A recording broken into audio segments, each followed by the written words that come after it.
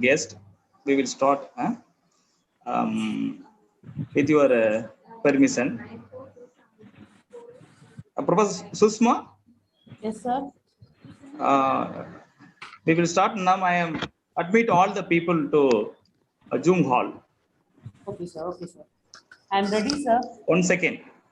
Okay. People are joining. 1 second. Dr. Kavirasa, sir, please allow to YouTube. Yes, I started YouTube. Shall I? Yes. Okay.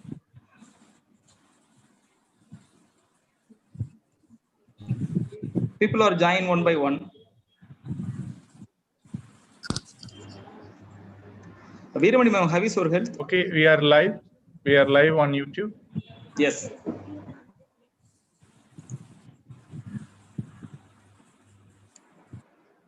I think I can start the recording here also.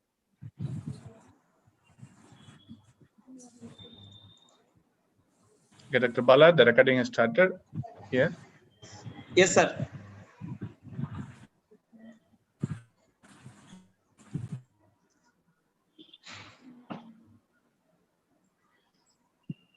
Now, forum to Susma ma'am. Thank you, sir. Vanakkam. Welcome you all to the second day Bodhi International Online Conference on Emerging Trends in Economics, Commerce, and Management, jointly organized by BK School of Professional and Management Studies, Gujarat University, Department of Economics and Center for Research in Economics, Madura College, Madurai, and Mangayarkarasi College of Arts and Science for Women, Madurai. Welcome you all. Good morning to one and all present here at this auspicious and long-awaited August occasion. Today is the long march of our college, Gujarat University, Madura College, and Mangayarkarasi College is going to make a milestone through this historical and the ever-ending emerging trends in international online conference. Welcome you all to the second day. And then we start this second day with preliminary talk.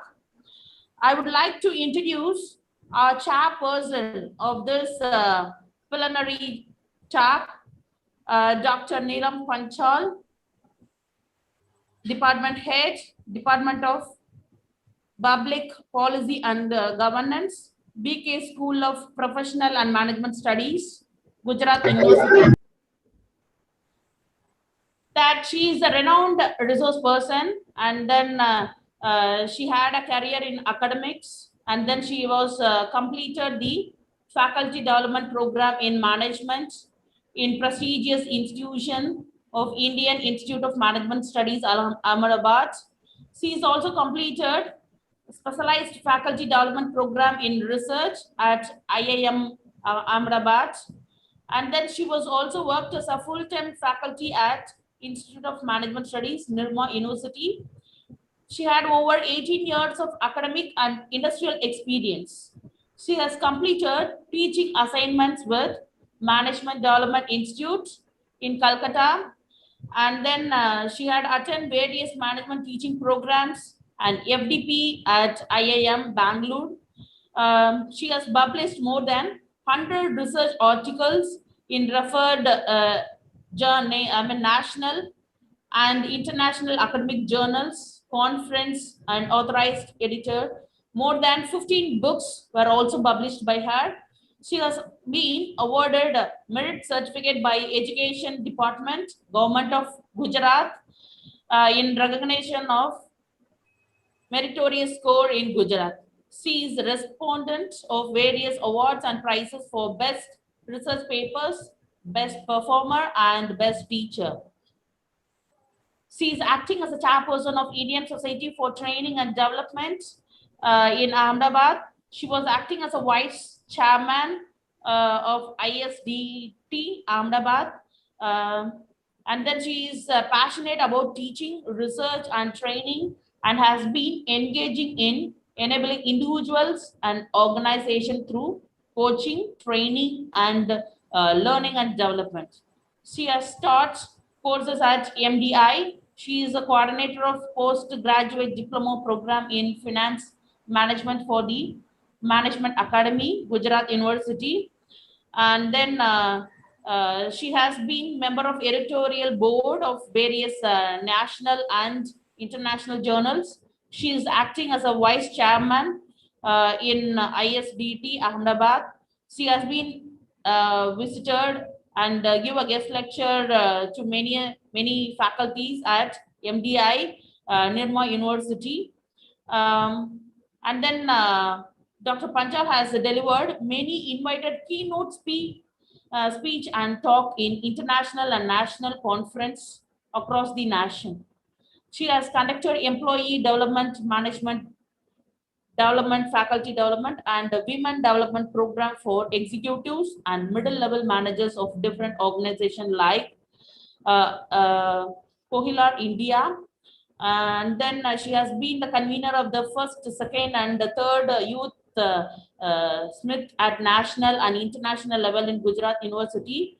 She has developed MOOCs and e-contact modules under UGC, HRDC on various subjects of economics, commerce, and management, which is part of SWAYAM.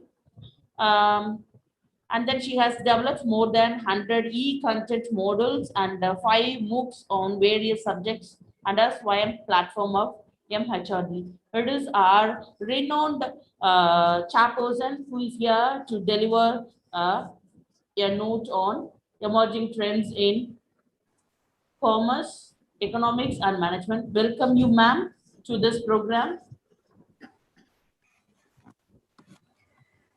Thank you so much for introduction.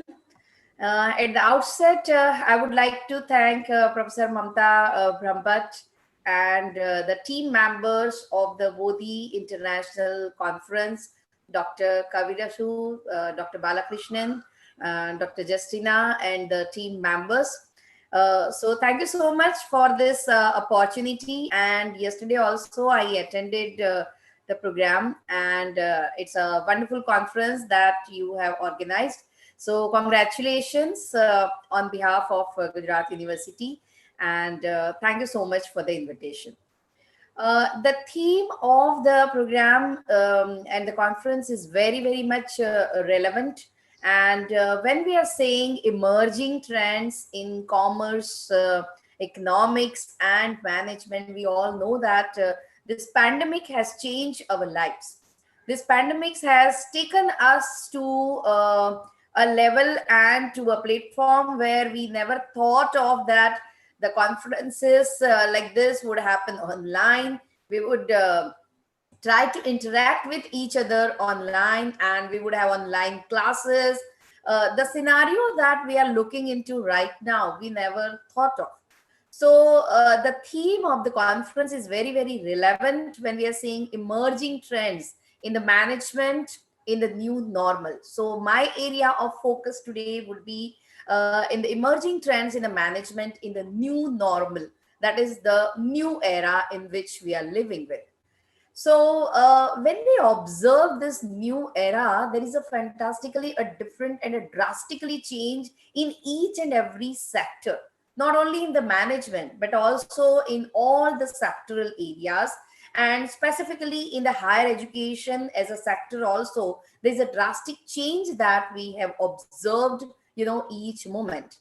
And the things that we never estimated that are happening with us. So I would start my session by telling you two lines. That is, one is, as the market situation evolves, the managerial trends also evolve and change. That we all know that, whenever there is any change in the socio-economic, political, or any natural environmental conditions in the market, then of course, the managerial trends is about to evolve and about to change. And importantly, the growing business complexities and exceptional growth of the major companies across the end user segments are prompting them to adopt the risk and the management strategies. We all know that, the sectoral changes has been observed. The IT sector, right? So right now, if you observe in the IT sector, the things have changed in a way that there's no need of the physical infrastructure even. The companies are running all online. The platforms that, the different platforms they are using. And importantly, there is no world in which we were thinking previously that how the work would happen when it is all online. But now when we see this online world after this pandemic, all the managerial trends has changed. The way in which people are managing the show is different. The way in which the employees are working is different. And what are the important changes? What are the emerging trends in the management? Let us look into one after the other. So these are some of the points, if you can observe in the slides. The one is flattening organization structures. Second is increasing need to develop self and others. Approaching the talent cliff. Striving for gender balance. Shifting focus to the development on the soft skills. Adopting a blended approach to leadership and management development. Remote and flexible working. Training millennials, outside consultants, artificial intelligence.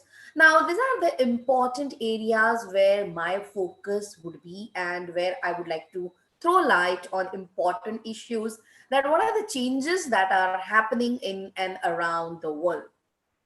In addition, there is increased strategic partnership with the market research firms, the growth in the technology automation, increased online collaboration among the stakeholders, increase in the commoditization of services, and growth in offshoring. Let us try to understand what all this is telling about in this emerging new normal era and when this all pandemic has occurred. So when we are saying about the changes in the socio-economic and political conditions, we all know that we are bound to bring the change in the environment within the organization. Whenever there is any socio, any economic or any political conditions, we all know that in an organization, the change is about to happen. Now, in this pandemic, the situation has occurred, that is a natural condition has changed, environmental condition has changed, social condition has changed, psychological condition has changed, economic condition of the country and of the people has changed, political conditions and the legal conditions, all the conditions has changed. And so it has bound to bring to a change in the environment in the organization. The organization's working style has totally changed. The employer's expectations has changed. The employees' expectations and the way in which they are dealing with is changed. And many times, it was a great, great challenge from the beginning to manage this change in the organization. We all know that change management, how it is important and how it is difficult. If the management of change is not proper in the organization, it creates a havoc, it creates a chaos in the organization. Now, in this external environmental changes that has happened due to this pandemic, how that external environment changes are you adopting in your organization? That is a very, very important phenomena that has been observed by the organization. And we all know that there's so many webinars, so many seminars, and the conclaves and the discussions that has happened about how to manage the internal management of the organization, how to manage the human resources, how to make them adopt the changes in the working style that has happened, in the working culture that has changed. And that is one of the important challenge that has been observed compared to past, the present scenario. And we all know that the future, in connection with the national education policy also, and with this changing era, there has been a great change that we are expecting. Secondly, when we are talking about this new normal era, There's increased need to develop the self and others. Why? Because, for example, I might not be technology savvy. I might not be knowing, lecturing or giving discussions on different platforms. But now it is a need for me. It is a need for everyone, for self and for others to develop. It is a need to increase in the young workers, friends, women employees. Drastically there is a change. In addition, such workforce requires to be handled with a circumspection. It is very, very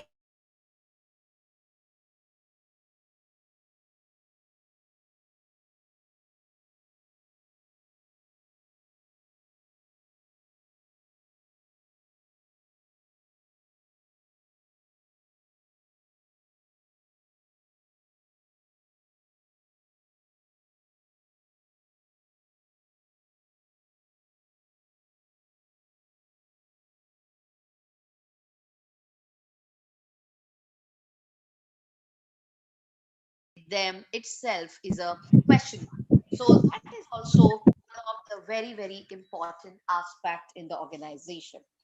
The next important aspect is talking about how in this working scenario, focusing upon the pandemic situation, how to go ahead with the dilemma of the changing job designs. The job designs has changed. The organizations have tried to redraw the new methods of motivation, such as a job design in terms of attractive remuneration. For example, housing, job security, empowerment.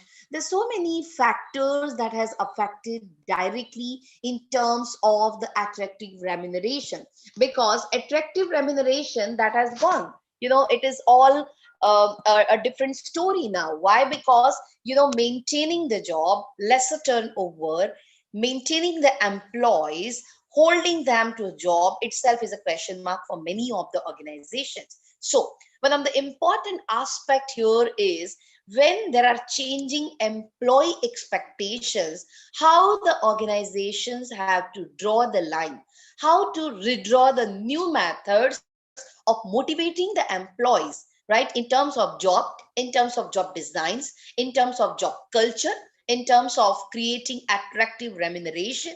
If you are not able to create attractive remuneration, then how to hold them by providing the job security, how to create an environment itself is one of the very, very important aspect in this emerging new era. Another important thing that I would like to highlight over here is how the employees are maintained and how you are creating a culture by drawing them attention to work within the organization. Say for example, the organization design and structure, that is, there's a drastical change in designing the organization with a foreign concepts. For example, the quality circles that we are observing. Okay, the way in which, for example, in the present conference itself, we can look into how the organizations have connected and how different organizations dealt with and together unanimously sitting at their own place, how wonderfully this conference has been organization. Now this is also an example which talks about flattening the organization structure and change in the organization structure, how the companies, how the sectors, whichever sectors, whether it is IT sector, whether it is pharma sector, whether it is education, whether it is manufacturing or any service sectors, there is a drastic change in the sectoral scenario that has been observed. And in those type of scenario, how would you be able to manage the organization design? That itself is a newer way that you need to observe. Now, another important thing is technology upgradation. We all know that there is a drastic change. On one hand, it is all the platforms are available. On the other hand, these platforms were already available, but the use of those platforms, the way in which we are using these platforms, whether it is, Coursera, or it is Swayam, or, all online platforms, the frequency with which we are using it for whatever official purpose, and in the manufacturing sector also, the way in which there are technological upgradation, as well as in addition to that, how this technological upgradation has made employees a challenge, and how it is a challenge for the employer to motivate them to work with the environment in which we are dealing with. That is again a great challenge. So in the way of technological advances, the new jobs has been, will be created, and many old jobs will also become obsolete. We have also tried to see that many of the old jobs, has become an obsolete, and many people lost the job. So in those type of scenarios, in this emerging era, how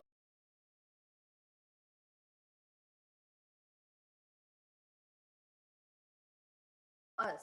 Another important aspect, if we observe, is, with reference to the pandemic situation, is how this technological has changed, and in addition, the management of human relations, how human relations to be maintained, how to make employees satisfied, how to see that there is ego based on the qualification of the employees. It's very important for the management or the managers to see that there is a proper maintenance of the human relations, and that itself is a great challenge in many of the organizations, because many people have lost the jobs, many people have, many organizations are trying to focus upon the way that even with hindrances with reference to paying the salaries on time, satisfying the employees itself is a great challenge. Friends, in addition, there are changes in the legal environment, changes in the political situation, right? We all know that in this present scenario, there was a scenario where we were never thought of women working in the night shifts. We were never knowing that, there would be a scenario whereby the women will work in a night shift. So in this pandemic, it has made us learn that, there's nothing like that. And, working of the women in night shifts and all is simply, not a big deal, So the point is, how the management is dealing with that, and how the people are dealing with that itself is a great challenge. Now, another important thing is changes in the position of the industries and tie up with the industries. How the industrial relations, industry to industry. Previously, we were talking about employer to employee to employee, and now we are talking about changes in the industrial relations. The tie-ups with the industries has changed. The tie-ups in the sectors has changed. The tie-ups with the outsiders have changed. The globalization and the way in which we were working in the globalized world has changed totally and drastically. So that is again from the management perspective, from the manager's viewpoint, that is again a great and important, arena that is needed to be looked into. So when we are saying about tying up with these industries and changes in the industrial relations, one of the very important aspect is how this, people are looking for tying of, the relationships and building of the relationships. So modern day, if we are trying to observe, one of the very important thing is the flattening of the organization, the days of the hero leader or the smartest person in the room whom you must know everything and micromanage, his or her moving towards flattening the structures, and they need leaders who can thrive in the collaborative and a cross-functional environment. Secondly, there is increasing need to develop the self and others, that is to keep on the top of the rapidly changing technological environment. It's needed to look into that leaders can no longer sit back. Leaders cannot sit back and say that I know everything and I need not to know anything, because the situation has come like, each and every way, each and every moment, the things have changed. There is now a greater need to develop themselves and the teams. And when comparing the job cultures to that of 10 years ago or 20 years ago down the line, there's a less loyalty amongst the employees that also we have observed. So we need to keep the employees in the company as long as possible to improve the staff turnover. A popular method is through offering the additional development and training programs, and to be with them, to make them feel that they are part of the organization. To motivate them is a big challenge, because once the employees are finding a different opportunities, a better opportunities, the turnover goes on. Thirdly, approaching the talent cliff. It is again very important. Firms must prepare as the largest workforce in the history moves into the retirement. For example, mentoring, coaching, job shadowing, they are the examples of how organizations can manage the transition of the millennial leader. Prince, many companies teetering on the edge of the talent cliff, they take an approach of hiring apprentices and enrolling in the apprenticeship programs to allow those interested in the industry to gain hands-on experience, and for the companies to be able to increase the workforce in a way that extensively gives back to the community. So that is also a very, very important challenge. Another important challenge and change that has happened is striving for the gender balance. We all know that nowadays women they are managing the leadership roles, starting with the leadership to all the roles we all know. So it has been proven to bring organization better results, and a successful leadership development programs thus needs to tap into and often woefully underutilized resources. So it's the female managers which are achieving gender equality is an important for the workplace, and that has been already happened. Now the scenario is going whereby in many organizations there are more women than male. In present, our organizations, only if we look into the VK, 90% of the staff 80 to 90% are the women employees. So achieving this and balancing this at a workplace, that's again an important scenario that is national productivity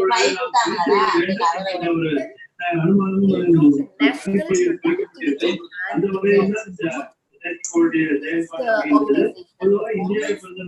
enhance ability of the company to talent and retain employees and enhance the organizational reputation. That is also very, very important. Another important aspect in this emerging era is shifting focus to the development on the soft skills. Yes, it is very, very important, as the role of the leader, the role of the manager, it has migrated towards managing teams of the diverse members who have different technical skills and area of expertise. You need a people who are having a interdisciplinary knowledge. You need a people who are having not only the focus skill but a multi skills. And so it is very, very important for the managers in this new normal era to provide the expertise in not only the technical or the management skills but also in the soft skills, because with the focus in the past has been in the hard skills, but these type of skills include the emotional intelligence, creativity, adaptability, and time management. Employees can be taught hard skills such as the specific skills needed to carry on the activities, but then soft skills are also needed to be learned over the time. So many times in the training programs, that the organizations are organizing. Now the focus is towards, multi skills development of the employees, because it's not like a technical person need not to know the computers, or the person who are in HR need not to know IT. It's nothing like that. And with this changing era, the soft skill development and multi skill development is also very important. Another important aspect is adopting a blended approach to the leadership and management development. Now, when we are saying leadership and management learning journeys, they will also need to evolve and a use of a wide variety of modalities to prepare the modern leaders with the skills they need. So, using a blended approach to the leadership development allows the leader to break up their courses into more manageable way. So that is also one of the very, very important aspects. Friends, one of the important new aspect that has come up is remote and flexible working. Now, even your company must be based in a Mumbai, but the person is sitting in some remote village area and working for you.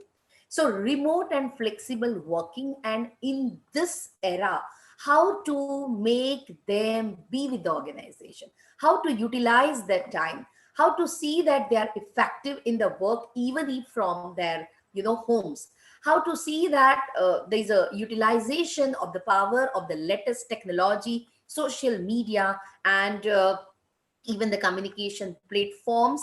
It will allow your company to transition smoothly into remote working should come from time to time. So remote working offers better flexibility and a better work to the employees. It is better work life balance also, but it also open up the ability of the employees and the people from different backgrounds, even different countries, to make a talent pool. You're fishing from much richer, which in turn help to grow your business. So that is also very important area in which the present managers in this new normal area need to be focused upon. Lastly, there are two more areas where I would like to focus, that is training millennials. Now, developing training strategies, it is very, very important now, because it ensures millennials are well prepared for a leadership in an important way, to ensure the smooth transitions once the next generation employees enter the workplace. So it is important to note that training millennials in a different way with the present situation, focusing upon how to sustain, focusing upon how to maintain them, focusing upon how the turnover needs to be decreased, focusing upon how to get work done and how to get work from the employees. That is also one of the major change and major challenge in the present scenario. Another important thing is outside consultants. We all know, how the organizations are moving towards outsourcing. So once the leader accepts that they don't know or need to know everything about their specialism and may not have all the answers, it opens up the opportunity to bring the external consultants to share their knowledge and experiences. Now, in this new normal area, to identify better consultants, to identify people from whom you can outsource, to see that the consultants are often hired to improve the communication skills, to improve the collaboration, to improve the organization skills, as well as skills specific to the job. That is also very, very important. And lastly, artificial intelligence. Now, we all know that AI and machine learning, AI is gradually being developed and implemented to both augment and replace the human customer service agents, to save the cost and reduce the needs of the human customer services staff. So on one hand, AI for the organization is very good, excellent, because from the cost aspect, it is, better. But on the other hand, from the employee side, if you look into many times, it leads to demotivation to the employees. So with this, bots are able to answer the basic questions. There is a still strong need of a strong presence of a customer services team in order to keep customers happy.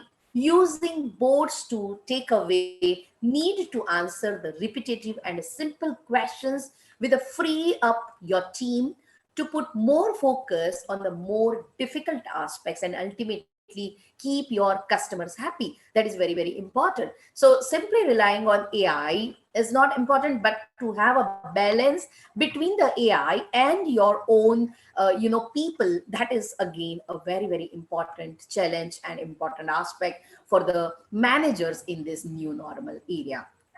Another new thing that has come up is a video marketing, a social media marketing, how to use a social media marketing and how to grow your business more is again a new era that has come up. And we have seen powerful tool of a content marketing strategy in the present scenario is a video. With the help of the video marketing in all the social marketing strategies, the video marketing has over 65% of the people, as per the research, has said that it is the most effective way to market your product, to market your service, to grab the attention of the people who are there. So video marketing and team brand ambassadors, the influencer, the another concept is influencer marketing. So it is again a most effective form of marketing these days. So how to use the social media marketing, how to use the video marketing, how to use the concept of the influencer marketing, in this present arena is again a very, very important. So with this, income scenario, with this customer focus organizations, with this era of the artificial intelligence, with this era of looking into the outside consultants, and to look into the work-life balance in the recent trends in the management, we need to focus upon. So in general, in nutshell, if we say, then the recent trends in manage refers to the latest management practices that managers use effectively to manage their employees. And as the market situation evolves and in the new normal areas, each day is new beginning. In each day, you find different ways, different options, different alternatives, different challenges, and different issues. So how to manage these trends in this evolving and a changing scenario? And these changes are subject to the market conditions, subject to the customers, subject the political, legal, economic, the risk management of the organization, how they're doing it. And that's one of the important challenge in this present scenario. So with this, I would say that total quality management, the risk management, the crisis management, the change management, and global practices in management, and the role of international organizations in this scenario, that's very, very important. So I hope I have justified the purpose and have finished within the given and a stipulated time period. I thank you so much once again for this wonderful opportunity to interact with all of you. And thank you, Professor Brahmbhatt, and all the dignitaries for providing this wonderful opportunity. If there is any questions to any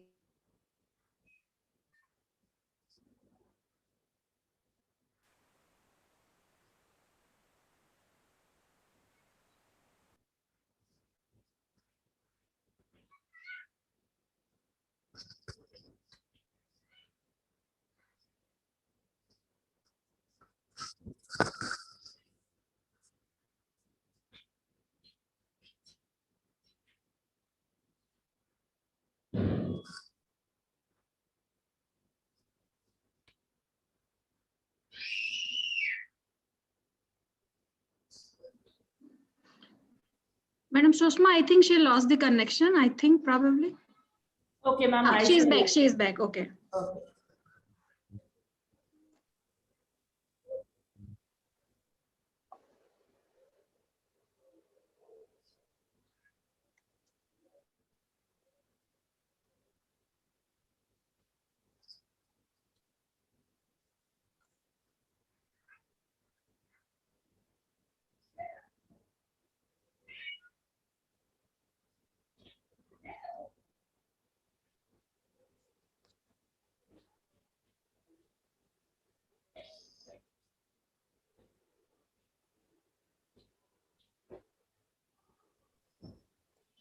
Madam MC, you can start with the next speaker.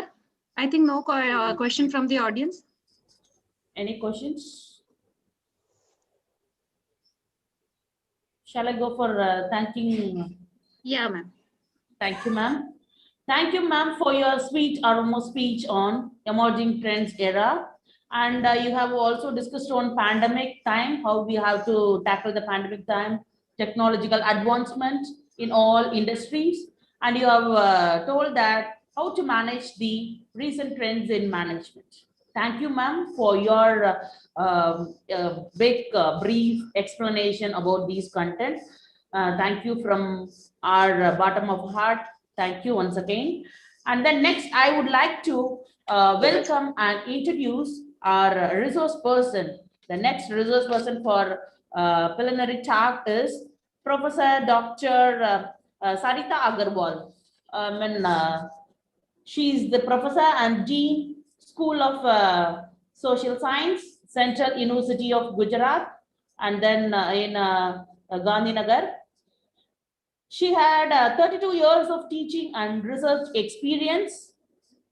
And then presently, she was working as a professor in economics, Center of Studies in Economics and Planning, Central University of Gujarat, Gandhinagar, since April 2017.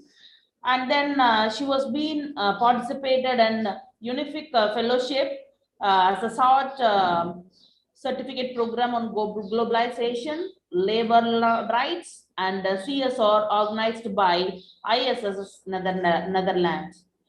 UNIFIC Fellowships was participated in Holland Alumni International Conference organized during May 2011. As a participant, she has been made.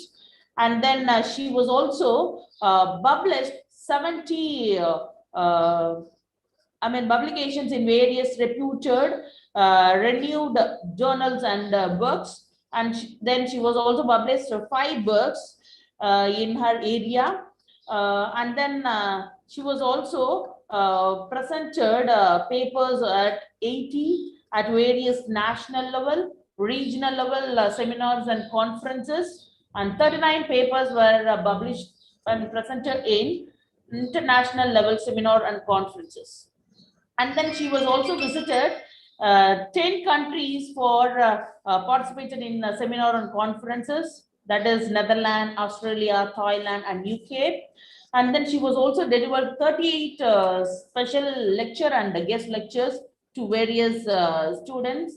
And then she was also being as a chaired session in 10 international and national level seminar and conferences.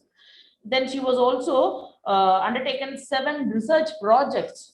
And then now she was also worked as a local coordinator for a research project undertaken by Institute for Human Development, sponsors by the Department of Statistics, Ministry of Planning, Government of India. And then she was being helped and be awarded 4 students in PhD degree. And then at present, 8 students were registered for PhD to her. And then she was also given 31 special lectured and guest lectured delivery. And she was also had been as a position as an academician and administrative. And then she was also having different positions, which was listed below. Dean in Central University of Gujarat as a chairperson, Center for Studies in Economics and Planning. And then she was also been as a member in Executive Council, and then member in Academic Council. And then she was also member in a National Level Technical Committee on Gender and School Children Phase 3, which was set up by the Election Commission of India, Government of Gujarat.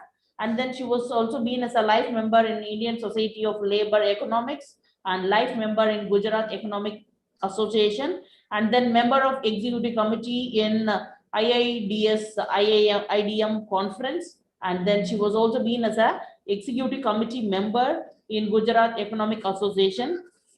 We all know that she's an eminent resource person. And then I welcome you, ma'am, for giving a a few words on emerging trends in economics, management, and commerce. Welcome you, ma'am.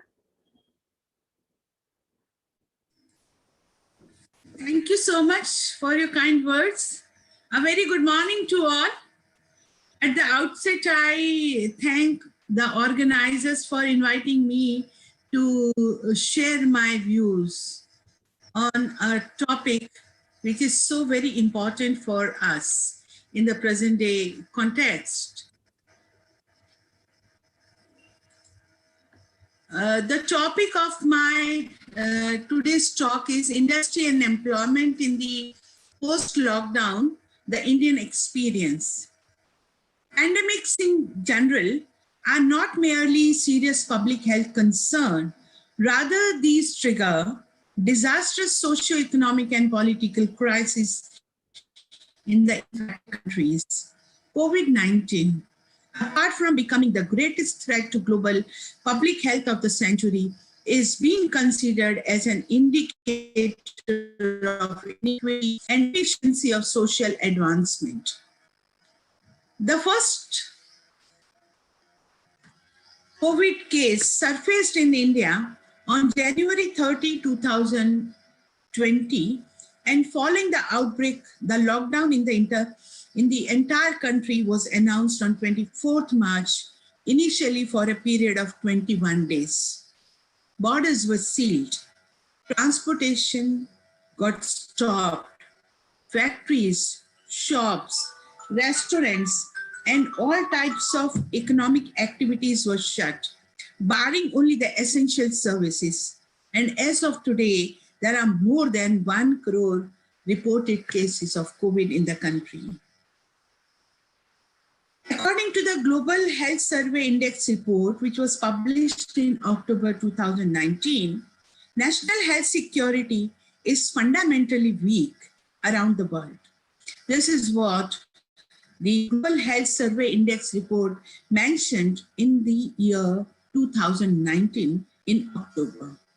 No country is fully prepared for academics or pandemics, and every country has important gaps to address. Countries are not prepared for a globally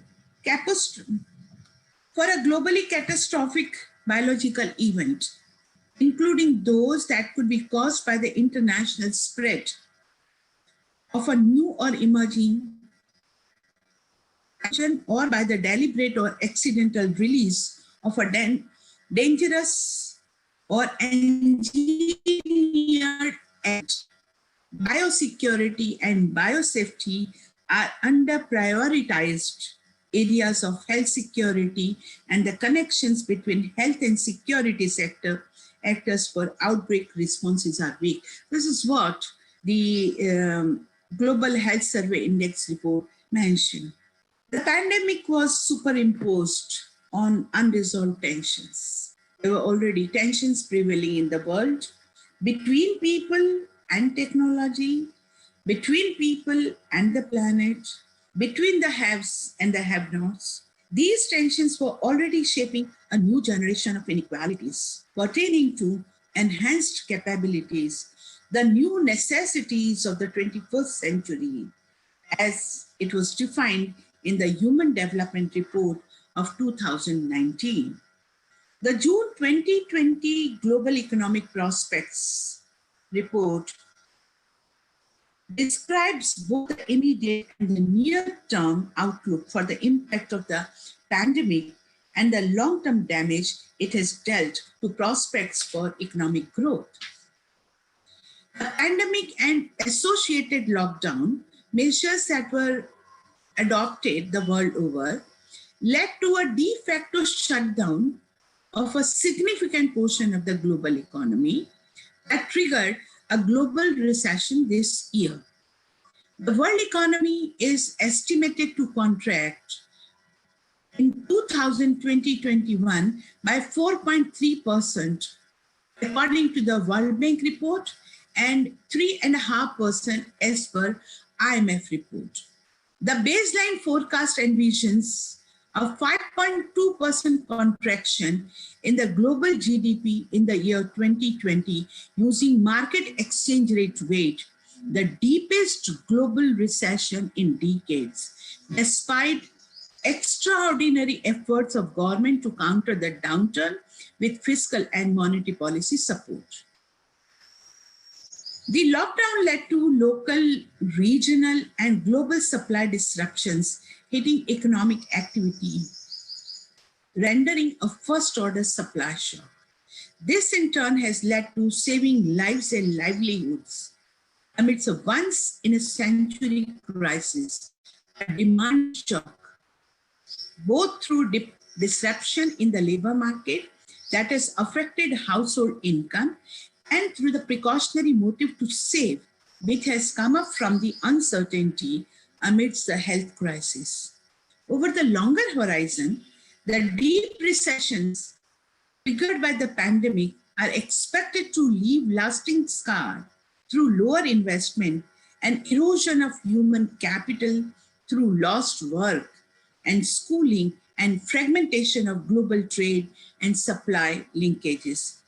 In its forecast, World Trade Organization, that is WTO, indicated a clear fall in the world trade, something between 13% and 32% in 2020, which is perhaps the highest fall since the Great Depression of the 1930s. The IMF has also reduced the growth forecast for Indian economy, projecting a GDP growth of around 1.9% in 2020. I'll come to this later on also. Moreover, in its recent World Economic Outlook for June 2020, the IMF does project a rebound in the growth of the Indian economy in 2021 at a rate of 7.4%.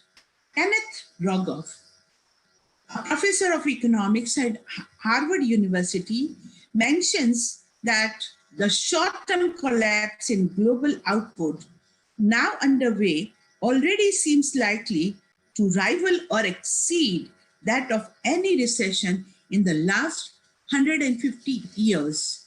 Similarly, Jerome Powell, the chairman of the US Federal Reserve System, also mentions that the scope and speed of this downturn are without modern precedent, significantly worse than any recession since World War II. World Bank Global Economic Prospects also mentions that the scope and speed of this downturn are without modern precedent, significantly worse than any recession since World War I. Current projections suggest that the COVID-19 global recession will be the deepest since the end of the World War II, with the largest fraction of economies experiencing decline in per capita output since 1870.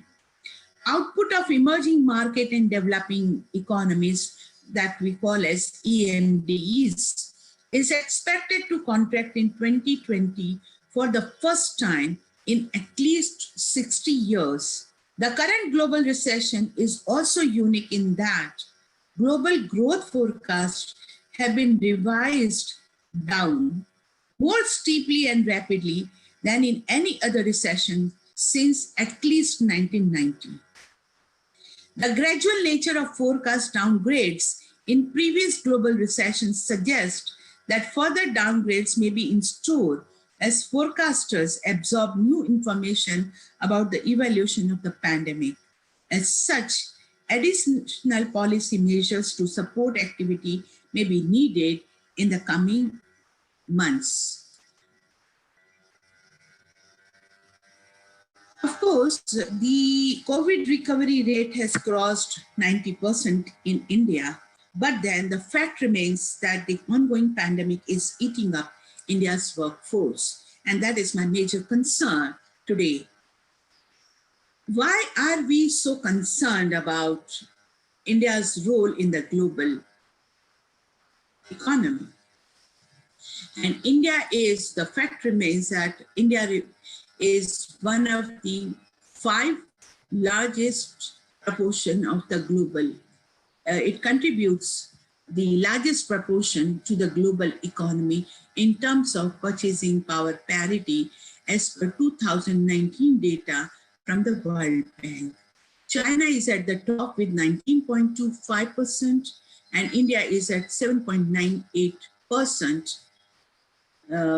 That follows US economy 15.11. Japan and Germany are much behind the country.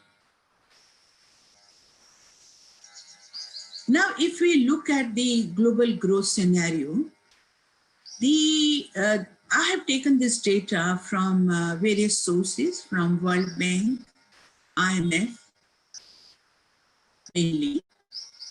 And the data is for East Asia and Pacific region, Europe and Central Asia, Middle East and North Africa, Caribbean, South Asia, Sub-Saharan Africa.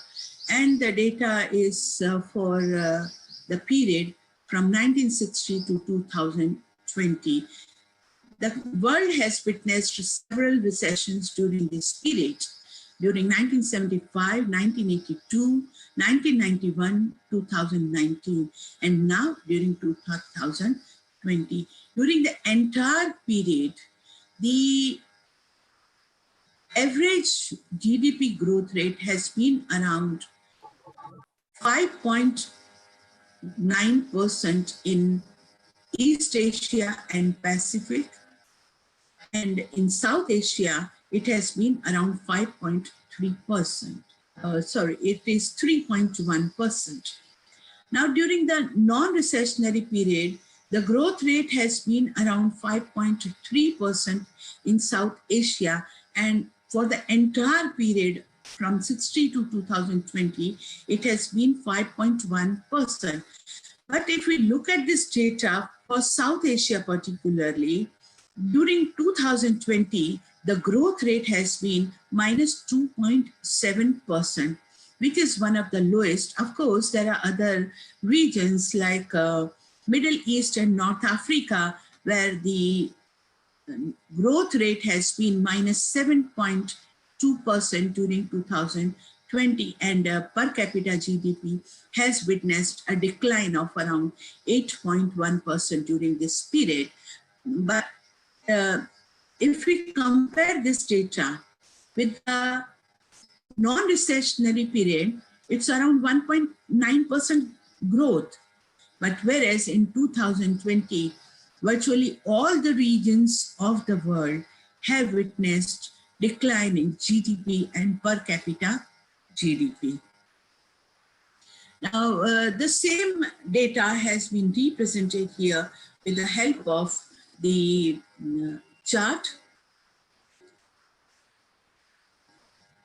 And I have tried to calculate the compounded annual growth rate during this period. And from 1981 to 1990, the compounded annual growth rate during this period for the entire world was around 5.54. In 1991, it has slightly improved to 5.5. And in 2001 to 2010, it had further increased to 7.5%, whereas in 2020, it has declined to 1.9%. For the year 2021, the estimates are for 7.4%. It has been estimated by various international agencies that global growth would shrink by almost 8% in 2020. South Asia will contract by 2.7%, Sub-Saharan Africa by 2.8%, Middle East and North Africa by 4.2%, Europe and Central Asia by 4.7%, and Latin America by 7.2%. That means Latin America will witness the maximum contraction.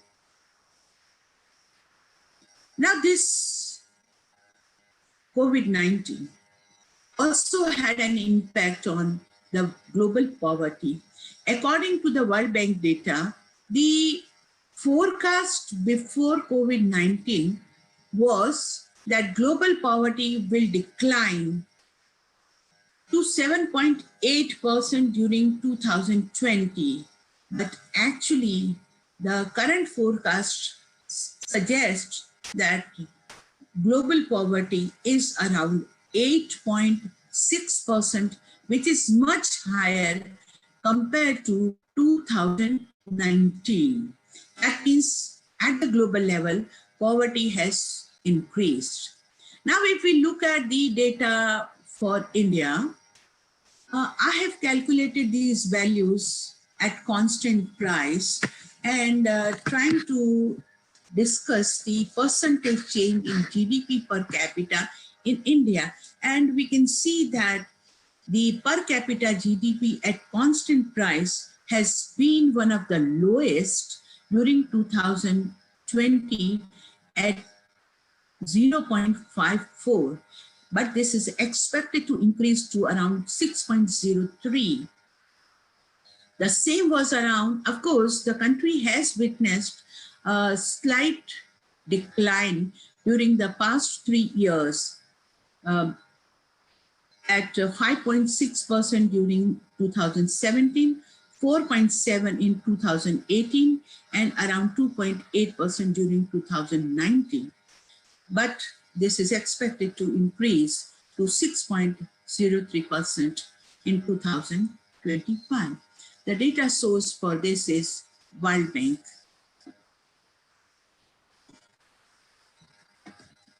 If we look at the GDP growth projections for selected advanced economies and emerging market economies, then for 2020, during June 20, the GDP growth was around -3.2 in India, but in January 21, it had further increased to -9.6%. Now, this is a major concern. In fact, during the entire period from June to January 2021, June 22, January 20,000, there has been a significant decrease in the GDP growth. Of course, there are other countries as well which have witnessed decline in the GDP. So far as India is concerned, several agencies have made forecasts for India's GDP, and according to IMF, for the year 2020-21, the growth rate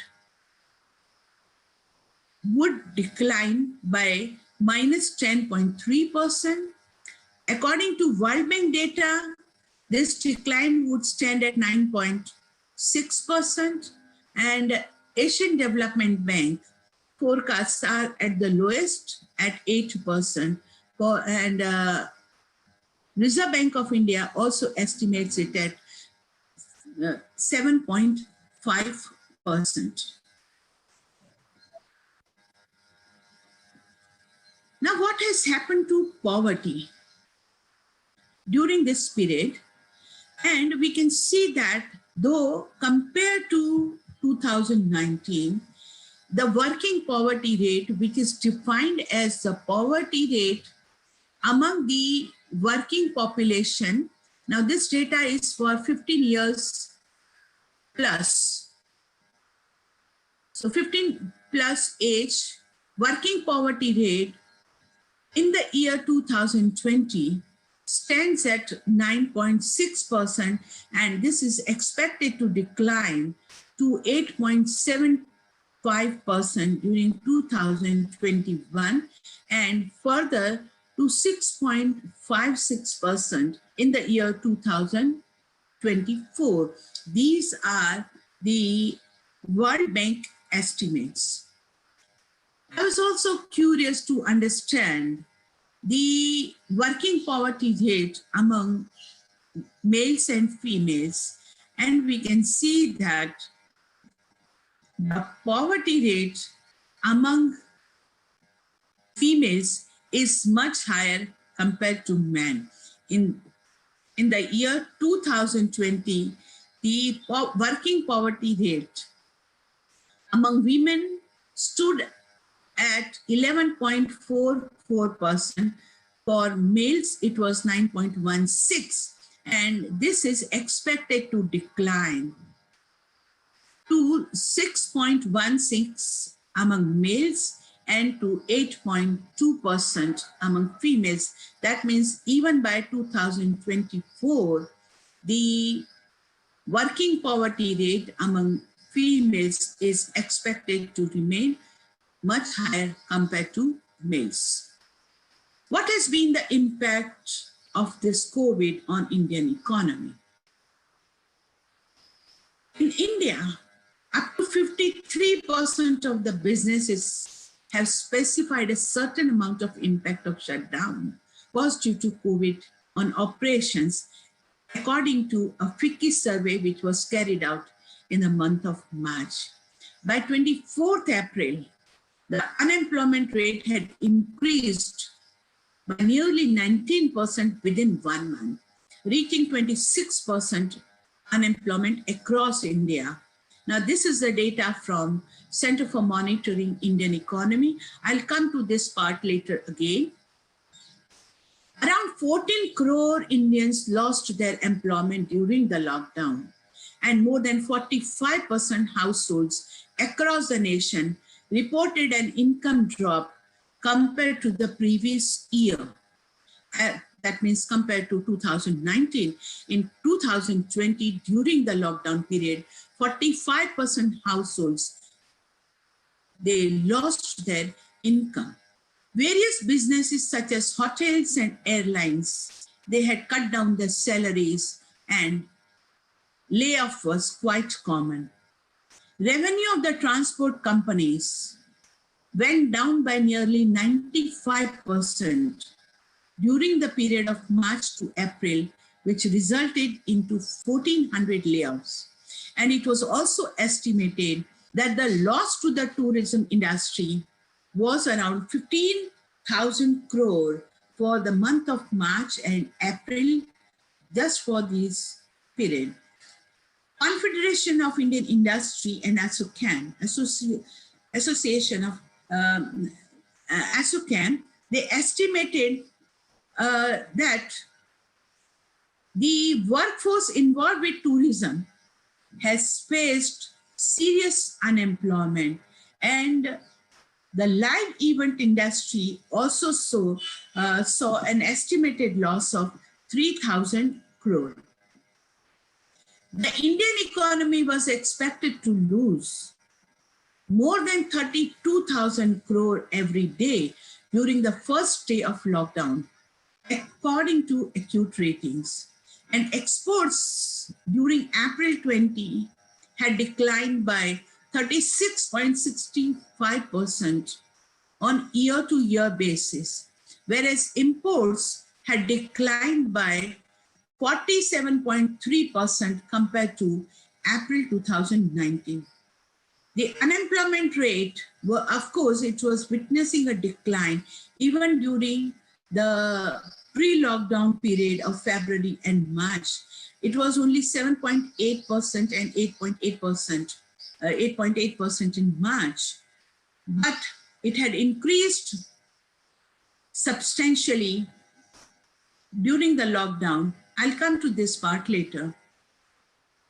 And the labor force participation rate for 2 months of May and June was 40.7%, which was quite low compared to the average of 42.7% during 1920, and even compared to 42.5% during January to March 2020 period. Coming to the industry sector, the growth compared to the previous year, here we have taken the base year as 1112 equal to 100. That means the base year is 11-12.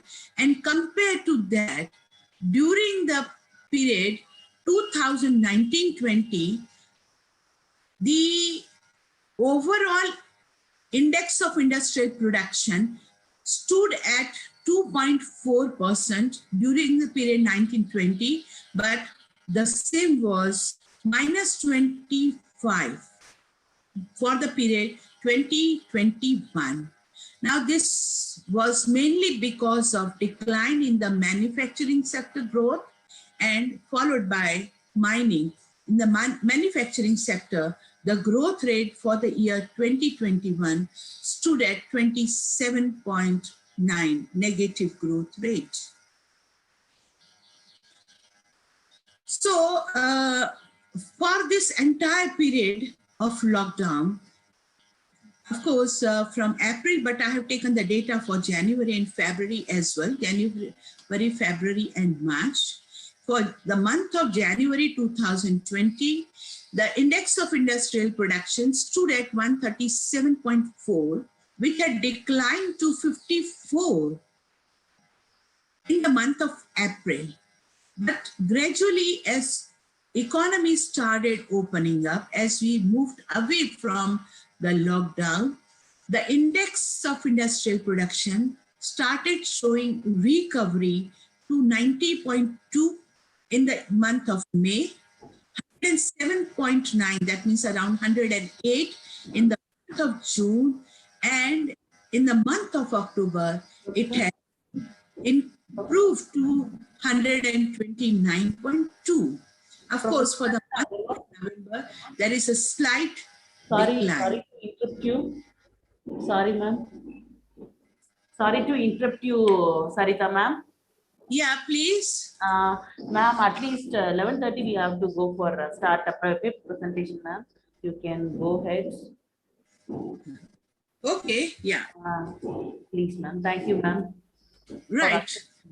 So these slides show the index of electricity generation, which had seen a significant decline during April and then started showing recovery then after.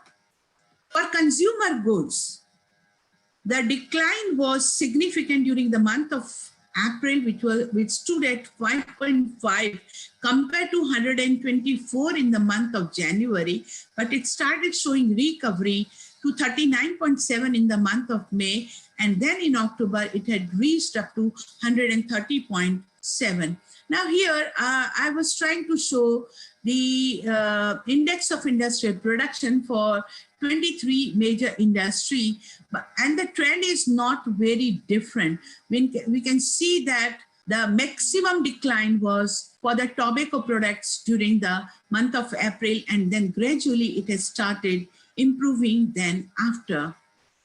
So for all these 23 industries, the trend has been almost the same during the entire period from January to November 2020.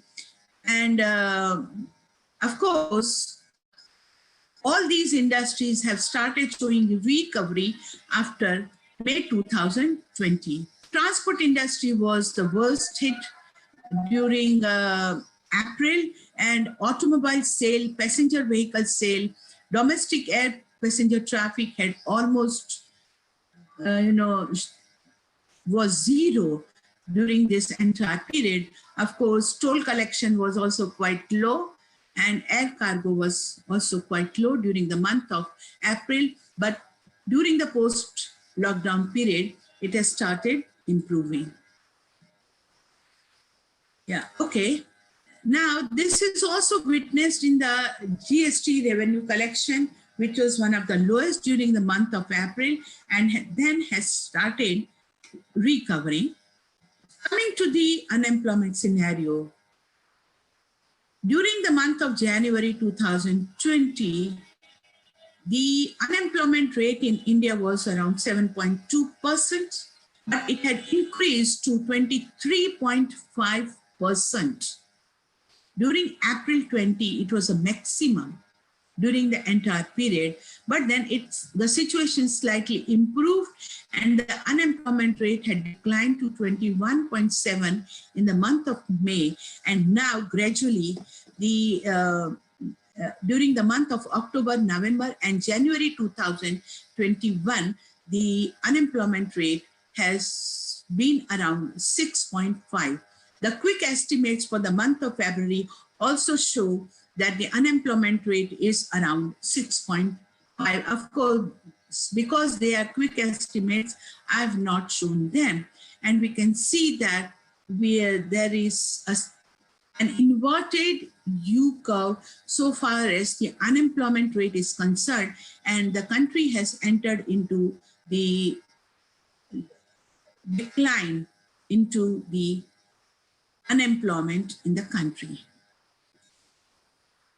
Now, so far as the rural-urban distribution of unemployment is concerned, the unemployment rates were high even during December 2019, but it had reached the peak during April and May.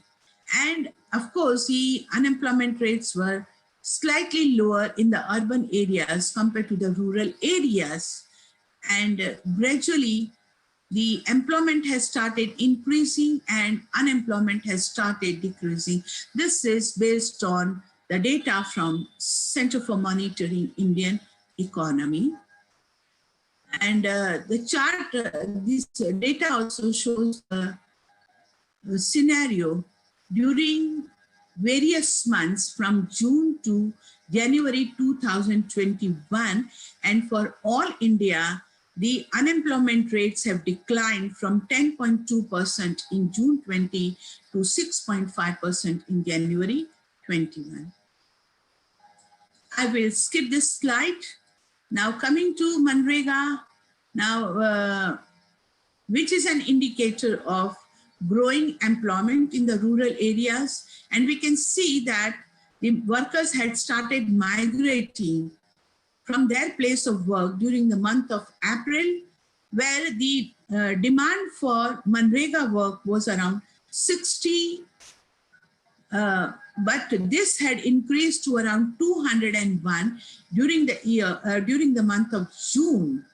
And then once the economy started opening up, the demand for Manrega work has started declining. And unemployment rate as on 26 February 2021, for India, it stands at 7%. For the rural areas, it is around 7%. For urban, it is 7.5%. These are the quick estimates from Center for Monitoring Indian Economy. Now, the last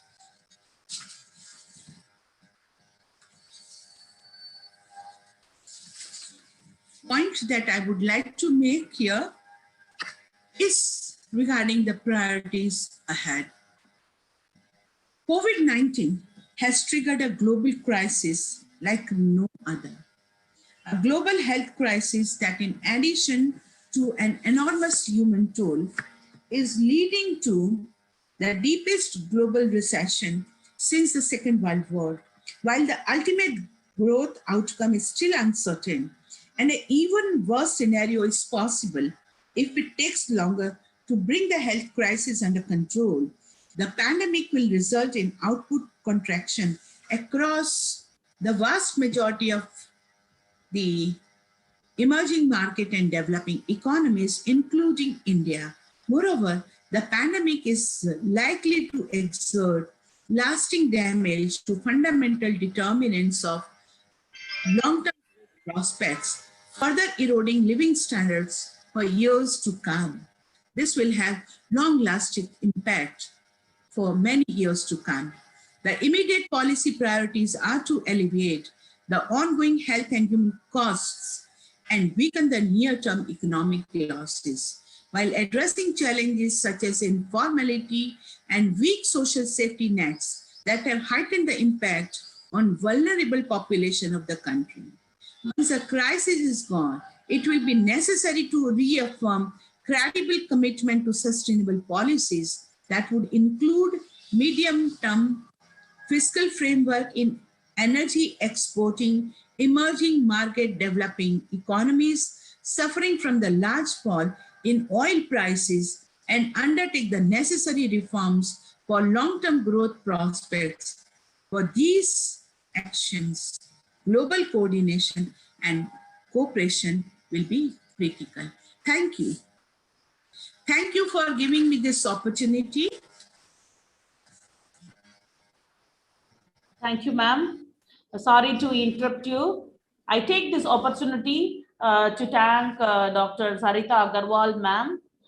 You have focused on the pandemic COVID-19, impact on Indian economy, and then you made the working poverty rate in India as well as all over the universal, and you also explained how it affects the GDP rates. Thank you, ma'am. Thank you for your brief explanation, and we shall go for the next session. That papers are ready, and then presenters are ready, and then we are going through the presentation session. And I would like to introduce and then invite our chairpersons for the first session for paper presentation. Dr. A. Mayil Murugan, Associate Professor and Head, PG Department of Commerce, the Madura College Autonomous, Madurai. Welcome you, sir, for this paper presentation session. And then I would like to invite and welcome another one more chairperson for this paper presentation session, Dr. Anupama Davi, Assistant Professor, School of Business and Law, Navaranjan University, Gujarat. Welcome you, ma'am. I welcome both of you to this paper presentation session. Welcome. Students,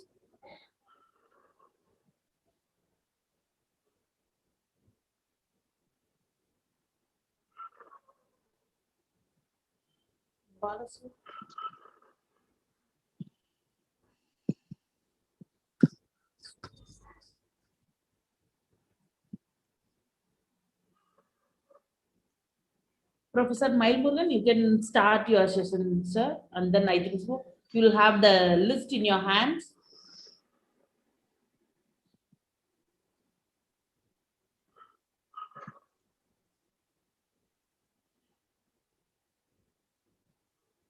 Ma'am? Yes, good morning, ma'am. You can start, sir. Here, list in the sense, I have a list of 29. It's the second list, no, isn't it? 47 students are there. Yes, sir. Per presenters, okay. Yes, sir. How do you go about? Shall we invite one by one? Yes, sir. One by one, you can make it. It is your forum. Yes, sir. Sir, Good morning. Yes. sir, sorry to interrupt, Anupama here. We can give 5 minutes, and once 5 minutes is done, we can intimate them so that we can manage the time. Okay, maximum of 5 minutes. The presentation may be 3 to 4 minutes. If any question from our side or from participant side, they may raise. Yes, sir. So based on that, we will restrict it to maximum of 5 minutes. Maximum Yes, of sir. 5 minutes. Yes, sir. Okay. So good morning, friends. Good morning, organizers. Really, it is my great privilege to be a chairperson along with Anupama for this paper presentation on the 2-day international webinar on emerging issues in economics, commerce, and management. Really, it's a very good seminar. It would help every one of us, both the presenter as well as the resource persons. They will enlighten by way of their presentation. The presenters, it's about a 5 minutes presentation. You can take it maximum of not exceeding 5 minutes, including question and answer session. Suppose if you don't have any question from any side, now you can quit and automatically another person will join. And who is coordinating this one? Anybody is coordinating, or shall we go one by one? Or anybody is coordinating from organizing side, organizing Sir, you And can. Anupama ma'am will coordinate from our side. So you just call out the student and Anupama madam will check that what is the time. So you both coordinate with each other. Okay, okay, okay. Fine. Okay. Shall we proceed, ma'am? Anupama, ma'am? Shall we start? Ma'am, you're mute. Your Unmute. mic is Unmute mute, and speak. Anupama. Yes. Yes, so we can start with the first presentation. Okay, okay. Number one, Dr. Ampati Nageswar Rao. We call upon Ampati Nageswar Rao.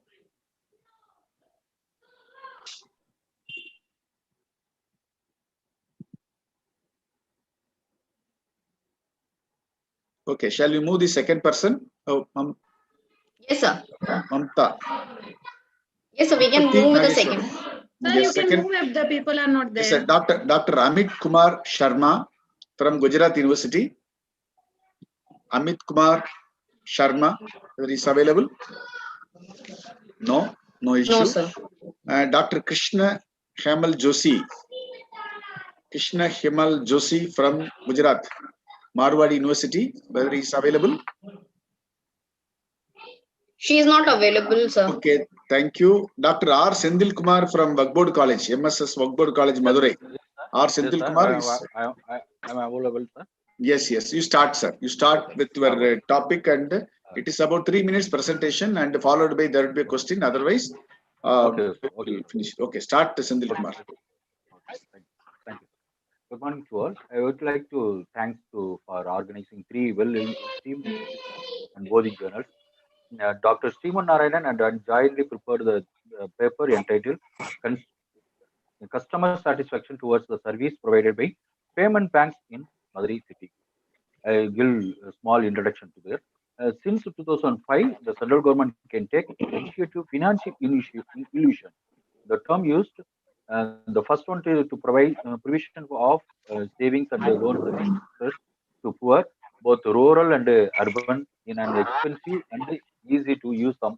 And second one, to ensure that the poor and marginalized has the best use of their money and then attain financial education. After 2013, the headed Dr. Nikhil H. Moore and committee recommended to the purpose of measures the achieving financial illusion and increase access to financial services. In this connection, to introduce the payment banks and the small financial banks. For example, say Paytm, Airtel payment banks, India Post payment bank. After demonetization, to exploitation of the bank operations are digitally transaction. For example, e-payment portal or e-wallet, something. Well, according to RBI data, almost 60% of the people are still not connected with the banking sector. This includes many lower income groups who live in rural areas of the country, work in unorganized sector, and often migrate to cities or abroad in searching a employment opportunity. The main objectives of the payment banks are to ensure the financial inclusion by providing payments and remittances services to migrant labor workforce, opening up as small savings accounts of small business holders, low income households, and workers to the unorganized sector. In this connection, I identify my topic to statement of the problem. The payment banks could not attain the objectives due to the access and the speed of internet in both rural area, semi-urban area, and urban areas, some areas. Uh, and then second one is the less awareness about the concept and additional more and cash misbehavior of the ideology and the low confidence about the payment banks. These are the statement of the problem. A methodology. I conducted my primary data on 150 samples collected and framed a hypothesis. One of the hypothesis objectives is out of 3. There is no relationship between the socioeconomic variables and the satisfaction towards the services provided by the payment banks using high squared value and they infer Sir, that the variables such as Senthil sir, oh, sorry, yes, you sir. just have 2 minutes if you could like Okay, quickly come I to conclude them. focus. I conclude. Yes, sir. High school value. The age, education, qualification, occupation, and monthly income for respondents are influenced by the customer satisfaction towards the services provided by the payment bank, whereas the variable gender do not have any influence of satisfaction towards the service payment bank. The following topic findings and suggestions. It is observed that in the variable age influences response for the customers of the bank. The payment banks are expected to create awareness about the consumption of payment banking and its users. The variable educational qualification also influences their expected the launch campaign to educate customer about services and implications in order to eradicate negative attitudes of suspicion.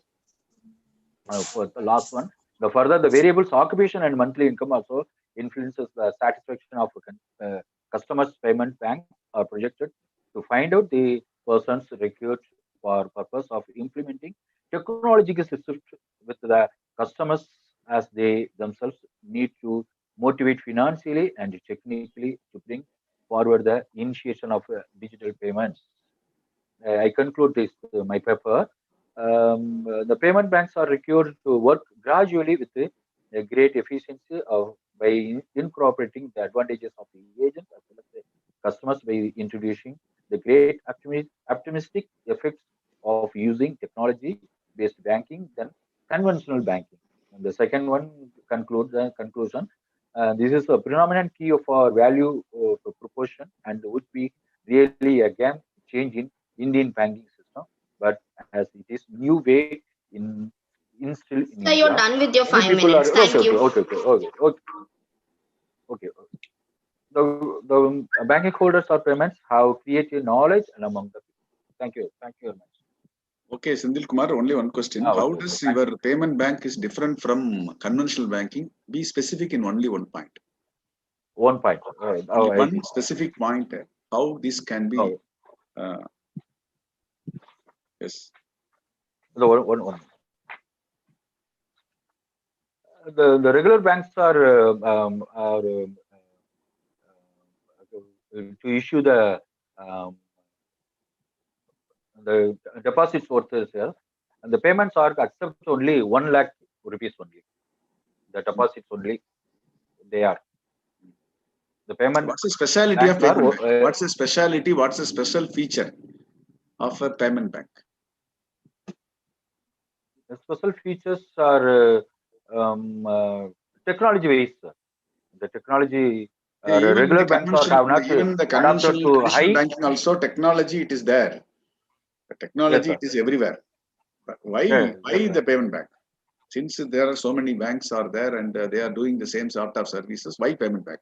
Only one answer, it is more than sufficient, please.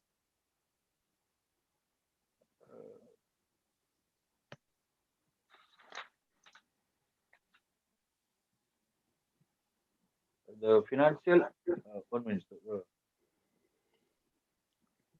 The financial products are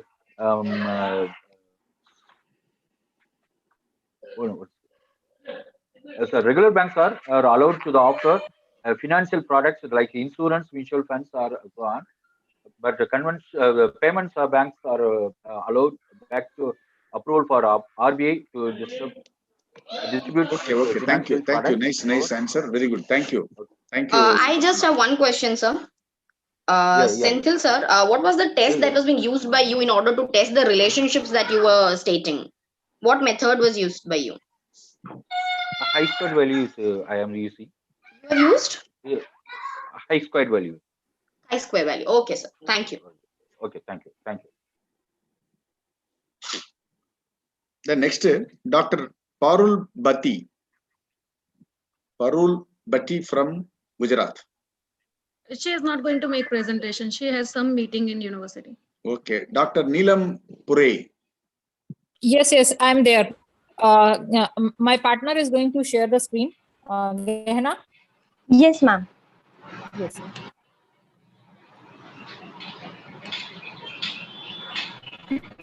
Ma'am, is the screen visible? Yes. Yeah, it is visible. Good morning, everyone. My name is Ghena Shah, and I have done a study on the risk return analysis for the mutual fund schemes, and I am guided by Dr. Neelam Pure. Introduction to mutual fund. Mutual fund is basically an investment pattern where people can invest. They can pool their money and invest in different funds. The growth of mutual fund has been in 6 different phases.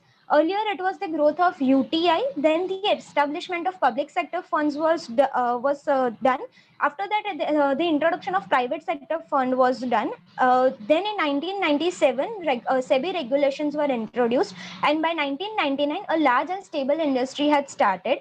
And from 2004, that was a great growth in this industry. The main topic of the research was the measurement of risk return. 4 main models are used for this thing. Sharpe ratio, it is used to measure the risk adjusted returns. Tenure ratio is used to measure the return earned. Jensen alpha and pharma measure are used to measure between the difference. Jensen is used to measure the difference between returns earned against expected return, and pharma is used to measure the difference between return earned with respect to systematic risk and unsystematic risk. This study is completely secondary, and from the literatures which were reviewed, it is found that the main 4 models, that is Sharpe model, Jensen model, tenure model, and pharma model, are overall used, and it is used to compare and state that which fund had been ranked top and which were on the lower rankings. The main objective of my research was to measure the level of risk return of the selected funds using different models and the different formulas of the model. The research design was descriptive. Scope of the study were the 9 equity schemes of HDFC Asset Management Company, and the data collection sources were the journal, website, research papers, and the data of the funds. The 4 main models work on these 4 formulas. Sharpe ratio basically works on the return of fund, difference between return of fund and risk-free rate of return divided with standard deviation of the fund. Tenure model works on the same, but it is divided with the beta value. Jensen alpha works on the RP minus RF plus beta into RF minus RM minus RF. And for pharma, it is difference of RP minus RF, again subtracted from the SD of the fund divided by SD of market multiplied with difference of market and the risk-free rate of return. Using this 4 model and the NAV value of the funds for last 5 years, this table is generated to measure which fund was on the higher note and lower note. A score allotment model was used. The score allotment models, according to it is stated that higher the ratio, higher the score is given for Sharpe ratio, tenure ratio. Sorry to interrupt. Yes, you have ma'am. 2 minutes to conclude. Sorry? 2 minutes more to conclude the Yes, work. ma'am. Yes, ma'am. This states for the following models, and for portfolio risk and beta, it is that lower the ratio, higher the score is given. And using this the allotment method, the scores were generated. For this course, hypothesis testing was done that there is no significant difference in performance, whereas there is a significant difference. The testing model used is ANOVA, and the tool used is R. And from that, it is generated that there is a significant difference in performance of all the 9 schemes on all parameters. The finding of the research is that the better performer against the benchmarks were HDF's mid-cap opportunity and small-cap fund, whereas the worst performers were growth opportunity, focus 30 fund, and infrastructure fund. I would like to conclude that small cap fund had the highest ratio compared to all the other schemes, and the objective of the study are satisfied as the level of risk and return associated with all the funds are studied, and their performance is evaluated using the different models. Thank you. I would really like to thank Bodhi International Conference for giving me this opportunity. Thank you so much.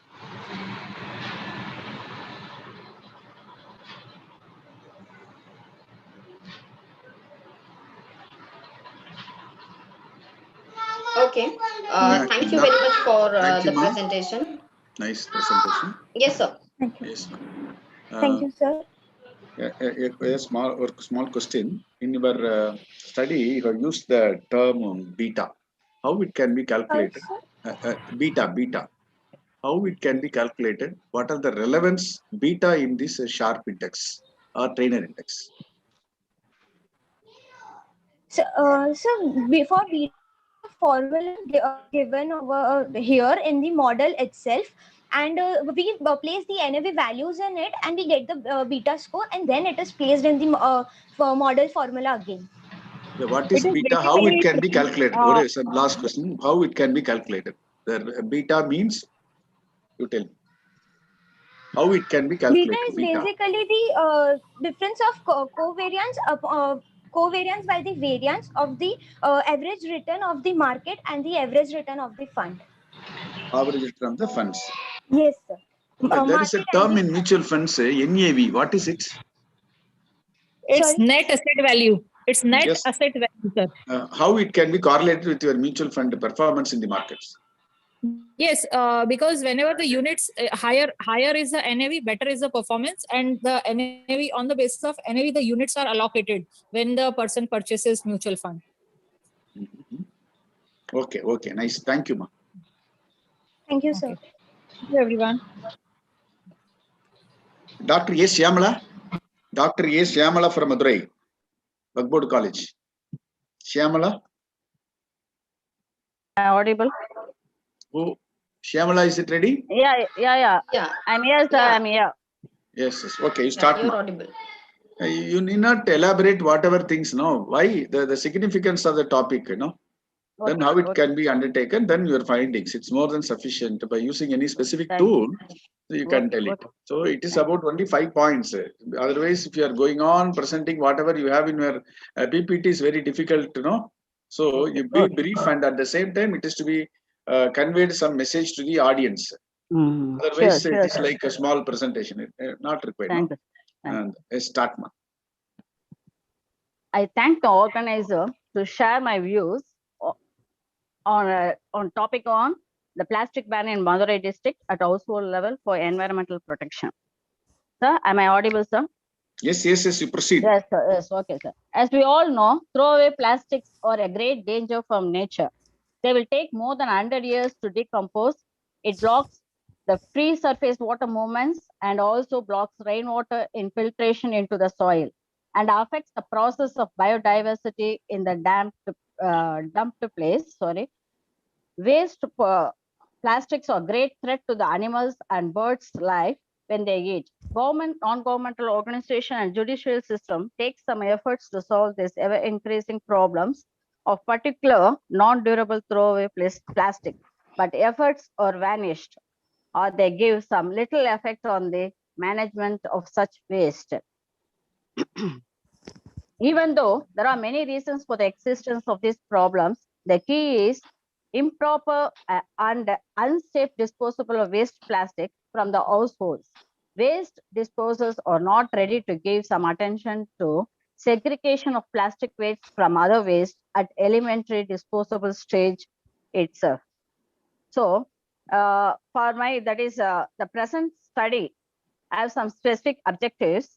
The number one is quantum of plastic waste generated from different uses. Number two, the pattern of flow of plastics into the households. And number three, a measure to encourage the plastic waste management at household level. For this study, a detailed survey is conducted in Madurai district. Is one of the best, even though that is, as you all know, Madurai is one of the best tourist and commercial centers in Madurai district. Number of temples and silk saree manufacturing centers are located in this town, which contributed to a large number of floating population to this city. Total area of the municipality is 148 per kilometer. According to 2018 census, there are 15.6 lakh people living in this city, and the list of 72 wards in Madurai Corporation. The UNEA held in Nairobi, Kenya between 11 and 15, 2019, India piloted a beat plastic pollution on phasing out single-use plastic by 2022, a deadline later updated to 2025. A majority of member countries opted to go in for a less ambitious reduction by 2030. For this, I have collected both primary and secondary data.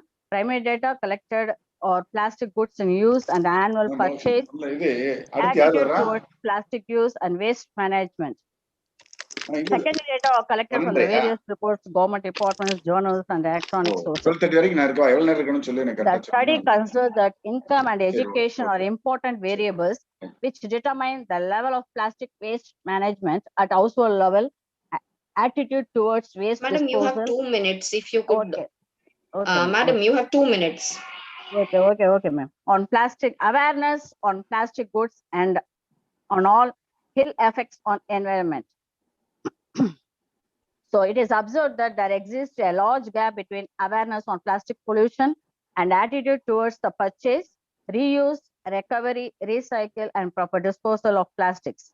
Agencies concerning waste management may pay much attention on this matter and should try to reduce this gap by providing periodical instruction through the aforesaid organization and forces. I would like to conclude by saying that it is hazardous when it is used widely and poses a great danger when it is accumulated and discarded jointly with other waste. We could protect ourselves from this danger in a systematic manner. For this, we need cooperation from all sections of the society. Households should actively participate in this process in order to manage the danger at eye level in a comfortable manner. We learn to use plastic from other societies, but we should not deny learning how to control the plastic waste with the people's support. Thank you, ma'am, for giving this wonderful opportunity to present here in the international conference. Okay, thank you, ma'am. Thank you. Thank you. The next man, Dr.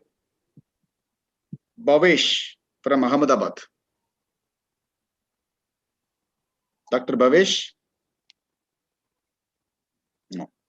Dr. Archana Sharma from Jaipur.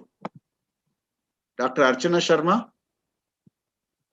Are you ready? Good morning, sir.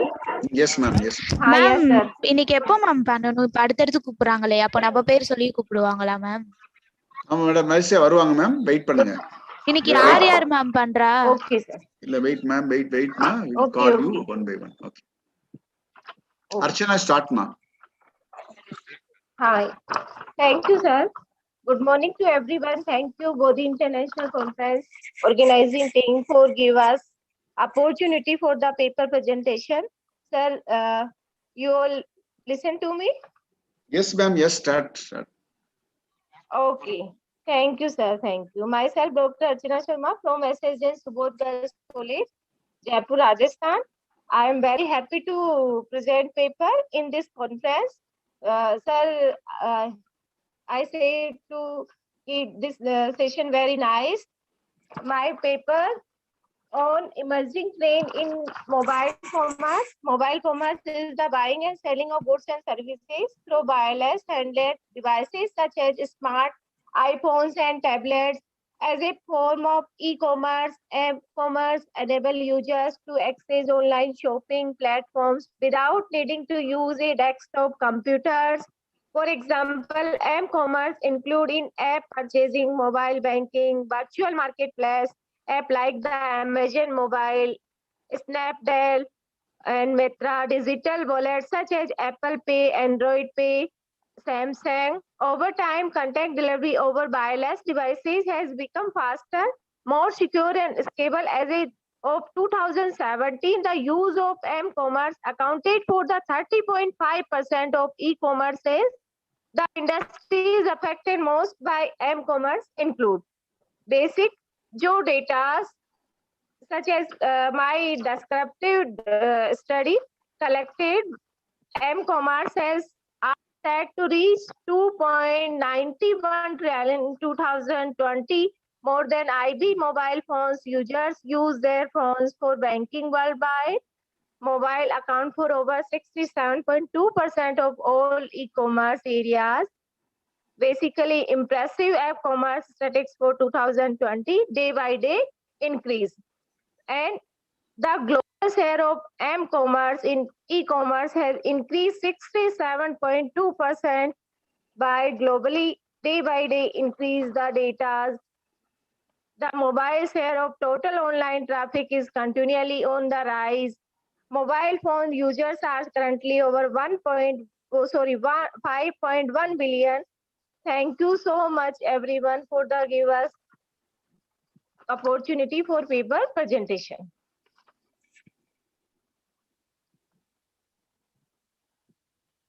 Thank you, Archana. What type of Okay, ma'am. research you have Thank done, you, ma'am? ma'am. What type of research you Thank did? you. What type of research you have done? Sir, descriptive research. My research is descriptive. Descriptive research. How your data have been Okay, thank collected you, and sir. what type of sampling you have used for conducting this mobile commerce? No, sir, sampling. No, sir. I have no sampling used. In It is this only my you have research, used only I have secondary only data, no? secondary data. Secondary data. Secondary, only secondary data. Oh, okay, ma. Thank you, ma. Yes, sir. Thank you, Archana. Okay, thank you, sir. Next, Dr. Chetan Mivada. Chetan, Dr. Chetan. Okay. Next, Ritesh Dilbavi Mekta. Yes, sir, I'm here. Yes, sir. Yes, sir. You start, sir. Be brief. Am I audible? Yes, sir. Yes, audible. Yes, yes. Yes, sir, you're audible. Yeah, ma'am, due to some technical issue, I'm not able to share my screen. So, is it okay if I proceed verbally? No issue. Go ahead. Even by your Yes, sir. oral presentation is Good more morning, than sufficient. good morning, one and all. Myself, Ritesh Mehta, PhD research scholar from North Gujarat, Hemchandracharya, North Gujarat University, Patan. Today, I am presenting a paper on brand loyalty and satisfaction, a study on Amul consumers from Vadodara city. Let me start with introduction. In India, the cooperative movement was initiated by the Cooperative Credit Society Act 1904, and Sir Frederick Nicholson was hailed as the pioneer of the cooperative movement in India. Gujarat Cooperative Milk Marketing Federation Limited is marketing Amul milk and its dairy products. A famous saying by Kotler says that in today's modern and digital world, marketing strategies are vital elements in the success of an organization. There are some literature reviews, but I'm not going deep into that. A study was carried out by Acharya in 2018 regarding marketing of household metropolitan. Second literature review was carried out by Boyer in 2017 on Amul marketing strategies. Another study was excuse carried. me. Which review? Sorry, among you might have more reviews. Which review it motivates you to do this sir. particular topic? Only one review is more than Sir. sufficient. I'll directly go to rationale of the study. There are limited not studies. rational. My question is, no. Which review among what you have collected, which motivates you to select this particular paper presentation topic? So basically, I'm working on in-depth study on marketing strategies of Amul. Okay. And on working hypothesis, this I've collected the data and wrote this paper. Okay, right. You proceed. Okay, there are limited studies on marketing strategies with reference to dairy products, those which were published that are also with single product. Therefore, present study was planned to evaluate brand loyalty and customer satisfaction towards products, quality and services of Amul Dairy. Main objective are to study the satisfaction level and brand loyalty of Amul customers and to check the impact of personal variables like age, gender and marital status on satisfaction level and brand loyalty of Amul customers. Research methodology used was a descriptive analytical study. Pre-tested structured questionnaire was applied for data collection. Now I'm going to results. Majority of the respondents were above 40 years of age and male to female ratio was 60:40. Reliability of the tool, brand loyalty and customer satisfaction were obtained using Cronbach's alpha statistics. Validity of the tool was also tested using exploratory factor analysis. 2 minutes, Ritesh. Sure, ma'am. I will conclude. I will conclude, ma'am. Sure. Findings.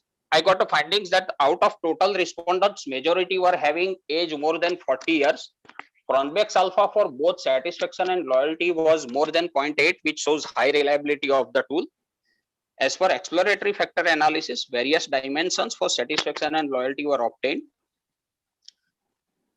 There is no role of gender on loyalty and satisfaction. Age is influencing satisfaction and loyalty of the consumers. Now, I will conclude with my conclusion. All customers are satisfied with product quality and services of Amul. High satisfaction level was seen in price, packaging, and relationship behavior at Amul outlets. There is no significant influence of gender on satisfaction level of customers. Highest loyalty was shown towards advocacy and purchasing by the customers. Overall, there is no significant difference in loyalty of customers with various age, group, and gender. That's it from my side. Thank you for providing me the opportunity to present my paper. Okay. Thank you, Ritesh sir. I just have one query. Like you're talking about brand loyalty and customer satisfaction with reference to Amul product. So were you talking about a specific product or it was with reference to everything? What was it all about? I'm not talking about a single product. I've taken all the dairy products, including milk, paneer, cheese, etc., etc. So then who was your sample size in that case? From Vadodara city, I've collected 100. Okay, from Vadodara you have collected 100. Now, if for example, if I am purchaser of Amul cheese or butter, I may not be a purchaser of Amul milk. So how could you conclude it for all the products together? I have collected data using structured questionnaire. So different type of structured questionnaire. Hello. That I agree that you have used a structured questionnaire. My question is just that, don't you think that you could have worked on a specific product rather than taking the entire product category? No, ma'am. Actually, as I said before, is it correct to take everything that Amul sells in order to understand the customer satisfaction and loyalty? Ma'am, according to me and yes, my please, guide, continue. it is. Hello. Am I audible, ma'am? Yes, you're audible. Yes, Hello. you are audible, sir. Yeah, ma'am. Yes, you are audible. When I selected a topic for my research paper and thesis, guide suggested that the custom brand loyalty and satisfaction, you can do it with the sample size of 100 from Vadodara city. Okay, sir, Murli sir, if you have to ask anything.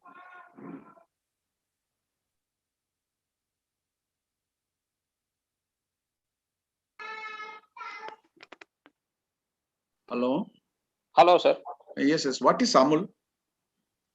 Amul, it's Asia's largest dairy. Okay. Can you expand the term Amul? Why it is called Anand Amul? Milk? It's Anand Milk Union Limited. There is a person who is behind this Anand pattern. Could you find Dr. Varghese Kurian? Dr. Varghese Kurian. Oh, okay. Okay. Thank you. Thank you very much, sir. Next, Dr. Ambati Nageshwar Rao. Yes, sir. Thank you. Yes, sir. Sorry. Yes. Sorry for the last time I was not able to respond immediately. No issue. Yeah, I'm just sharing screen. You brief in your presentation the significance of the topic and the methodology findings. It's more than sufficient. Yes, sir. You not put, yes. Yeah, I just don't show all the slides. Okay, sir. At least let me show you the title of what it's all about. Yeah. Title of research is Mission Orientation of Social Enterprises and its impact on enhancing organizational self-efficacy in creating social value. Basically, you all must be knowing what is entrepreneurship all about. I've taken what are the social enterprises, especially different types of social enterprises behind on the basis of mission integration. As a social entrepreneur, you're generating income, you are doing the business for the social purpose, you're doing the trade, you're doing social business in order to serve the society. As a social entrepreneur, you're also relying on entrepreneurial skills, innovations for serving the society. So there are three different types of social enterprises behind. Now, my main objective of this particular study is to understand what are the different kind of social enterprises that are there in central Gujarat and how this particular mission plays. It depends on the type of business, social enterprise you hang it, and how it is going to create impact on organizational performance in order to create social value. So based on that, I would like to give some kind of suggestions for it. Now, this particular study was conducted by using snowball sampling because I was not able to find much list of social enterprises and we don't have proper directory. So I was relying on snowball sampling and collected data from 50 social enterprises in central Gujarat. And coming to statistics, with regard to the findings, majority of the social enterprises are located in the area of Ahmedabad. I can say that. And when I looked at it, the name of the enterprise, establishment social enterprise on gender category, this particular shows that, especially after 2011 onwards, many of the social entrepreneurs started. It indicates how the field is emerging, and not only the non-governmental organization moving towards social entrepreneurship, how at the early age career, especially younger generation showing an important, and what kind of government policy you hang it, how this particular policy is supporting people to come up entrepreneurship as the career option. So just I have briefly explained what are the factors influencing people to choose entrepreneurship as a career option. So also looked at it number of factors and which are the factors influencing, what are the characteristics. It shows that one of the important characteristics of entrepreneurship is that their entrepreneurial education and the business entrepreneurial family background is not important for them to choose entrepreneurship as a career option. They are, because their skills like their innovations, their networking skills, they are more confident about their ideas, unique selling point, which made them to choose entrepreneurship as the career option, especially social entrepreneurs. Now, as I mentioned earlier, as we don't have sufficient time, I'm just not discussing further. But as I mentioned, there are three types of social enterprises: mission-centric, mission-related, mission-unrelated. Now, when it comes to mission-centric, the kind of business activities are going to be same as the kind of social purpose we are going to carry out. So there are a number of examples I can give. Some of you might be knowing Enability as a social enterprise, which is in Bangalore, is best example. Sir, you have 2 minutes to conclude. Yes, ma'am. Yeah. 2 minutes. Now, when okay. Now, I just want to look at income generating activities on the basis of type of social enterprise that hang it. This particular chart, it indicates that mission unrelated, that is, we hang, there is a last right side, you can see the chart here, figure.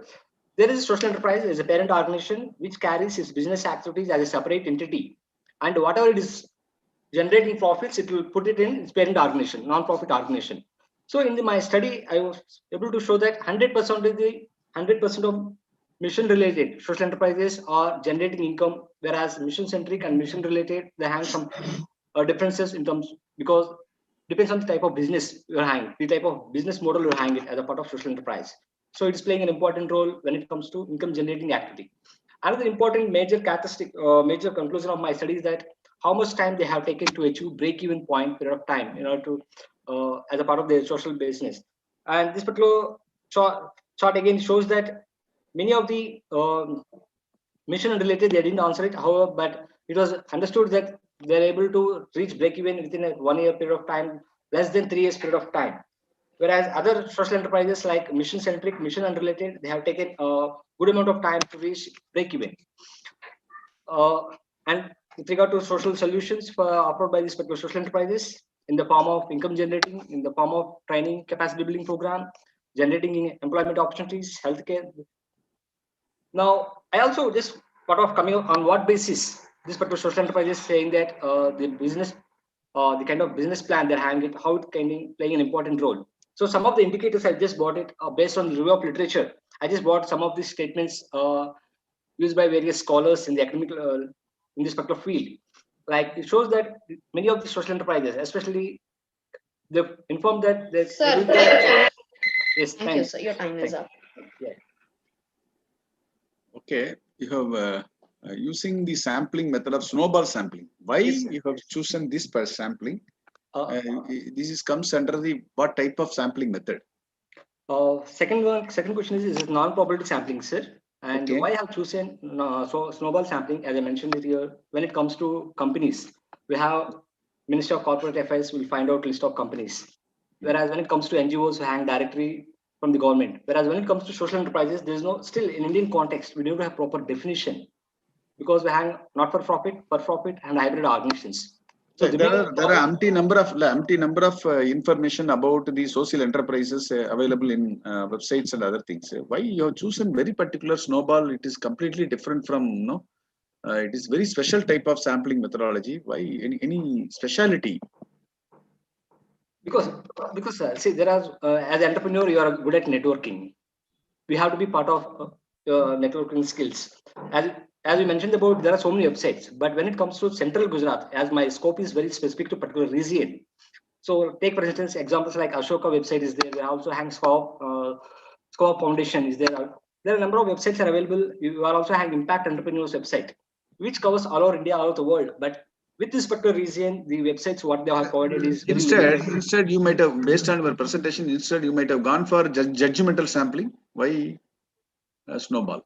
Judgmental sampling again. I think judgmental sampling. If I know particular person, I can go and choose based on particular criteria who will be coming under my particular topic.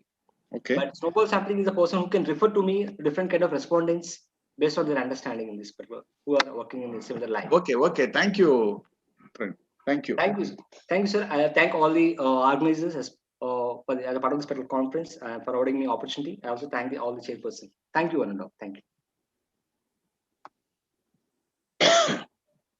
Next presenter, Ritesh Dilipbhai Mehta. Hello. Ritesh has already done. Ritesh has already done. Oh, sorry. Jijendra. Hello. Baprao. Hello. Yes. Yes, my voice is audible. Yes, sir. Yes, sir. Audible. Yes, audible. Good morning, one and all. Today I am going to present a presentation on study on digital marketing and its value to food outlets of Surat city. In 2 days, Bodhi International Online Conference on Emerging Trends in Economics, Commerce and Management under the supervision of Dr. Snehal Mistry, the Director at BM College of Management, MBA and IMB, Surat. The presentation will include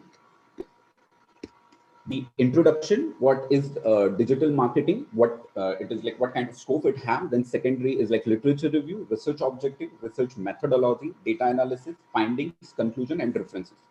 So very first is like, what is digital market? So as we all know, especially after getting affected by the COVID-19 pandemic, we all are shifted our lives from offline to online. And yes, digital marketing, if I'm giving you the description, so digital marketing is all about, we can say, the one component of marketing where we can utilize internet, online based digital technologies, or we can say desktop computers, mobile phones, or any other digital media to promote product and services. So that is what digital marketing is. If we are talking about the food industry of India, so Indian food industry, or we can say Indian restaurant and food service industry, is divided in two parts. One is like organized format, second one is like unorganized format. Organized formats including the dining, fine dining, casual dining, bars and lounges, that is like cafes, food courts or kiosks. Third one is like quick services restaurant, like takeaway food or home delivery. And in an organization format, there are like dhabas, roadside eateries, street stalls, hawkers, trolleys, standalone or sweet shops. Now, if coming on the literature review, so I gone through the many literature reviews, but there are certain literature reviews which somehow relate with my study and they are somehow motivate me or inspire me. The very first is like written by Rebecca Purdy, and the research was took place into the Naples city of Italy, and that literature is all about, that paper is all about, the study focuses on e-marketing and its impact on market with respect to food industry. So basically what they did, restaurant companies which are thoroughly engaged in e-marketing, they have analysis of those companies, they have analysis of those restaurants, and somehow they evaluate that the company and the information have directly regards with their business. So somehow the conclusion of first literature review is like, if appropriate platform has been used or appropriate content has been delivered on the social media platform, somehow it will uplift yourself. Second literature review I have gone through is written by the Mini Amit Aravataya, and the research took place into the Jaipur city of Rajasthan state and in India. And study is all about the changing marketing strategies at fast food outlets in Jaipur city. So in this paper, the author, or we can say researcher, has the fast food industry, and somehow he focuses on the fast food industry and its impact. Sir, you can conclude by giving some important findings from your study, sir. Okay, don't worry, sir. So if directly come to the findings, so as per the objective, I have set the 4 objectives. The very first objective is like the study preference of food outlets owner towards digital marketing. So as per the study, it is found that 89.7% of food outlet owner prefer digital marketing, whereas 10.3% of food outlet owners prefer traditional marketing. Second objective is study the usage of social media platform for digital advertisement. It is like on what a platform they are preferring to promote their product or services. So it is found that 44.8% of food outlet owners uses Facebook, 42.9% of food outlet owners use Instagram, 7.5% of food outlets owners use email marketing, and 4.8% food outlets owners use Twitter. Third objective is like to know the usage of websites domain used by restaurants. So it is found that 31% of food outlets have their own website, while 69% of food outlets do not have their websites.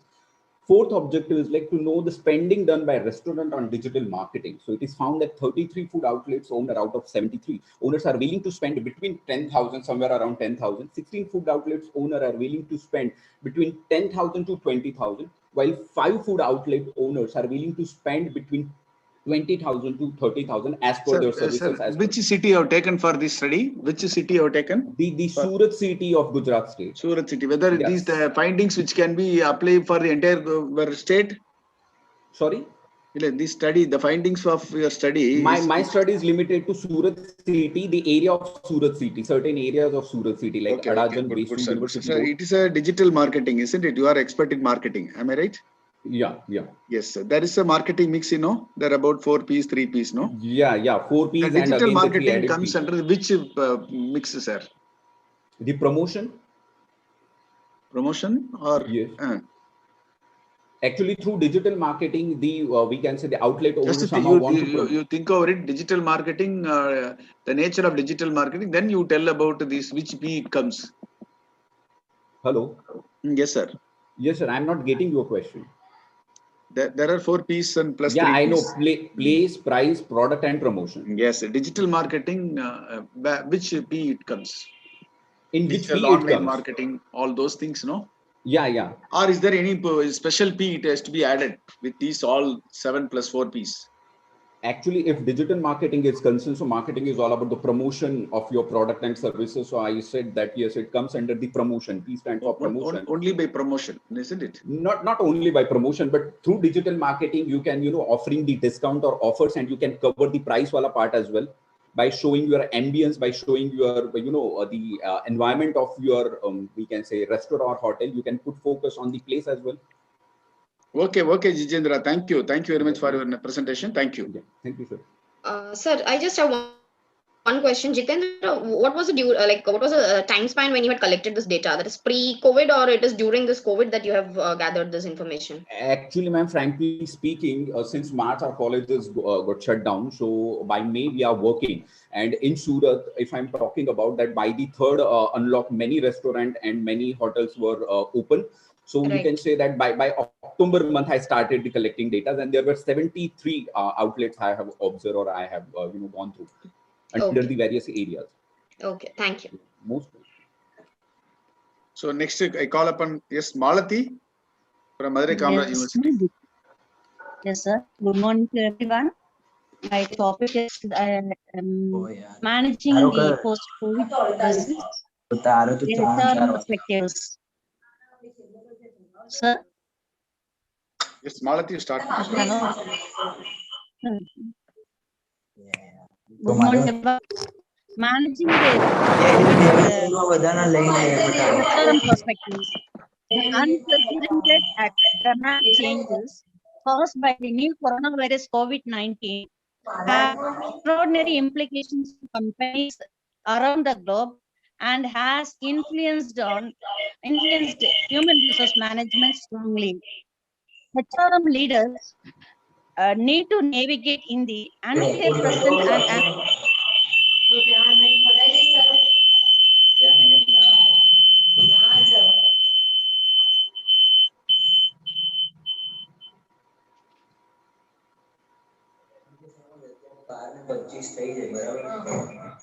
I would would request all other participants to keep their mute on this mute mode, please, because it is creating a lot of disturbance. We are not able to listen to the scholar, please.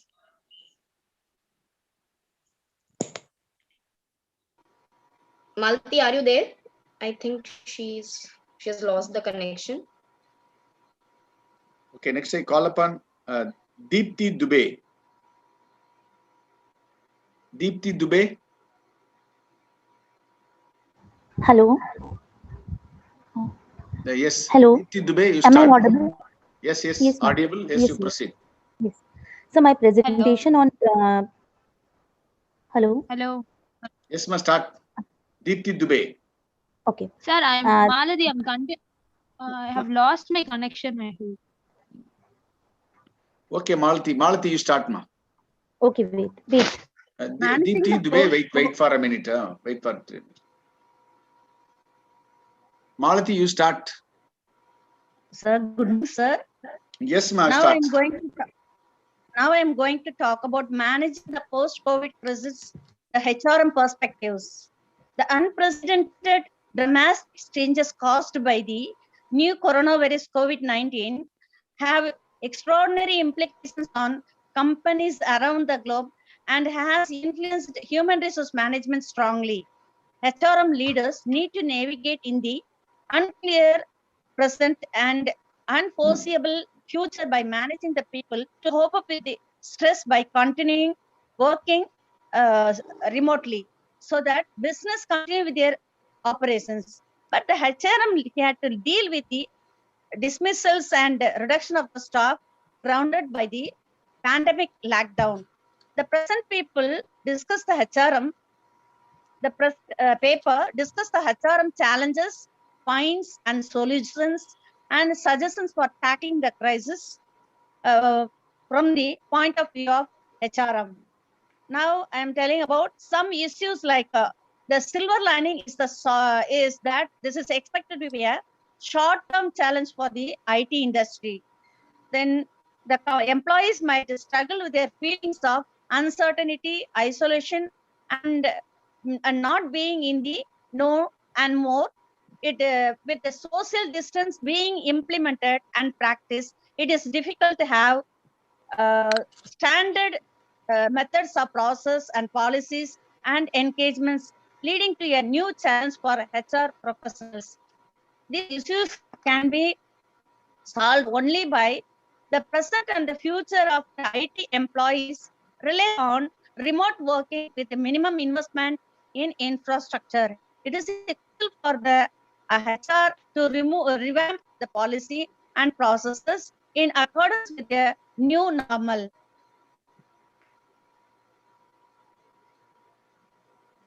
Therefore, it concludes with the HR managers. This is a time for them to play a crucial role in shaping the future organizations.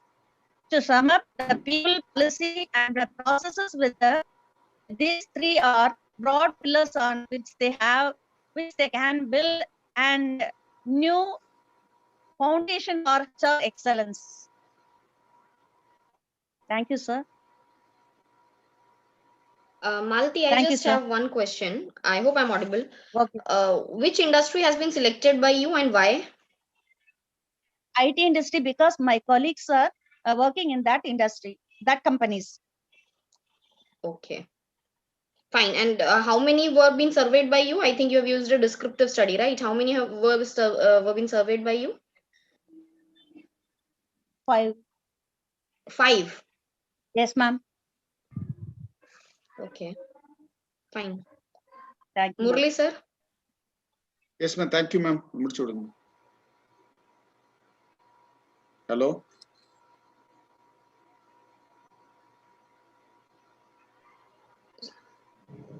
We can call Deepti Dubey now, sir? Yes, ma'am. Yes, start. Yeah. Deepti, are you there?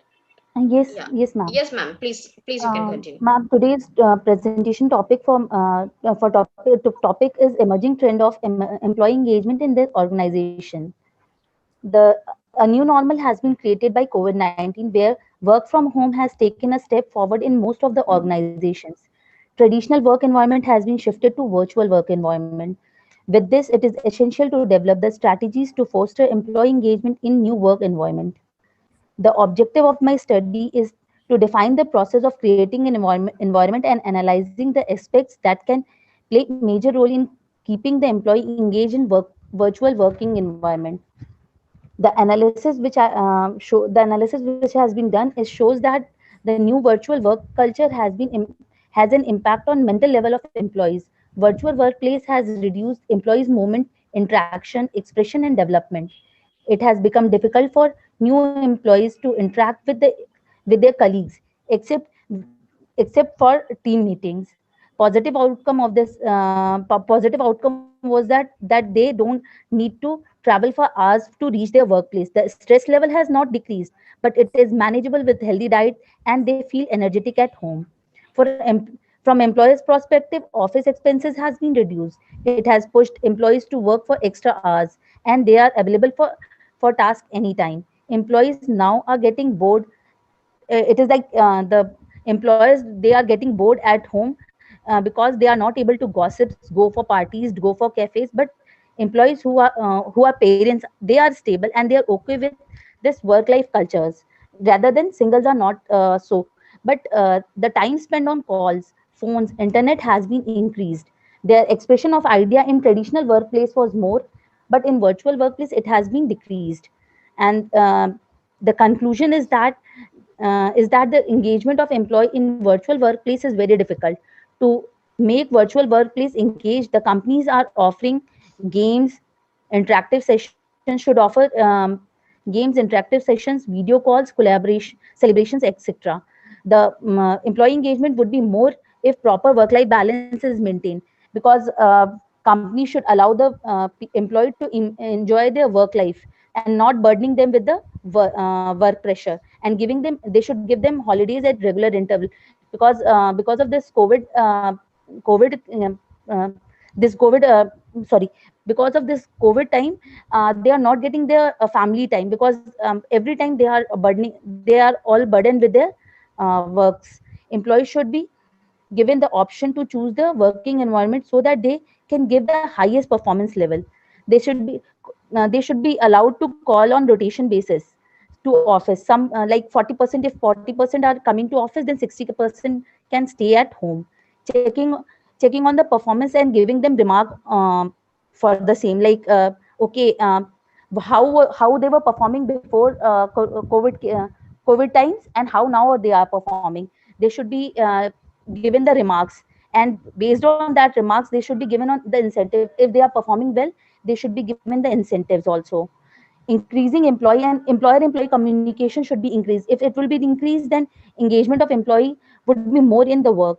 They should celebrate achievements virtually. If not, get together cannot be done, then they could celebrate it virtually. Companies can sometimes provide benefit coupons to the employees, and these benefit coupon can be in terms of lunch. They can go for shopping and something for this recreations. Employee level of engagement can be improved by involving them in decision making. So, like how much time they are requiring Madam, for. ma'am, you have 1 minute to conclude. 1 minute Okay. to conclude. Okay. This is all my conclusion only.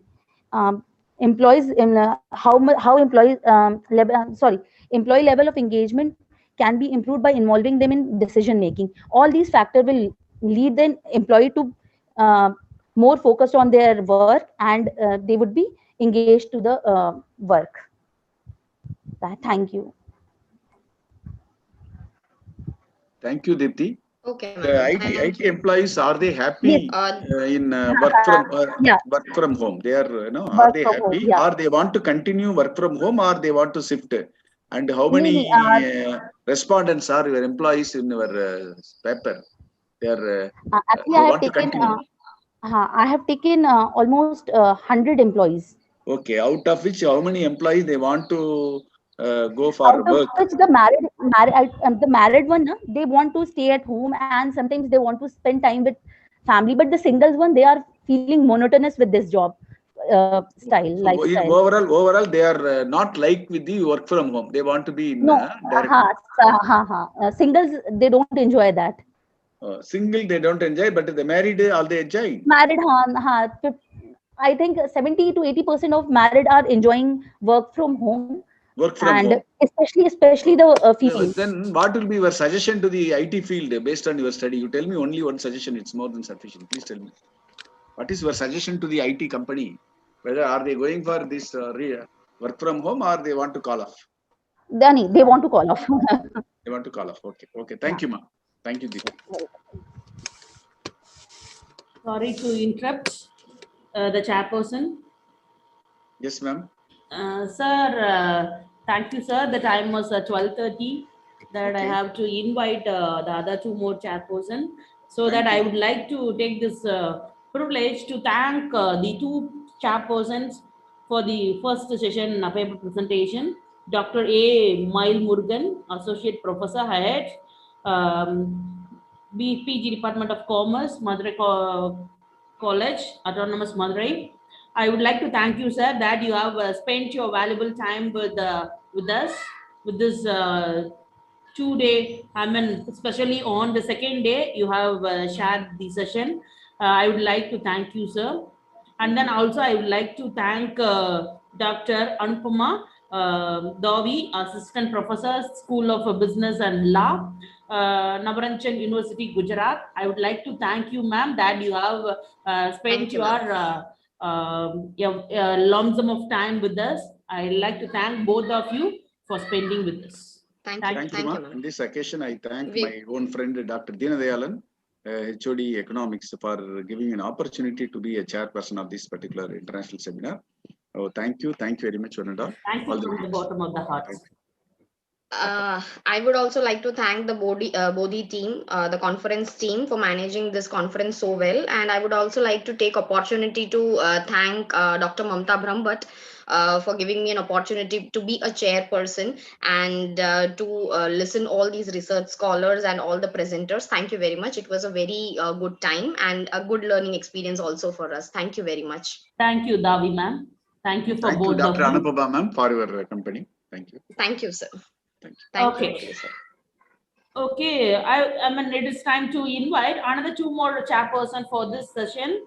Mrs. R. Veeramani, Assistant Professor and Head, Department of Commerce with the Computer Application, Mangayarkarasi College of Arts and Science for Women, Madurai. I would like to welcome you, ma'am. And then I would like to welcome the other one chairperson, J. Alagiri Swami, Assistant Professor of Economics, Loyola College, Chennai. I welcome you both to share this paper presentation session. Welcome you, ma'am and sir. Thanks for the warm welcome. Thank you, ma'am. Thank you. Thank you.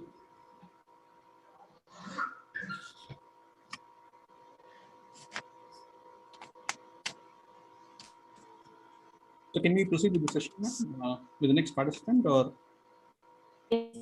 Yes, sir.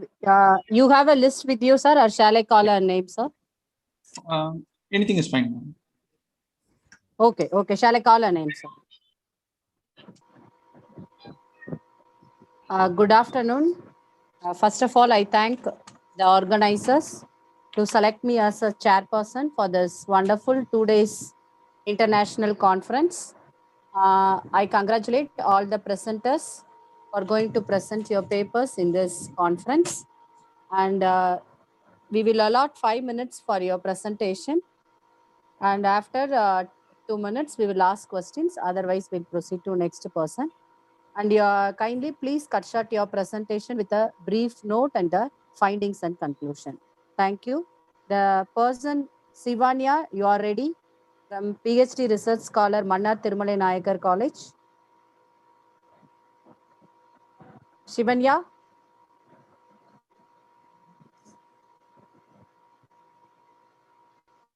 Okay, next person, Timbal Burma, from Assistant Professor, Yes, Bhagavan Magavir College. yes, ma'am, I'm here. Yeah, yes, ma'am, you start your session, ma'am. Am I audible, ma'am? Yeah, yes, ma'am, yes, ma'am. Okay. So a very good afternoon to one and all present over here. Today I'm going to present a research paper on the topic Effect of Emotional Intelligence on the Performance of College Teachers. My name is Dimple Parmar. I am a research scholar at Gujarat Technological University, Ahmedabad, and my co-author name is Dr. Snehal Kumar H. Mistry, and he is my supervisor at GT. First of all, we will understand what is emotional intelligence. EI can be defined as a person's ability to recognize the inner feelings and feelings of the others, and then to manage those emotions with themselves and also in their relationship with other people. There are two levels of EI. High level of EI means a person with a feeling like motivation, focus, self-control, autonomy, desire, balance, etc. And lower level of EI means a person with a fear, frustration, depression, disappointment, guilt, anger, failure, etc.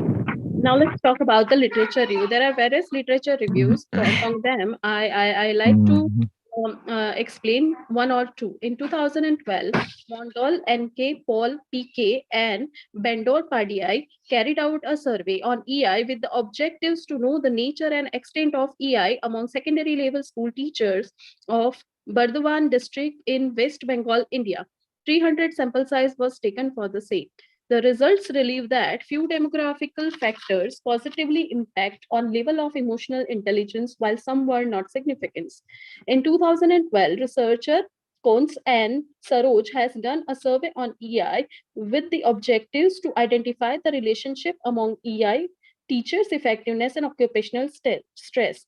The results indicated that teachers with high EI were having less occupational stress and more teachers' effectiveness, whereas teachers with low EI were having more occupational stress and less teacher effectiveness. There are plenty of literature review which suggests that there is some relationship or you can say the effect of emotional intelligence on the academic, on the performance of the teachers.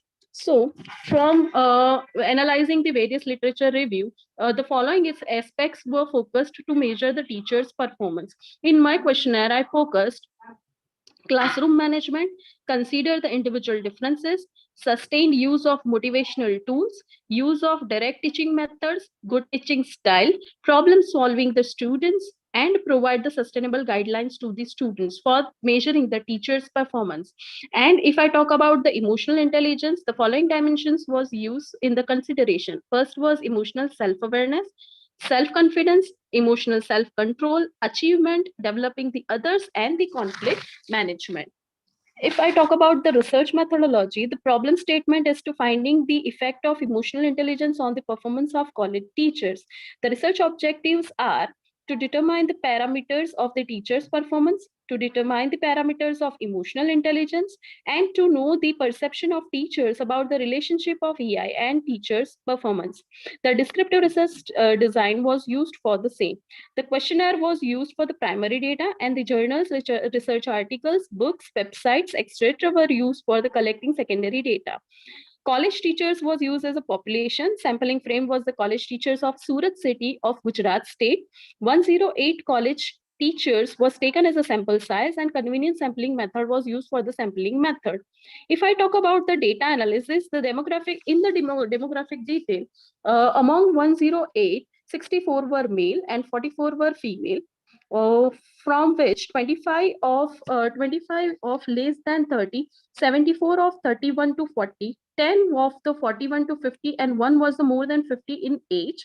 From 108, 88 respondent qualification was post-graduation and 20 respondents qualification was doctorate, from which 8 are ad hoc lecturer, 88 are assistant professor, 8 are associate professor, and 4 are the others for the designation. Among 108, 8 were having less than 5 years of experience, 44 were having 5 to 10 year experience, and 48 were having 10 to 15 year experience, and 8 were having more than 15 year of experience. I developed my questionnaire with the help of Likert scale, which were focusing on all the various dimensions of EI and teachers' performance, and the scale was taken for strongly agree to disagree. So I found the mean for the individual dimension, from which questions represented the criteria of emotional self-awareness get means of 1.85, 1.87 mean for self-confidence, 2.07 for emotional self-control, 1.94 for achievement, 1.91 for developing the others, 2.32 for conflict management, and 1.69 for teachers' performance. I used cross-table analysis to find the various perception of teacher, from which first I took the gender and teachers' performance, from which 40 female and 61 male were agree that the teachers' performance get affected by the EI. Next, I took the age and teachers' performance. We can say that majority of the teacher who have age of less than 40 were agree with that the teachers' performance get affected from the EI. Same way, I took the qualification and experience with the teacher's performance, and majority will agree with the same. Now, conclusion. From my study, I get to know various parameters for measuring the teacher's performance and emotional intelligence from primary and secondary data.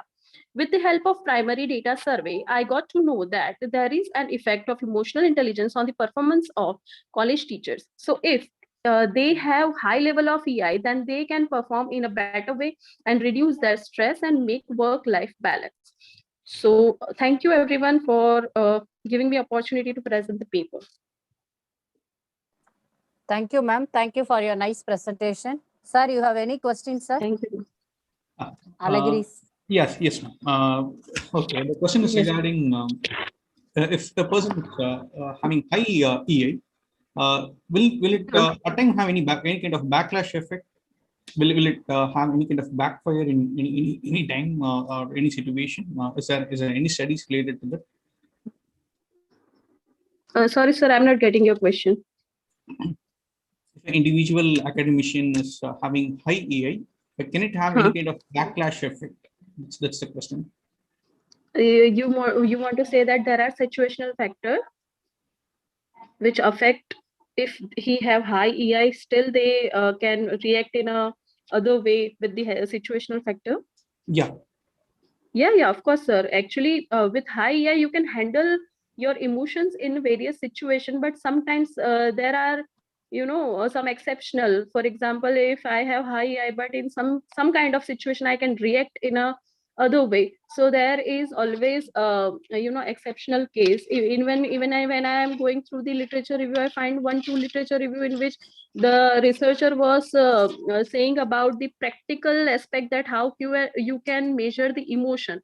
That is the main part, because there are plenty of situational factor which affect on the emotion. So there is not any fixed method from which you can measure the emotion. So that is the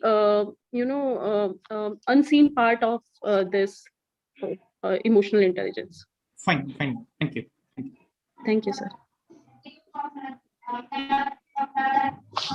Thank you. Thank you, ma'am. Thank you, ma'am. Then, wait, ma'am. J. Kansara, you are ready, ma'am? Yes, ma'am. Hidayat Kansara, I am ready, ma'am. Yeah, okay, sir. Okay, start your presentation. To all the research person organizers, myself, Kansara Hidayat, and my today's research topic is an analysis of financial leverage and profitability of garment manufacturing companies in Gujarat. So, as we all know, the word lever is a physics word which describes that how much amount of minimal force is applied to move a heavy object, right? So, the same concept is applied in finance, explaining that how much cost of the firm will pay to procure and utilize the funds borrowed from outside.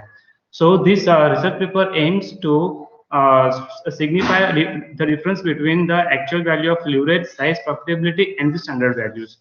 And so now my research hypothesis are H01, which shows no significant difference in financial leverage. H02, there is no significant difference in size in the form of turnover, and H03, there is no significant difference in profitability. So, sir, my research methodology consists of a sample selected of 4 companies, and my data is purely secondary, which was collected for past 3 years, which is before the COVID pandemic. Sir, I have used a small sample t statistics to signify the difference between the population mean and the sample means. So, sir, my findings conclude that the statistical results rejects the null hypothesis, which reveals a significant difference in size and profitability, but the test accepts the null hypothesis and indicates no significant difference in financial leverage. So, sir, here are my conclusions.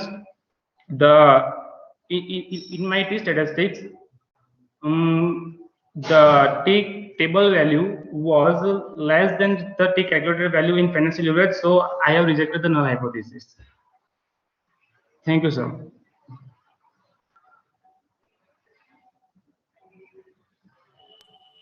Thank you. Hello. Yes, sir. Thank you, sir. Thank you. I'm sorry. I was not able to get it completely. Howard, thank you. Next, I would like to call upon Mr. Aneri Shukla, Assistant Professor, Faculty of Management, GLS University, Ahmedabad, to present this paper.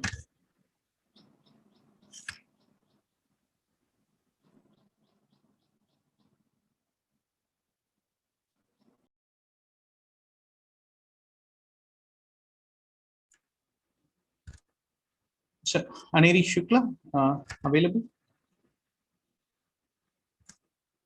Okay. Next, we would like to call upon Gyanvi Shah, a student at SJPI NICM MBA Finance, Sri Jairam Bhai Patel Institute of Business Management, Gujarat, to present his paper. Gyanvi Shah, available? Next, we would like to call upon Professor Shimbu Dayal Meena, Assistant Professor PNKS PG College, Dausa, Jaipur. Yes, sir. Shimbu Dayal Meena.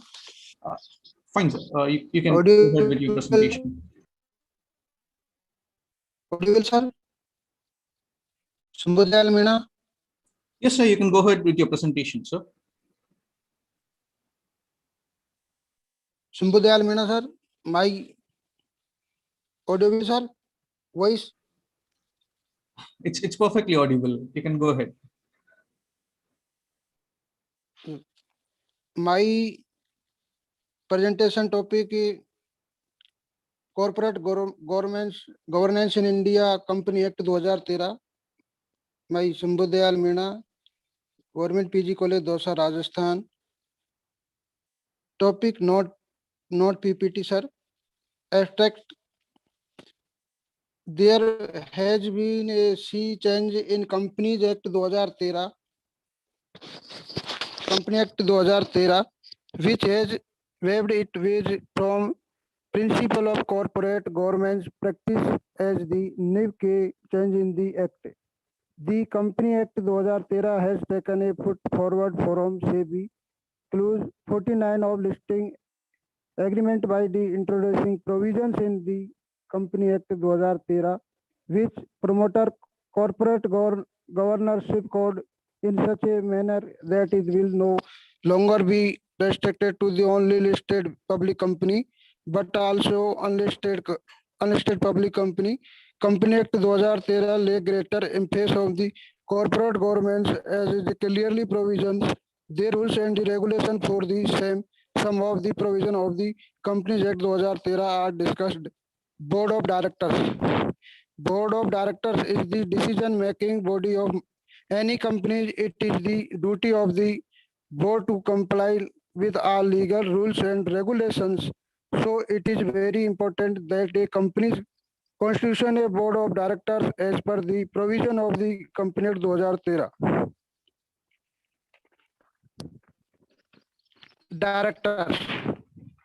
The board of directors are key constitute players for formulating and the implementing corporate governance practice in the heart of the company machinery by making a decision pertaining to setting long-term corporate strategy of the company, sharing high responsibility to run the company of good governance structure, bringing effective bond leadership to tackle the company operation at all level and monitoring its performance in a fair and transparent manners. Officers and managerially personnel and the other officers of the company who serve the top management level under the Companies Act 2013 include the chief executive officer, managing directors, अथवा managers, full-time director, company secretary. The managerial personnel would advise the board to achieve the corporate goals and by the adhering to the good corporate governance practices. composition of boards. The Company Act 2013 Section 149 provide for the appointment of minimum 3 directors in a public company and 2 directors in a private company and 1 director in a one-person company OPC. A board can have a maximum of 15 directors but can appoint more directors subject to especially approval. Women directors, it is mandatory to appoint a women director in the following classes of company: listed company. Second point, public unlisted company having paid up share capital of 100 crore rupees or more. Third, having a turnover of 300 crore or more. Resident director. The Company Act 2013 Section 149 3 mandate that every company will have 1 director who has stayed in India for a period of not less than 182 days. Independent director.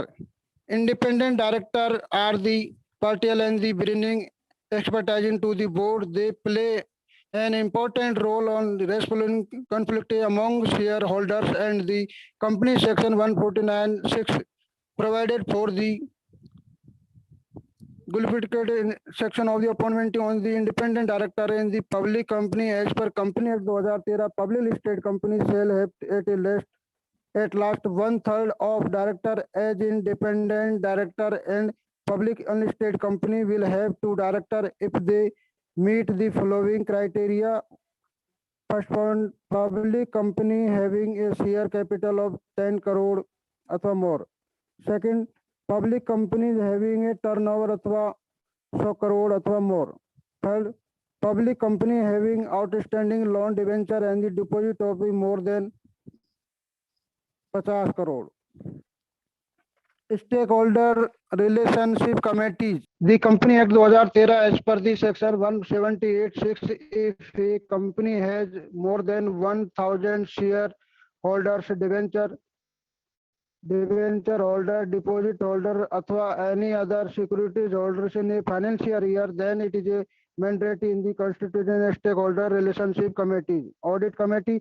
The audit committee look after the financial report and the disclosure of a company. It is one of the most important companies of a corporate governance structure under section 177 of the Companies Act 2013. The following classes of the companies are the regulated to constitute and audit committee, and they are following. First one, listed company. Second one, public company having a share capital of more than 10 crore. Third one, company having a turnover of the 100 crore. Fourth, public company having deposit outstanding 10 crore. Sir Shimbudaya, could you conclude, sir? Could you just say the precise thing what you're trying to say? Could you conclude, because already we have crossed 4 minutes. Yes, sir. An audit committee will consist of a minimum of the 3 director, and independent director will form the majority. Internal audit. The Company Act 2013 has mandate in the internal audit for certain classes of the company as specified under section 138 of the Companies Act 2013.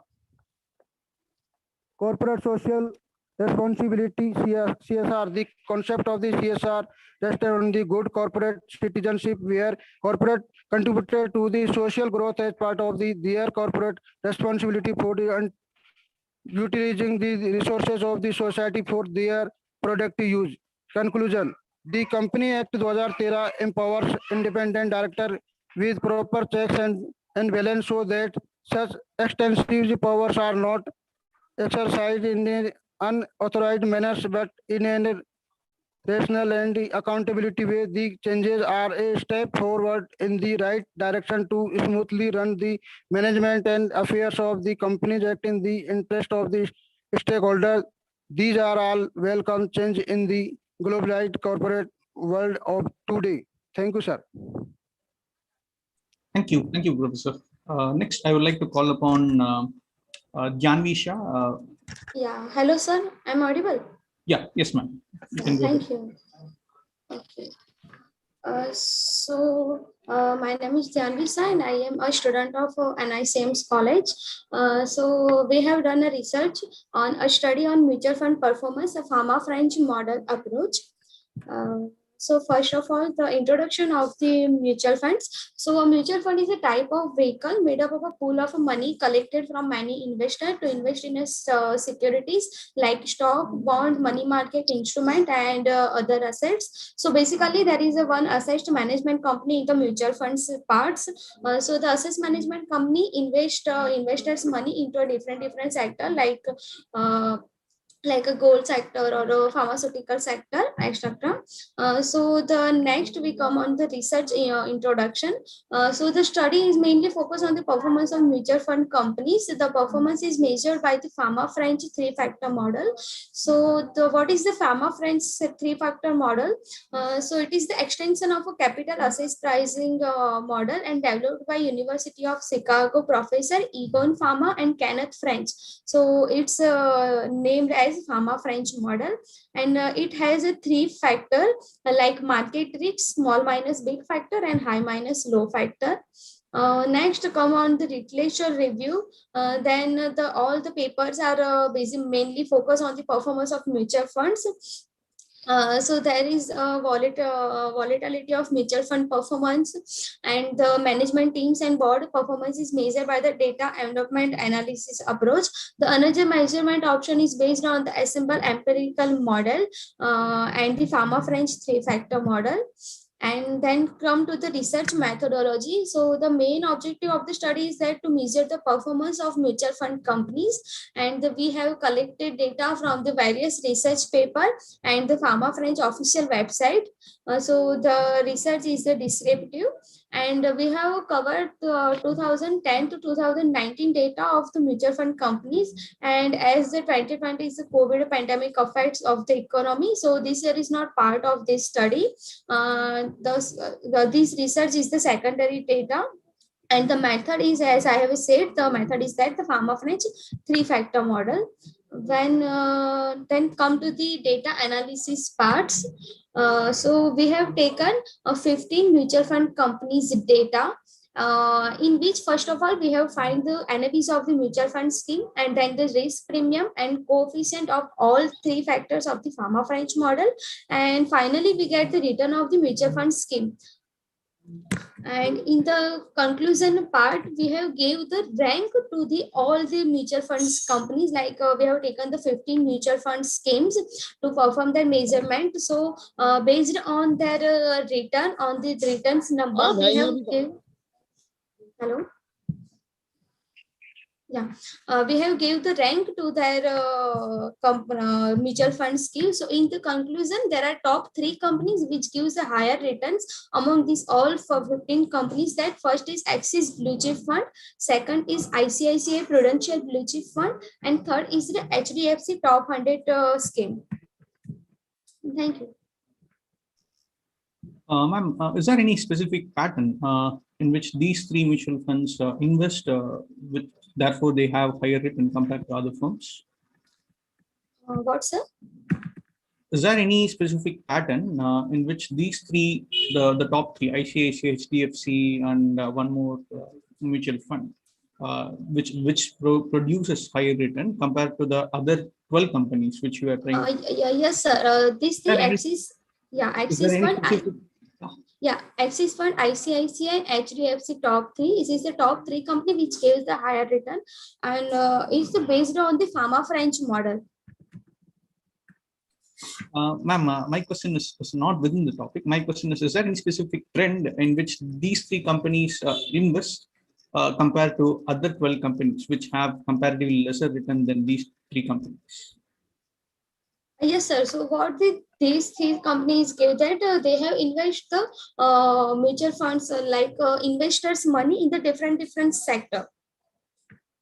So they have given the higher return to all the 15 mutual funds companies. Is there any specific sector in which they had their investment? That was my question to the. No, sir. That's I have no idea. Okay, fine. Yeah. Okay, thank you, ma'am. Thank you, sir. Veeramani ma'am, do you have any questions?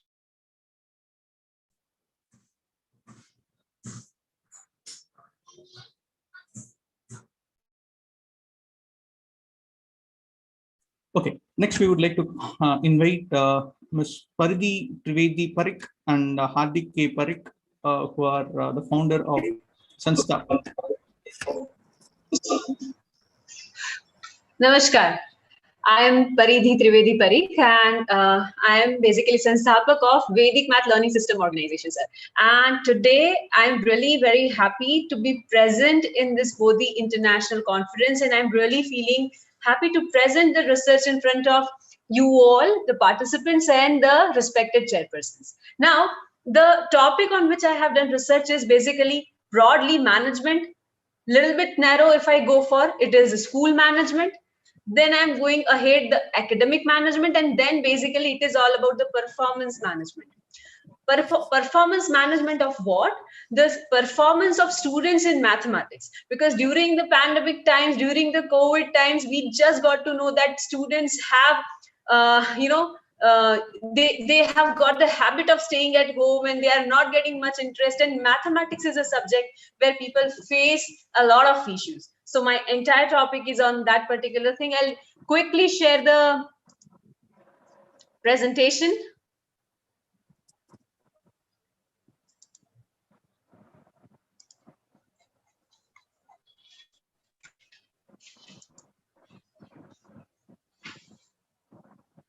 Can you see the presentation? Is my presentation visible? Yes, ma'am. It could be better if you could make a slideshow. Sorry, it could be better if you could make a slideshow. Yeah. I'm making it, sir. Yeah, perfect, ma'am. So the topic is measuring the impact of Vedic mathematics training on the confidence level of the students of primary section. So the entire research is basically done by me. My name is Paridhi, and my research fellow is Hardik Parik. The selected theme is management, and specifically it is school education management, as I already said. Basically, we are focusing on the confidence level of the students and how Vedic mathematics is affecting the confidence of the students. That is the basic idea. We have taken 40 students as the respondents for our test group. And we have, in the training, we have taken some basic operations of mathematics along with their applications. We have gone for a pre-test, then we have given the training, then we have gone for the post-test. And we have given 10 hours of training for spread over 3 different months. Then we have performed the data analysis through frequency distribution and paired t-test. Now, confidence is very important in order to get high scores in mathematics. And here, what confidence reflects? Confidence in mathematics reflects into first, concentration level, second, enhancement in attempts, and third, enhancement in scores. So we have taken all the 3 things into the consideration. What is the conceptualization? What is the conceptualization of this research? So, first point, what is Vedic mathematics? We have. Okay. What is Vedic? Okay. Okay, what is Vedic mathematics? That we have taken into consideration. We have explained that in the paper. Thank you. I request everybody to mute themselves. I would be really happy if they can mute themselves. Thank you so much. Pratik Darji, I request you to mute yourself.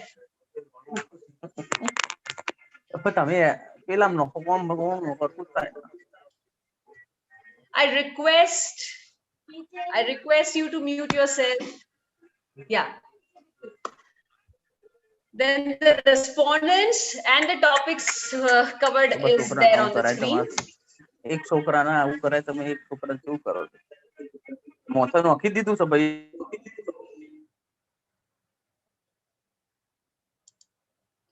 Respected panel, I would request people to be muted. They have done it now. You can go ahead. Yeah, thank you, sir.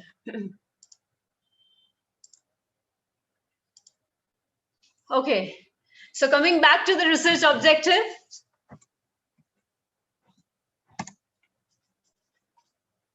Okay, the research objective is to measure the effectiveness of the Vedic mathematics training on the confidence level of the students based on their scores, the tests that we have taken and pre-test and post-test. By that particular thing, we are going to measure the effectiveness.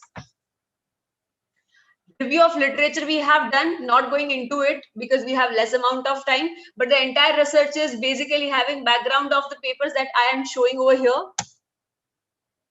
Now, null hypothesis is there is no specific significant impact of Vedic mathematics training imparted on the students of primary section on their confidence level.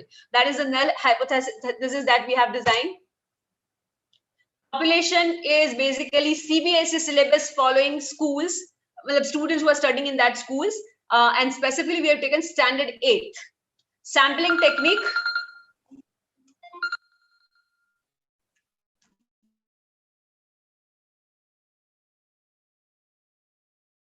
Sampling technique is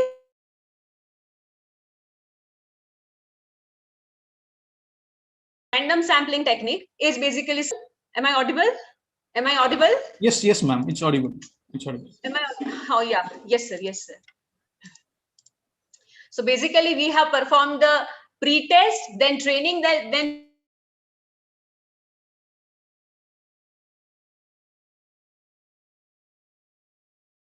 post-test, as we have already discussed about.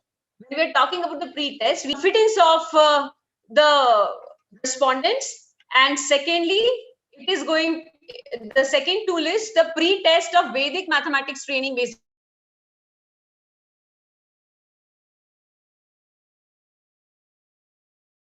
exam. The same is taken for the analysis and findings. Approximately 64.5% respondents suggested that they have got less number of concentration issues after the Vedic mathematics training. Number of respondents have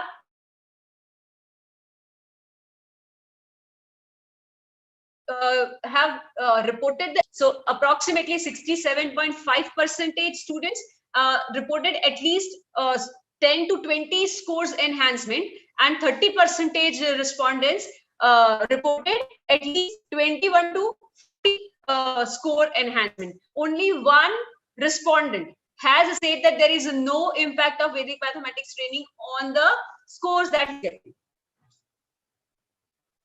Then apart from that, there is number of correct attempt, increase in number of correct attempt. This is the data. Amazing results are there. Confidence level is enhancing.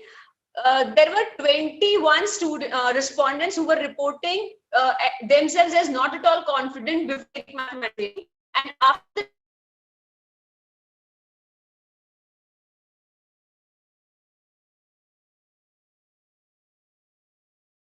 percentage reduction in the respondents is in the respondent reporting them as extremely confident. It became 2 to 10. So this is also amazing.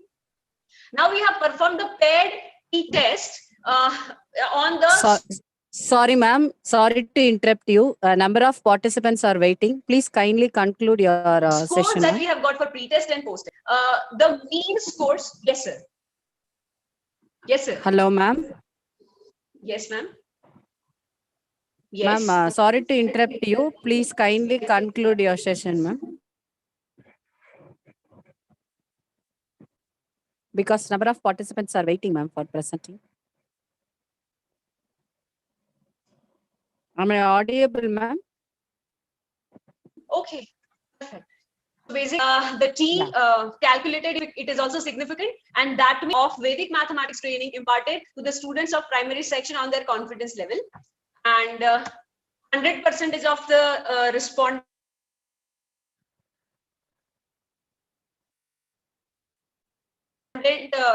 say that it was effective for them reporting this training as effective.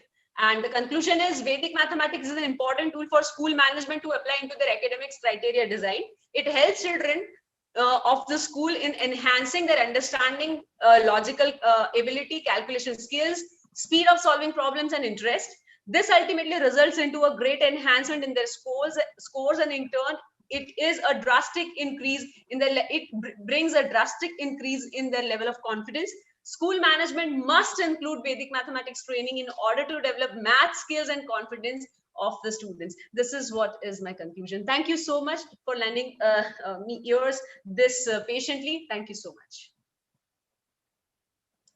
Thank you, ma'am. Thank you for your nice presentation. Definitely, this idea will go with us and all the schools. Thank you, ma'am. Thank you. So, shall I call the next participant, sir? Yes, ma'am. We can go. Jagadish Kumar. Sir, Jagadish Kumar is in line. PhD scholar from Gujarat University. Okay, next is Sumir Nabi, sir. Hello. Sumir Nabi, sir.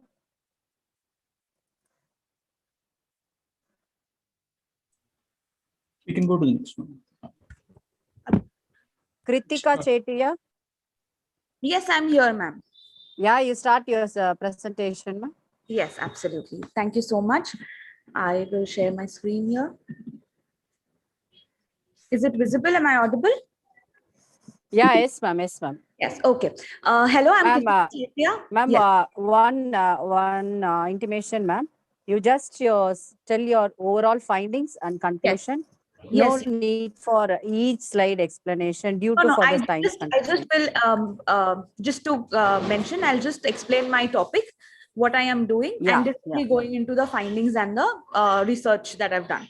So okay, fine. What I am presenting about is it is a part of my PhD. In fact, it is that what are women entrepreneurs selling online these days. I am not talking about the women entrepreneurs who are in the ecosystem, the entrepreneurial ecosystem. They are there, which is only 15% of that comprising of women. I am talking about those women entrepreneurs who are in the unorganized sector, who use social media to sell varied products, and we'll see what all products they are selling. So not going much into the gap, which I already mentioned, that I'm talking about the unorganized sector, which is not researched about much into the social media. I would like to though point out my objectives is to understand what women are selling in terms of products and services online, to depict the varied contents they're using to advertise, and also to understand if there is a relationship between the time that they spend on social media and the income that they achieve. Not going into the literature review again.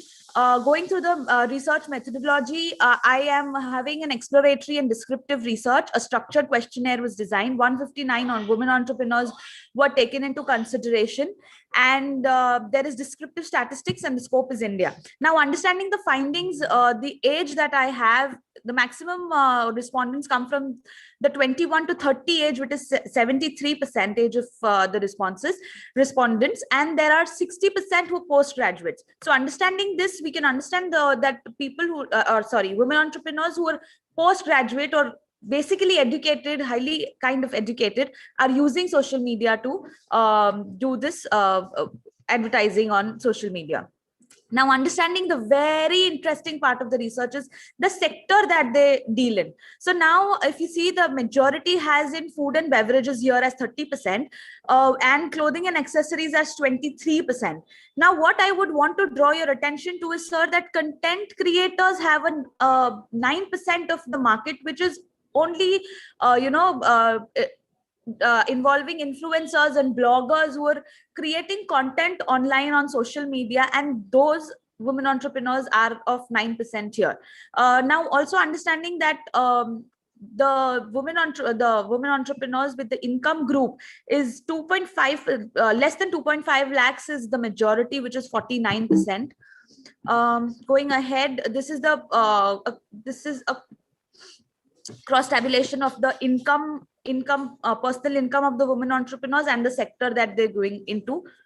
Okay, so if you see, there is a high skewness here. If you see, there is up to 2.5 lakh the income ranges maximum in food and beverages, and if you see, clothing and accessories has the above 15 lakh, and content creators also have above 15 lakh income. So which is very interesting to see where the income lies in.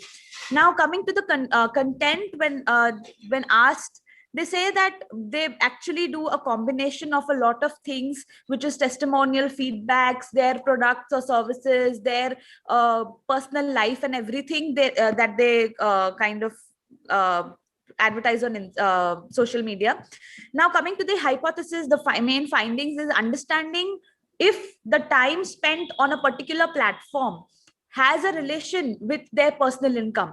So if we see there is the hypothesis says that there is no significant relationship between the time spent on Facebook as a platform and their personal income, the thing is that it is failed to reject. But when seen on Instagram, WhatsApp, and there are other platforms that were also included in the study, it says that there is actually relationship between the time spent on that platform to the personal income.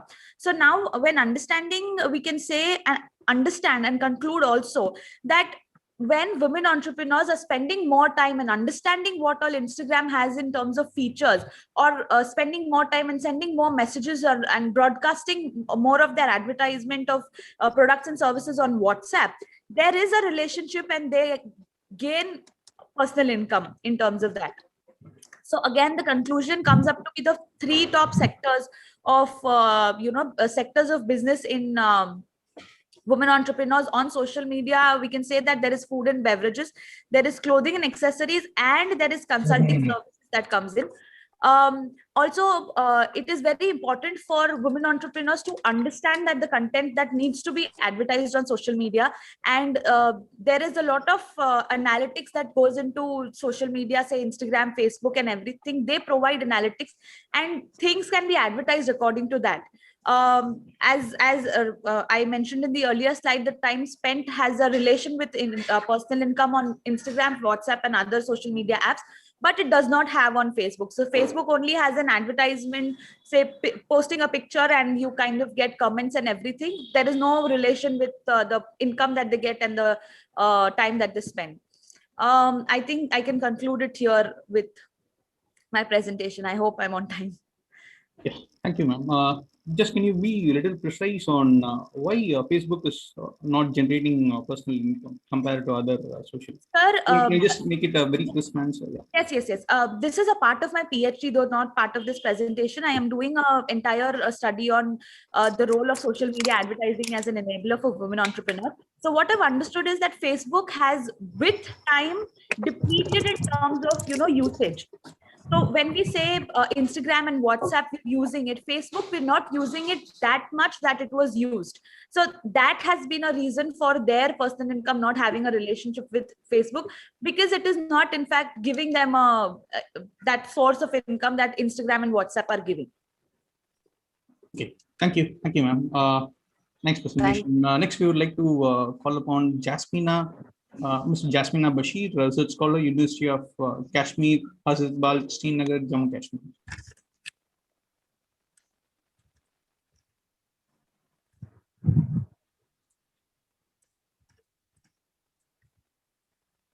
Jasmina Bashir. Okay. Next, we would like to call upon Mr. Javed S.J. Korajia, research scholar, Sri Yes, sir. Yes, sir. Fine. Yes, sir. Am I audible, sir? Yes, sir. It's perfect. Yeah. Okay, sir. My topic is a study of mediating role of age and income on consumer-based brand resonance in the brand equity model with special reference to Gujarat state. Okay. The purpose of this research is to examine the mediating role of age and income impacting consumer-based brand resonance in the brand equity model. The brand equity model starts with salience, performance, imagery, judgment, feelings, and the impact of all these on the brand resonance. So the mediating factor is age and income on brand loyalty, engagement, and resonance. Okay, the hypothesis is that there is no significant impact of age as a mediating factor on loyalty. Then there is no significant impact of income as a mediating factor on loyalty. There is no significant of age on brand engagement and income on brand engagement. And also there is no significant impact of age as a mediating factor on brand resonance and income as a mediating factor on brand resonance. A survey was conducted in the selected cities of Gujarat state, and the findings are that if there is mediation of age, there is an impact on judgment and feeling. and not on other brand equity drivers. And if there is a mediation of income, then once again, there is effect on judgment and feeling that affects the brand resonance. Okay. So the methodology was, that we have seen that what is the age of the person, what is the income of the person.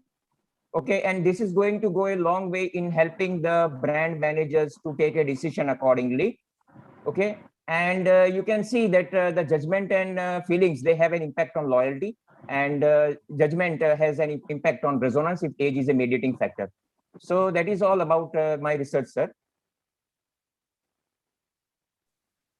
Thank you, sir. What is the significance of age and income on other aspects of brand? Okay, you have looked into brand loyalty. Sir.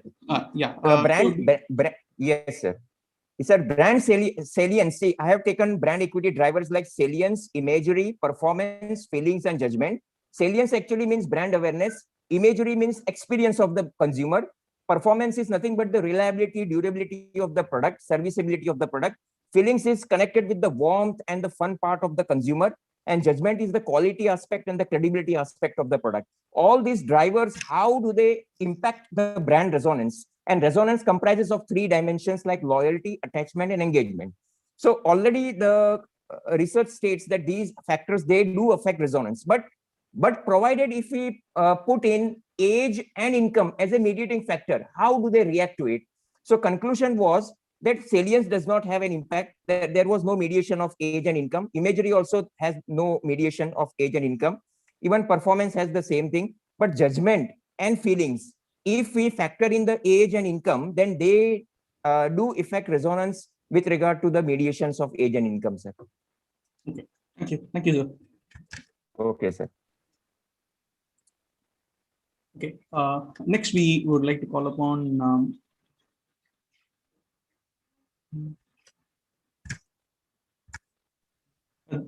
Vanika Ahuja and Prirana Kalvinkar, student, Sri Jairambai Patel Institute of Business Management, NICM, Gujarat. Yes, sir. Yes. Am I audible? Yes, ma'am. Sorry. Yeah. Good afternoon, one and all present here. I'll be sharing my screen now.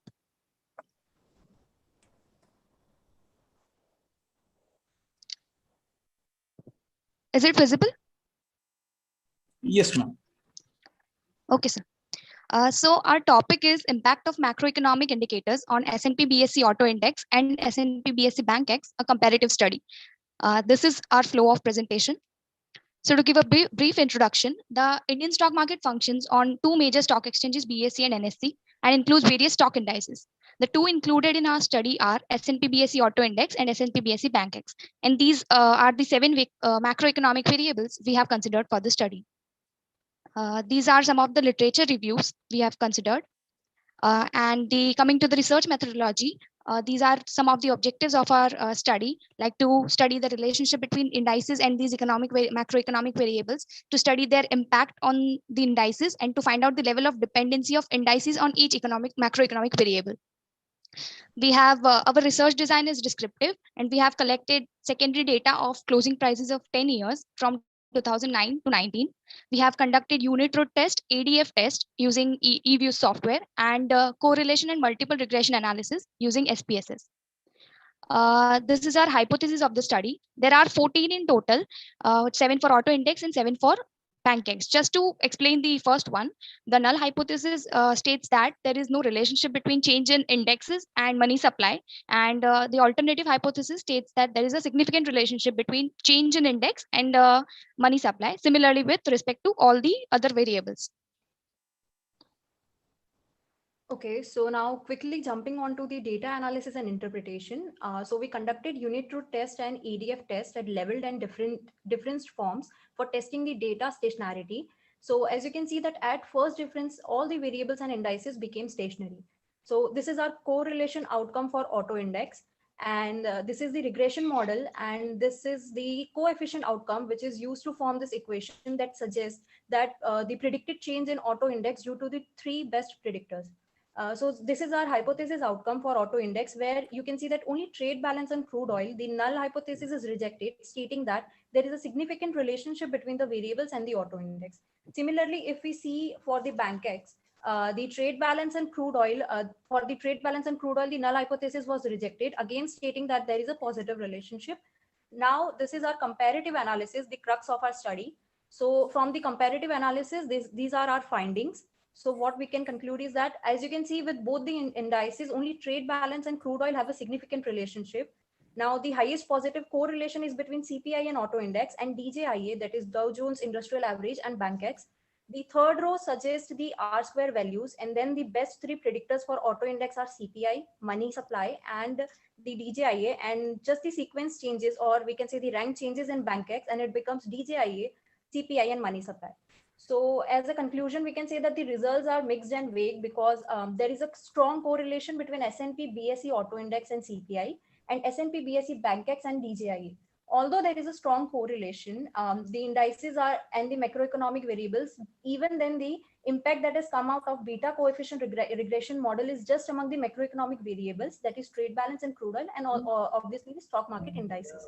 Now, in correlation metrics, we can say that correlation between almost all the variables was high, and they are moving in the same direction.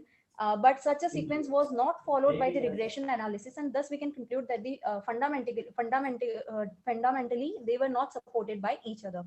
So here we would like to conclude our presentation, and thank you for your cooperation throughout the presentation, giving us such an incredible opportunity. Thank you. Thank you. Thank you. Thank you. I have one single question. Crude oil having an impact on auto index, that's a completely fine one. Crude oil having an impact on S&P BSE BankX. What is the justification of having a significant relationship between crude oil and BankX?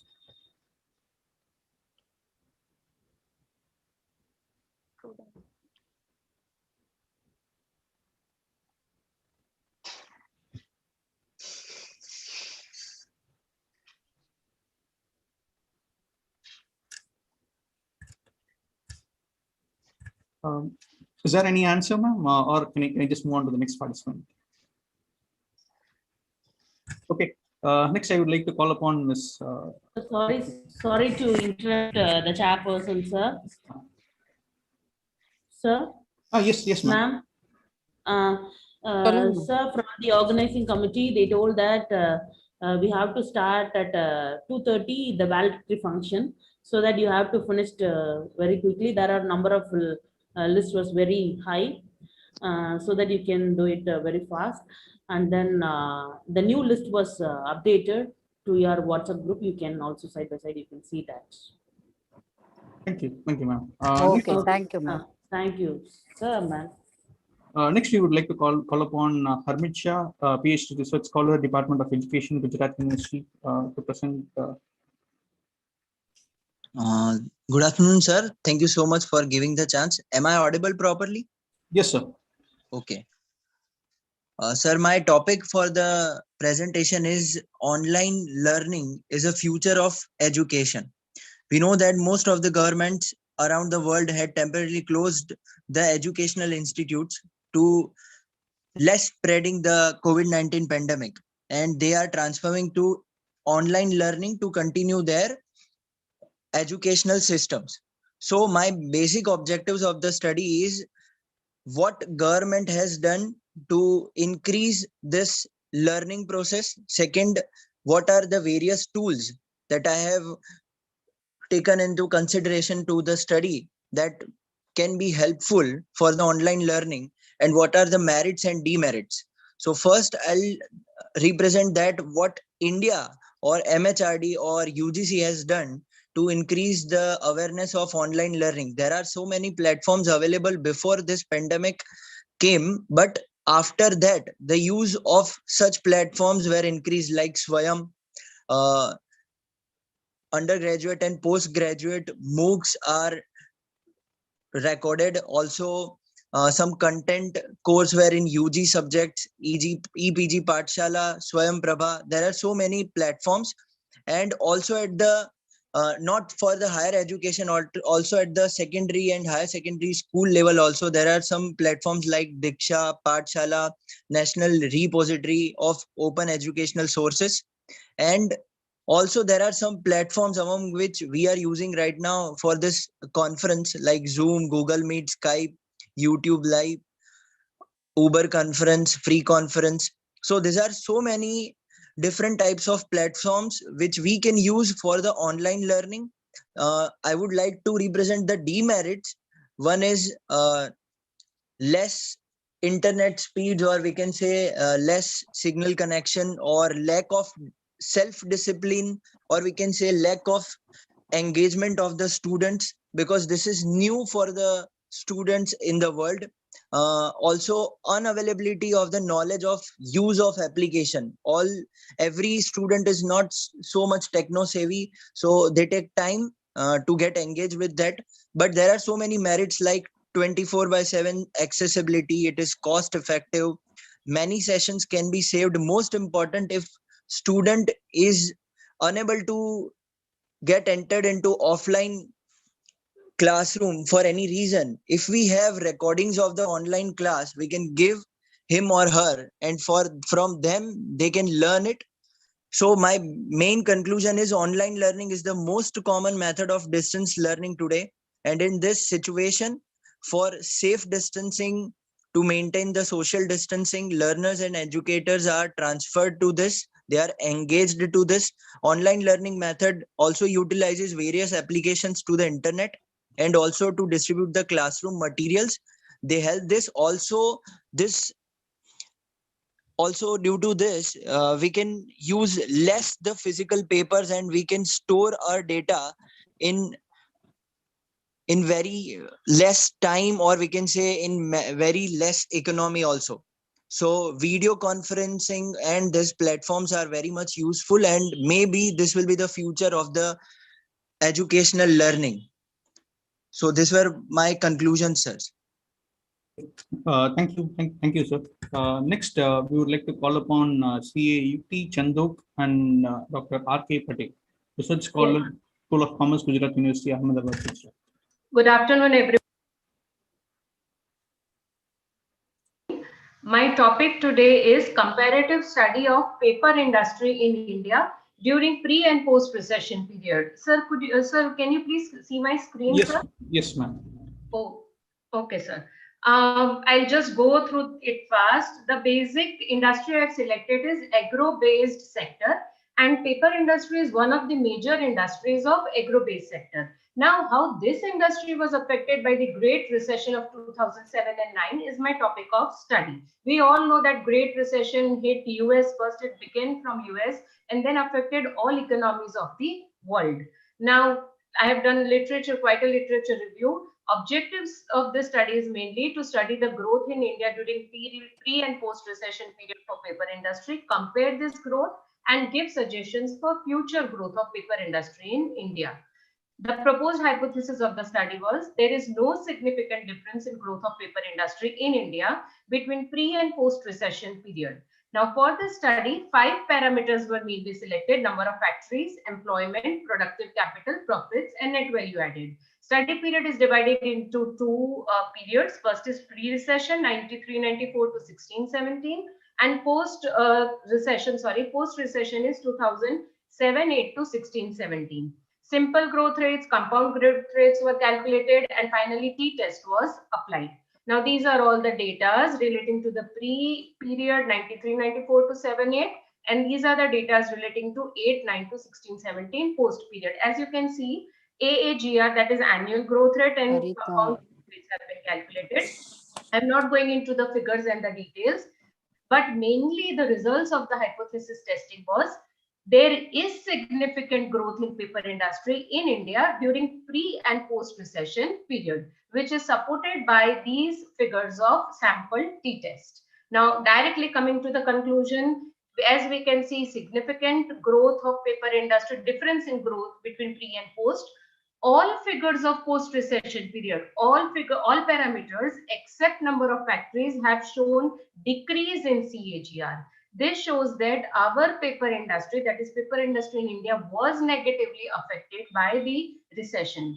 But the good part is that there was increase in number of factories post recession. However, even though the factories had increased, employment had not increased. This may be attributable to loss of jobs due to technology upgradations and automation in paper industry. Now, as far as suggestions go, a lot of revival measures can be taken by the government of India, like development of local market, technological upgradation, innovation, export promotion policies, FDI in paper sector, and so on. With the Make in India movement, which is started by our honorable government, I'm sure paper industry has a bright future in India. And my study will be very useful in this unprecedented situation of global pandemic, which we have faced in 2020. This study will be a torchbearer to explain, analyze, and conclude growth parameters of paper industry in India in the volatile and complex times that will follow, rather that is following in the post-COVID-19 business arena. Thank you so much. Thank you, ma'am. Next, we would like to call upon Parita Unatkat, Assistant Professor, Head Examination Department, GTU, LT Institute. Good afternoon, sir. Am I audible? Yes, ma'am. To everyone, my today's topic of presentation is a study on level of employee engagement with respect to Generation Y employees of education sector of Ahmedabad, where I will be focusing on the two main factors of employee engagement, that is workplace spirituality and job involvement.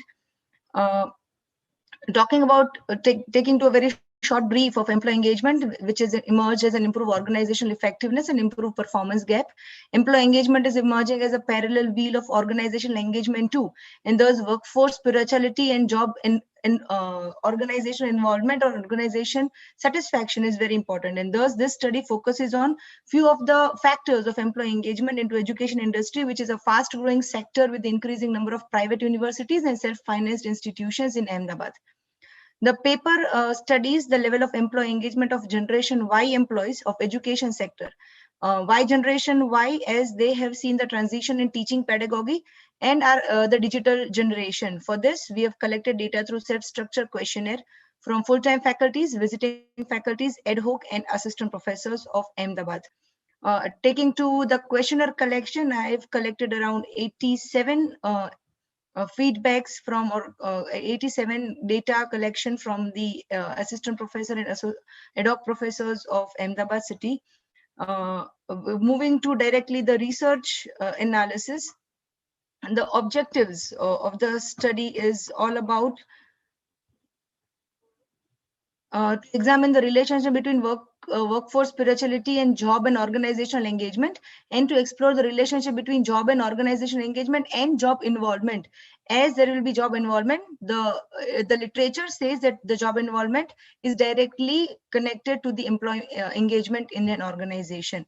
And the next is to assess the mediation effect of job and organizational engagement on work spirituality job involvement connection. The methodology that we have used is the study employed a quantitative methodology to find out the association among the study variables. A total of around 87 questionnaires were administered by the researchers via Google Forms. And according to us, there were around 59% of female faculties and 41% of male faculties who have filled up the form. The result and discussion was done by SPSS as a software, and it says that correlation coefficient indicates there exists significant relation among the independent variables. Independent variables that are the mediators, and the dependent variables are workforce spirituality and the job efficiency. Since the study includes testing the medication effects, the overall, not moving to the digits, but the F results of job involvement regression and job involvement regressed on the job organizational engagement comes to a conclusion that there is a direct and positive relationship found between spirituality and forms of engagement, which is still an underexplored area in the field. So yet the suggestion or the implications of the study goes as job involvement was found to be influencing consideration, but yet workforce spirituality must be studied more as far as the organizations or the education sector of Ahmedabad is concerned. There were around there were around few limitations which was found in the study. Was although the study provides an empirical evidence, and yet the study comes up with a positive acceptance of null hypothesis. But generation Y is such a generation which will be still working for coming 10 years in the organization, where they need to be involved in the work spirituality, yet in the Ahmedabad city by the education sector. With this, I'm done with my presentations. Thank you, ma'am. Sir, I have a request. I have the paper, even so I'm going to present my 2 papers. My second turn is 39th number today. So if you request, I can continue with the second paper for just 3 minutes so that I can wind up with my both the papers together. Okay, well, actually, we have more presenters, ma'am. Could you just contact the organizer? Okay, thank you. Yeah, thank you so much. Next, we would like to call upon Krishna Kulin Trivedi, School of Commerce, Gujarat University. Good afternoon, everyone. Respected chairpersons, faculty members, dear participants, and all you, my dear friends. My name is Trivedi Krishna. I am MCOM Gold Medalist from Gujarat University. Presently, I am a PhD research scholar at School of Commerce, Gujarat University. First of all, I would like to thank for giving me a wonderful opportunity to present my research paper. Secondly, I would like to congratulate the whole team for the grand success of this 2 days wonderful International Bodhi Conference. The 2 days Bodhi International Online Conference on Emerging Trends in Economics, Commerce, and Management is brilliantly organized, and the invited expert speakers also enlightened about the present situation. The theme of the conference, Emerging Trends in Economics. Ma'am, sorry to interrupt, ma'am. Could we make it direct to the presentation? Because we have still more many persons to be present. Yeah. Thank you. Sure. The title of my research paper is A Study on Blended Learning and Effective Learning Pattern, which justifies today's theme of the conference. I would like to talk about the rationale of my research study. The present research study has been undertaken to know and understand about the blended teaching learning method, which is also popularly known as hybrid learning, mixed mode of learning, a teaching learning style, which is a combination of both the technology-driven learning and the traditional classroom chalk and talk whiteboard learning. This paper also focuses on to review the benefits of the blended teaching learning method. It also focuses on the disadvantages. This research work will be of immense help to the academic fraternity, the research scholar group, the policymakers, students, corporates, and organizations to achieve an insight into the concept of blended learning. The study relies on the very important topic, that is blended learning approach, an effective, flexible strategy, a very nice approach, and a unique concept. And with this research study, the technology-based learning with the traditional classroom-based chalk and talk, whiteboard learning, blended learning, future planning can be done, further steps to be taken to develop it, and planning and strategy formulation for the successful implementation of the blended learning teaching concept in the long run. I would like to discuss about my research methodology. Basically, the word research is divided into 2 parts. That is re and search, which means to search again and again. Secondary data has been used for this study, and the data which has been used is taken from various websites, books, conference proceedings, journals, magazines, etc. I would like to discuss in very short about blended learning, which is an effective learning pattern. And today, the 21st century is the digital age, and it is the global digitalization trend. The digitalization trend and various innovations are seen in vast areas like technology-driven banking, popularly known as e-banking, electronic banking. Same way, different areas like e-commerce, e-business, e-payments, e-bookings, e-services, e-learning, etc.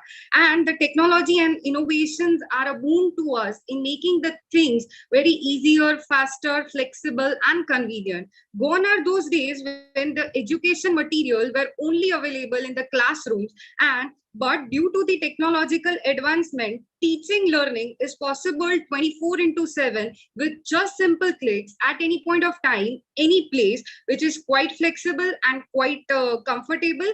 The blended teaching learning concept is a great concept, which also keeps the teacher more engaged with their students, and a unique teaching learning experience catering the needs of the students. With the significant demand and the acceptance of online mode of learning during this hard times of COVID-19 pandemic, the blended teaching learning concept, a combination of technology-driven learning and the traditional classroom learning, is the new concept which is to be adopted. Last, I would like to conclude, like every coin has two sides, same way, the blended mode of learning also has some advantages as well as certain disadvantages. But with the digital age and the innovations in technology, there will be better and positive outcomes in the learners with the blended teaching learning concept.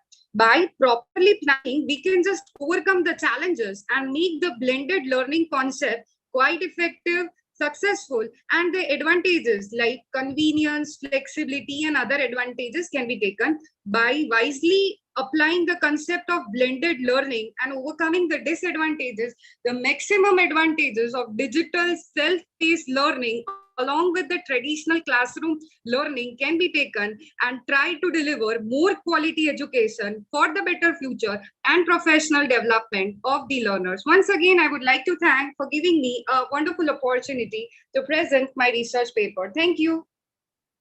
Thank you, ma'am. Next, we would like to call upon Dr. Rajkumari Soni, Assistant Professor, Faculty of Commerce, the Maharaja Sayajirao University of Baroda, Vadodara. Yes, respected chairpersons, academic colleagues from other colleges and universities, ladies and gentlemen, a very good afternoon to all. I am Dr. Rajkumari Soni with my co-author Mr. Bhumit Shah from the Maharaja Sayajirao University of Baroda, Vadodara, Gujarat is going to present our research paper on the trend analysis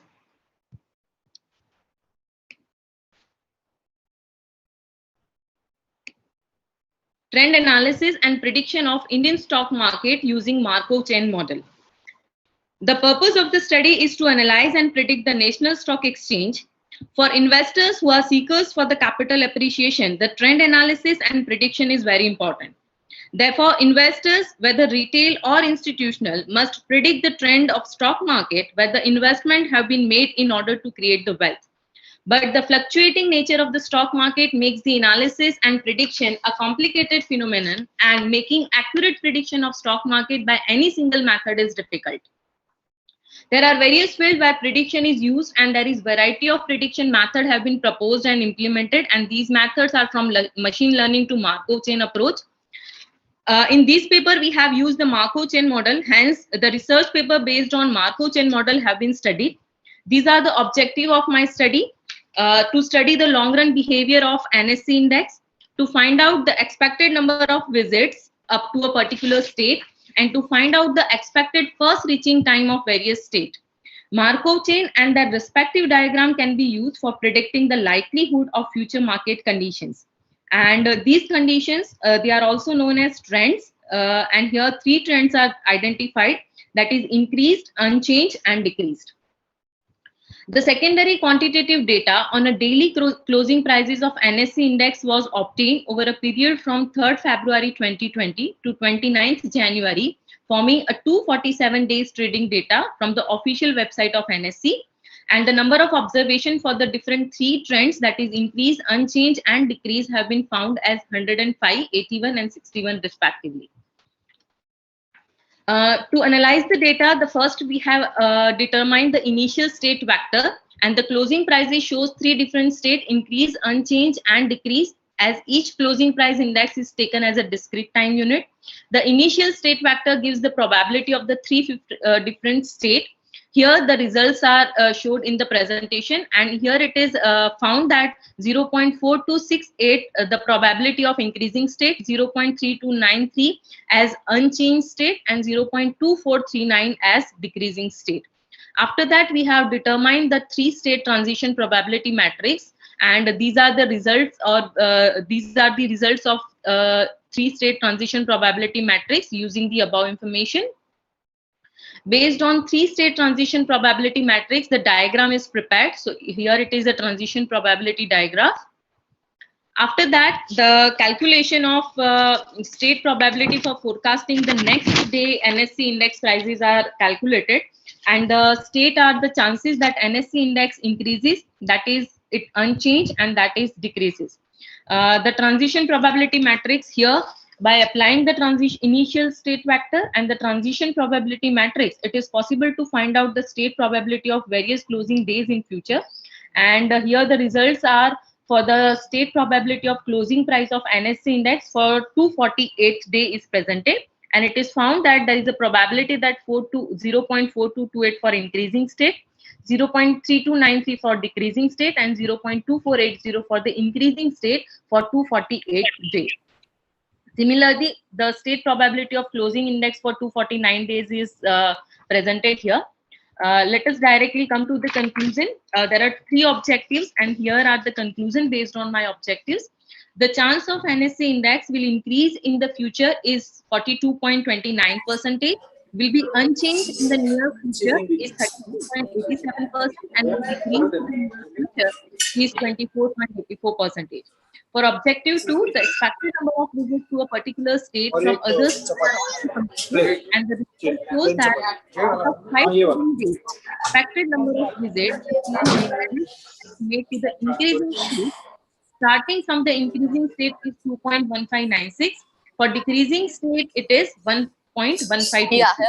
In the last one, the result of expected return time shows that the change for NSE index should visit the increasing state on an average 2 days, and the expected return time to the decreasing state starting from the decreasing state is 4 days.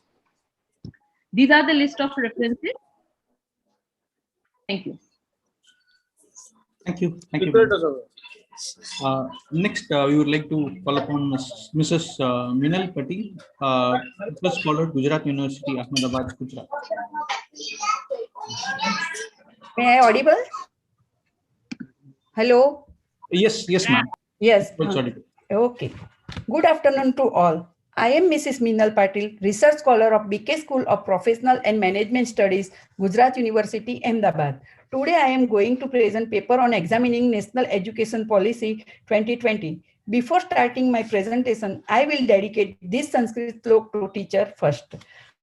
Guru Re Brahma, Guru Re Vishnu, Guru Re Devo Maheswara, Guru Sakshat Para Brahma, Tasmai Sri Gurave Namah. Thank you.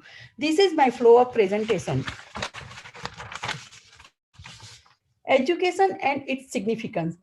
These are some quotes are education by famous personality, but I like the most is Dr. B.R. Ambedkar's quote, purpose of education is to moralize and socialize the people. Practices and approaches. Gandhiji wrote with the great emphasis that if a generation becomes ignorant of the efforts of their forefathers and feels ashamed on its culture, then it is destroyed.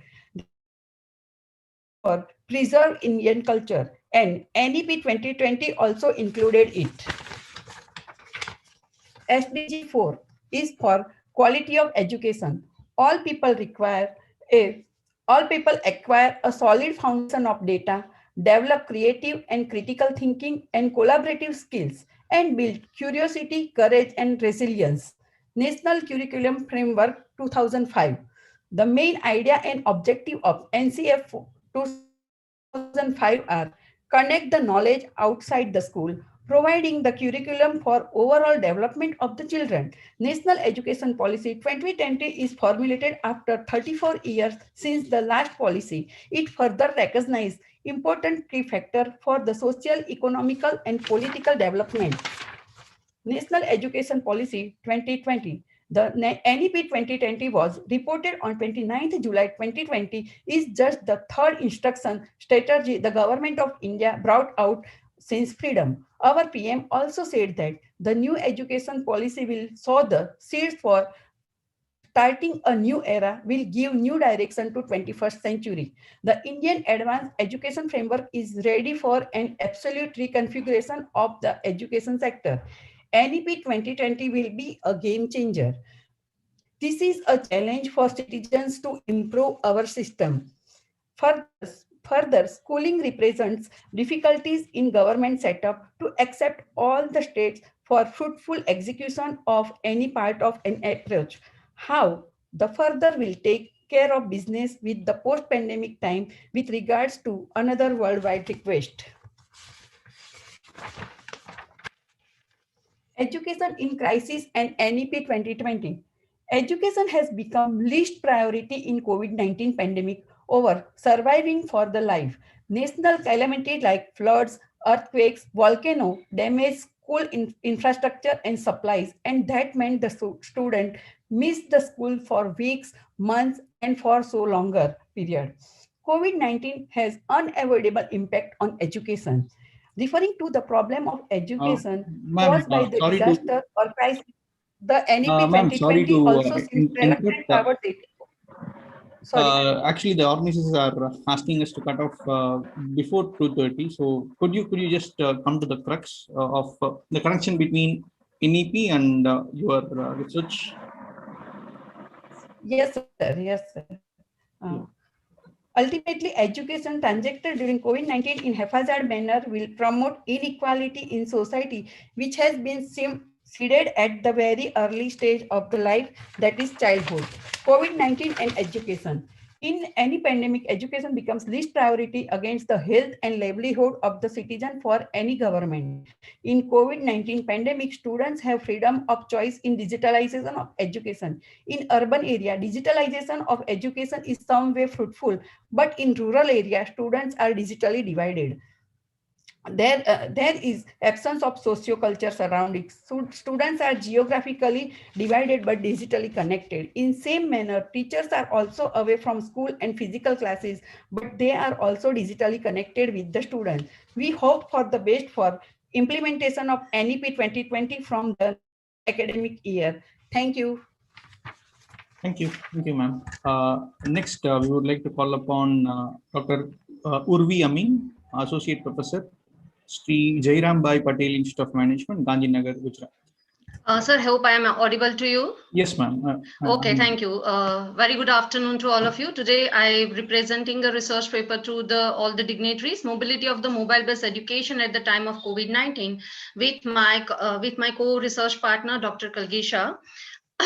The flow of the presentation, that is introduction, definition, objective, what are the applications available to the student, analysis, and the future aspect available to the people at large. With respect to the development of the learning concept, we are passing through the different dynama, that from the learning, from the distance learning, web learning, from the mobile learning, and then mobile-based application learning. It is coming to the now times. It is not the choice, but it is compulsion for all of us to continuing our education system in the well-defined manner. So when we say that online classroom has become now normal for the student as well as the teacher during the ongoing COVID-19 pandemic, students are now communicated with the teacher over the video conferencing app to study and keep up-to-date course in the remotely. To add the student during this time, there are several online applications and educational applications available to them, which are available on the both Android and iOS device in Indian segment in India. While some of the learning app focus on the general topic with the student aids, and the other design with the specified field on the study in their own mind. Along with that, additionally, educational apps help you to understand the concept in interactive way, such as animated videos, which make the learning more fun and intuitive than the traditional method. But which are the applications available and how it is to be developed? For that, the different basic mobile application which are utilized most by the people, that is focused by the researchers, Byju's, An Academy, Vedantu, Topper, and Doubtnut. What are the objective of the researchers study? To study the available mobile-based application to the utilizer, to identify different level of the study included in different mobile-based application, and to investigate growth rate of the different mobile-based application pre and post-COVID time. First, the researchers focus on the Byju's, which is on the top in the list and the most popular online application app in India. Although this application primarily focus totally on the schooling education, it is also including courses of the JEE, NEET, UPSC, Bank, PO, all are there. While this course is paid starting from 3,500, and there is a scholarship program for the student for the class 4 to the 12th. Byju's app also including online classes for the conceptual understanding, clearing the the doubt, personalized learning, individual attentions to the mentor. Along with that, they are also tie up nowadays with the Whitehead Junior, and so that offering student the coding segmentation if they are interested in learning, which are the major features of the Byju's features, that these courses for every class. They are also offering the program scholarship programs, providing the competitive exam platform to the students, coding for the kids. Not only that, they are also making expansion with the different add-on into the Byju's app. Unacademy, it is the next online education app available in India, which is totally focusing on the competitive exams. The Unacademy, including the courses from UPSC to JEE, NEET, SSC, bank examination, all the competitive exam courses provided by the Unacademy. This application helped to understand the concept with the daily live classes, practices, revision, mock test, and all that. Which are the major feature of the Unacademy? That is major suits for the competitive exam, live classes, and mock test. It is a major feature of the Unacademy application. Vedantu application, it is similar as per the Byju's, which is including classes for the school going kids. Vedantu also including the live classes preparation for the JEE, NEET, and ND examination. Among with that, they are starting 4,000 per month, and major features that is focusing on the school going children, coding for the kids. It is a major focus of the Vedantu. They are providing a live class as well as try to capturing the competitive examination. The next application, that is a topper, that is available all the classes across board. Could you just come to the conclusion? Yeah, sure, absolutely fine. I just come to the conclusion. As per the pre and post academic pandemic time, the researcher finding out that Byju's is able to increasing their latest valuation from the 8 million to the 11 million. Unacademy is improvised their own valuation from $400 million to $1.5 million, while Vedantu is converting from $280 million to $600 million. Topper converted their valuation from $64.8 million to $112.8 million, and Doubtnut is converted their valuation from $19.5 million to $35 million. That all factor file suggested that is the need of the online application from the larger segment of the economy, and with the different features, they are capturing larger market share. Thank you. Thanks a lot, sir. Thank you. Thank you, ma'am. To be more transparent and just discuss the situation in open, actually, we have to wind up before 2:30. That's the information coming from the organizer, and we have 20 more participants to be presenting the research paper. So due to the time constraint, it is expected to cut off the formality and just dividing 25 minutes by 20 participants. We have to just stick on to 2 minutes. That's the time we have. So I request the future participants to cut off the presentation before 2 minutes and to cut off the formality and directly go to their objective and the findings. So next, I would like to call upon Dr. Kalgi Shah, Assistant Professor, School of Management Studies, National Forensic Sciences, University, Gujarat. Respected Chairperson, just a minute.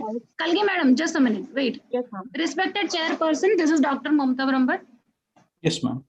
Sir, kindly, after Kalgi, kindly include Professor Ankit. He is from South Africa and our time zone and his time zone is different.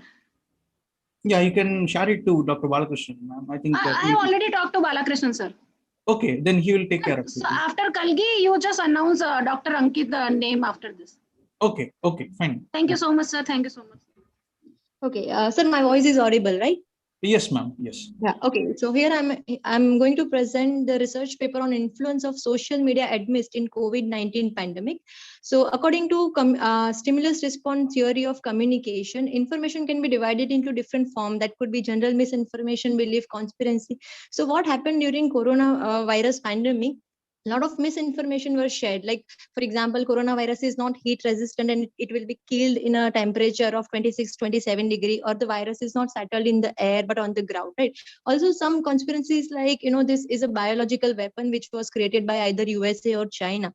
So the major objective of this study is to focus on the role of social media, whether it influences people's mind and spread the panic during COVID-19 pandemic by sharing information or misinformation. The research method was descriptive analysis, and total 180 participants were surveyed for the same. I'll be quickly moving to the major findings of the research. The research suggests that the youth are the most active on social media users, and they are using various social media platforms as compared to other age group.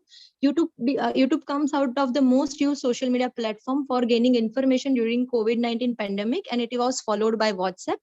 There is a significant increase in the duration of time spent by individual on various social media app during COVID-19 pandemic. Information related to COVID-19 and health are most viewed and read information on the social media, followed by information related to economic and political news on COVID-19. Three-fourths respondent had found the various social media platform helpful to gain information about COVID-19. About 81% of respondents have said that the social media is good platform to create awareness among the people in the time of pandemic. There are various corona awareness campaigns started by government, and more than 80% of respondents say that they have seen such campaigns on social media platform. Also, the Arogya Setu app which was launched by Government of India and making people aware about COVID-19. Three-fourths of respondents have already installed that application. 50% of our respondents agreed that they have shared COVID-19 related information on various social media platforms. 52% of respondents agree that seeing more and more information related to COVID-19 on various social media spreads fear and panic in them. 53% of respondents are psychologically affected by information related to COVID-19, and there are also 32% respondents who are not afraid of these kind of information. WhatsApp followed by Facebook emerged at the highest frequency of fake news as compared to other social media platforms. And information related to number of infections, death tolls, fake news, fear including information, photos and videos have highly impacted in creating panic among social media users. To conclude the research, I would like to say that on the basis of the findings, it can be seen that more information and misinformation related to COVID-19 has affected mental health of people. There are a lot of information available and shared on the various social media platform, and most of them are user generated content, so that the validity of that information was always a question. Social media is a good platform to make people aware, but it depends on how we use it. Right? There are both positive and negative news on COVID-19. It's individual's own perspective when anyone shares the information about without confirming it. Thank you so much, sir, for the opportunity. That's all from my end. Thank you, sir. Thank you, ma'am. Next, I would like to call upon Dr. Ankit Katrodia, lecturer, Northwest University, South Africa. Very good afternoon, one and all. Am I audible? Yes, sir. You are audible. Thank you so much. Thank you for giving me this opportunity to present my paper. And the title of my paper is Does Social Media Replacing a Conventional Marketing in Terms of Return of Investment ROI? This paper is jointly written by myself and one of my master's students. The idea behind this kind of study is that nowadays marketing play a very important and vital role for each and every organization. And since the pandemic started and everyone has gone digitally, either it should be a small scale enterprise or it should be a big manufacturing company. So what we did is that we went to the 50 sample size which already in the business, and we try to identify the before lockdown what actually in terms of marketing and what the social media now helping them in order to achieve a return of investment. So there has been increase in number of the organization using the social media for marketing purpose, and as a result organization find it easy and convenient to do a marketing promotional activities in terms of social media marketing, and while doing this they achieve more about customer relationship management, and indirectly it lead to the omni-channel marketing as well. So the study was in response to the problem. First, organization now need to prioritize the resources when it comes to the marketing in terms of the social media. And the second problem statement is the competitive marketing channel to study in terms of how effective social media in order to achieve a repeat and relationship marketing, so that we identify a primary research objective is to social media is more effective than conventional marketing strategy like television and print advertisement and radio and newspaper and so on. The study also sound to determine in the return of investment for social media marketing is enough to convince the organization in terms of organizational bias versus the personal bias as well. The quantitative research method was employed for this study, and the method was selected because it allowed the researcher to ascertain the exact return of investment on social media marketing. The first key finding was that despite the growing of social media marketing, there was a strong dependence on conventional marketing channel, because certain people still living in the area where they do not comfortable on social media marketing, they are still more prefer on a traditional way of marketing. And then after we identify a difference between a product and services, what the social media make a difference in terms of product, in terms of service sector as well. The key contribution of the study is to fill a research gap of the efficiency of social media marketing within the South African continent. And the second study also contribute a literature that conventional marketing increase the profit maximization and wealth maximization of the any organization. So this was my study, which was done in last couple of months in South Africa. Thank you for giving me this opportunity, and if there any question, I will be happy to give the answer. Thank you.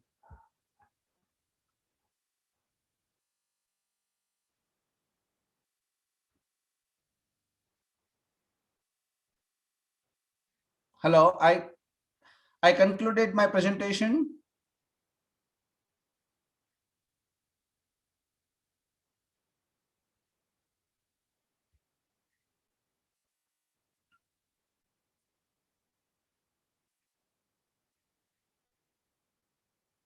Hello, everyone.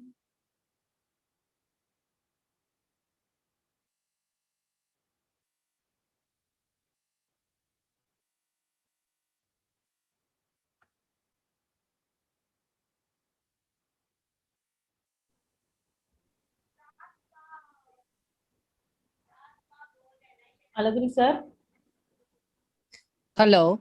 Hello, ma'am. Yes, Dr. Balakrishnan. Sir, thank you for your informative presentation, sir. Thank you.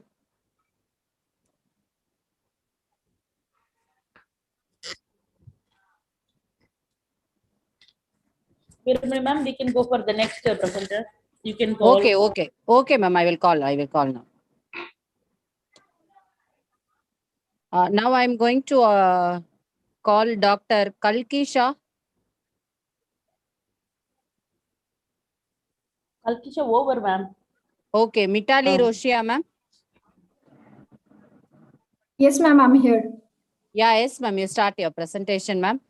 Sorry to disturb you. Kindly, please cut short your presentation for 2 minutes, ma'am. That we are.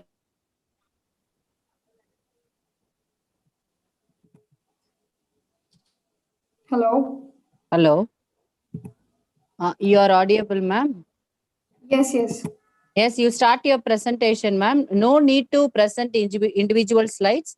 You straight away what is your topic and your main objectives and the conclusion, ma'am. That is okay. All right, ma'am. Keeping your norms and guidelines in their place, I'm quickly running through my topic, which is to study the literature review of the social behavior change communication, that is SBCC on the digital platform.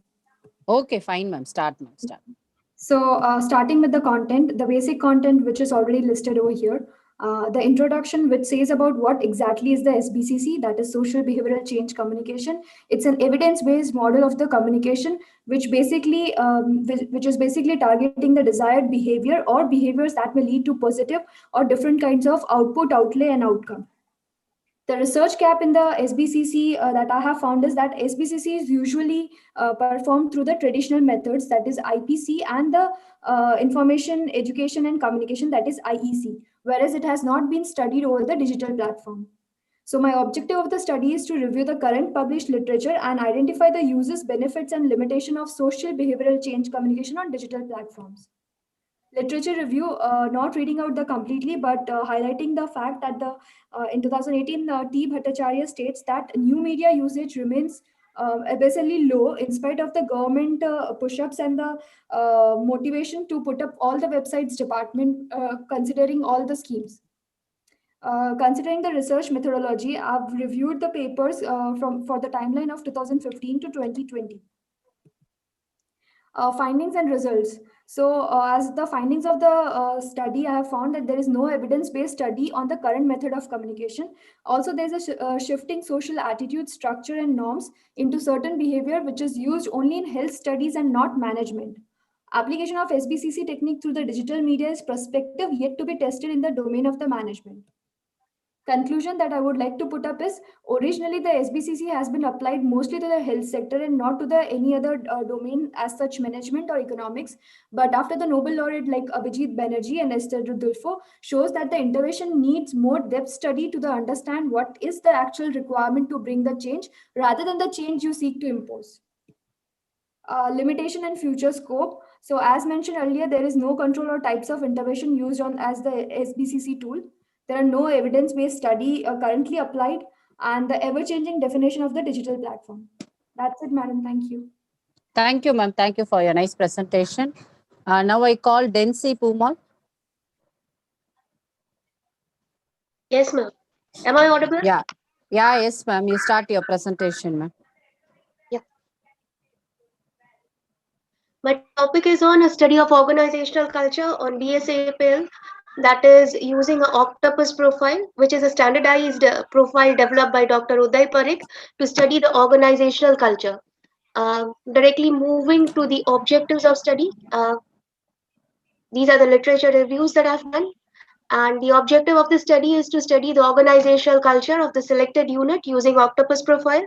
The next is to compare the adaptation of dimensions of octopus among male and female employees of BSAPL, and same next to regarding adaptation of dimensions across different age groups and across different income groups. The research methodology formed 4 hypotheses. There's no difference in the dimension of octopus in BSAPL as compared to standard norms. Octopus profile carries a standard tentative norms. So I have compared the collected responses with the help of standard norms, and I've proved my hypothesis. Then the second one is regarding no differences in adaptation to dimension of octopus among male and female employees of BSAPL. And same, the third and fourth is regarding various age groups and regarding various income groups. The data was collected, primary data was collected using an octopus questionnaire, which is a standardized questionnaire, including 40 items. The secondary data was collected using internet and with the help of staff of BSAPL. The sample size, that is 47 responses I got, and I analyzed them. The sampling technique was convenience sampling technique, and the tool for the study was octopus profile questionnaire. The analysis of data was done using 4-point scale, and actually this octopus is an abbreviation of 8 of the dimensions. So each letter of octopus carries 5 statements, which are to be rated from 4 to 1. These are the analysis of data. I'm directly moving to the conclusion. All the hypotheses, all the 4 hypotheses, null hypotheses were rejected, and thus it is said that there is a difference in dimension of octopus in BSAPL as compared to standard norms. There is difference in dimension in adaptation to dimensions with regard to male and female employees. With regard to different age group also the dimensions differ, and with regard to various income groups also the dimensions differ.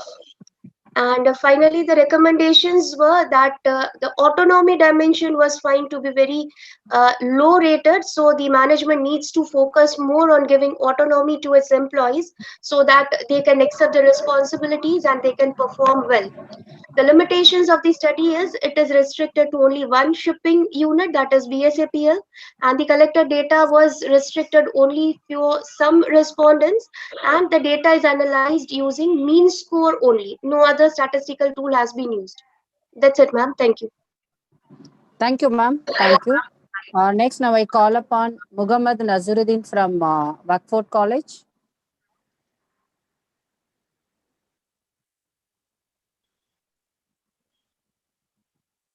Next, Miss Uppal Shilpa. Are you in line, ma'am? Yes, ma'am. Am I audible? Hello, ma'am. Uppal Shilpa.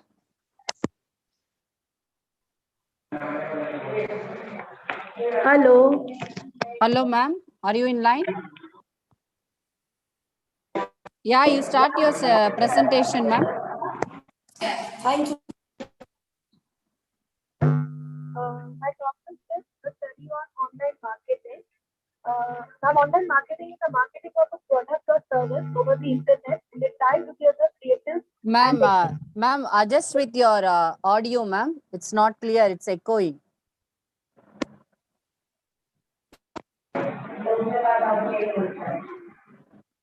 Ma'am? Yeah, now it's clear, ma'am. You start.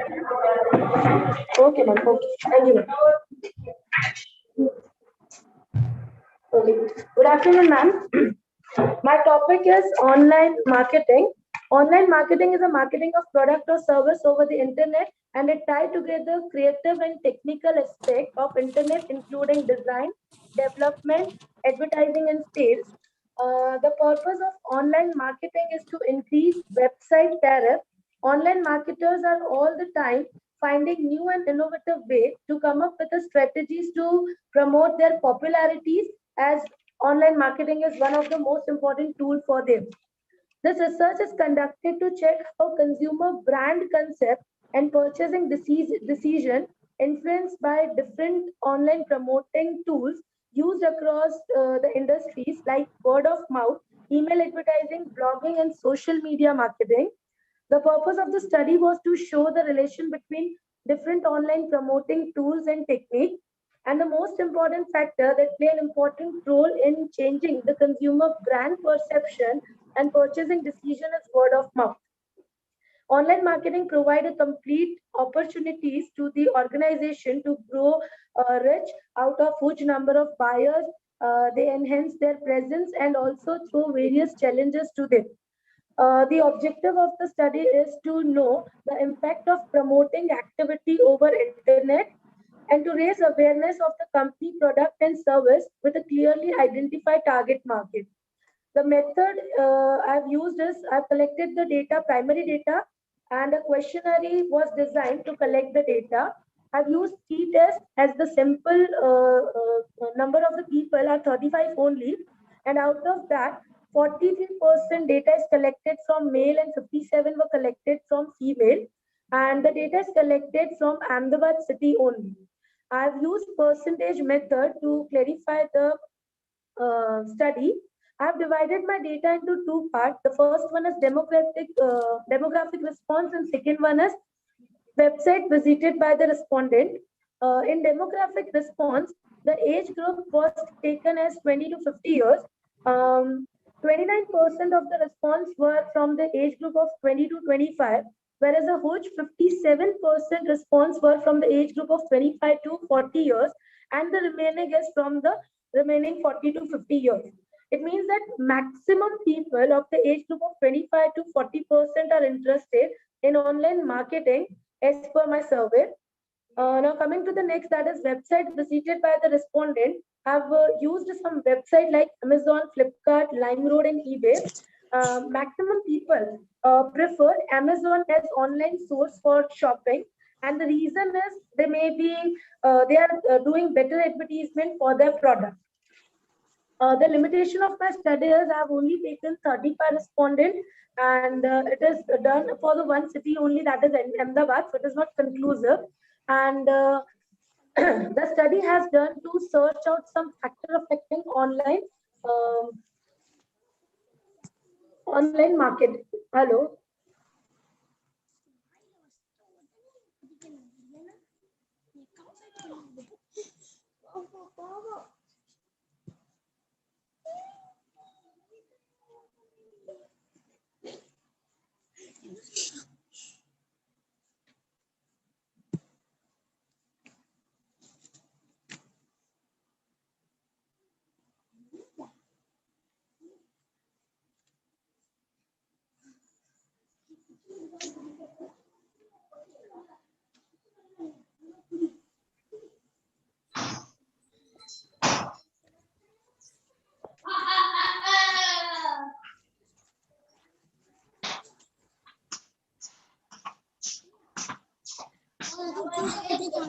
Chairperson, respected Chairperson for the day.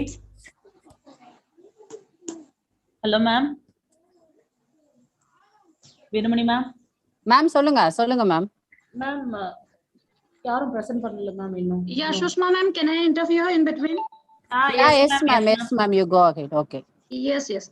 Dear all participants, as you know, function it is delayed by half an hour, and our guest for the validatory function is from Germany.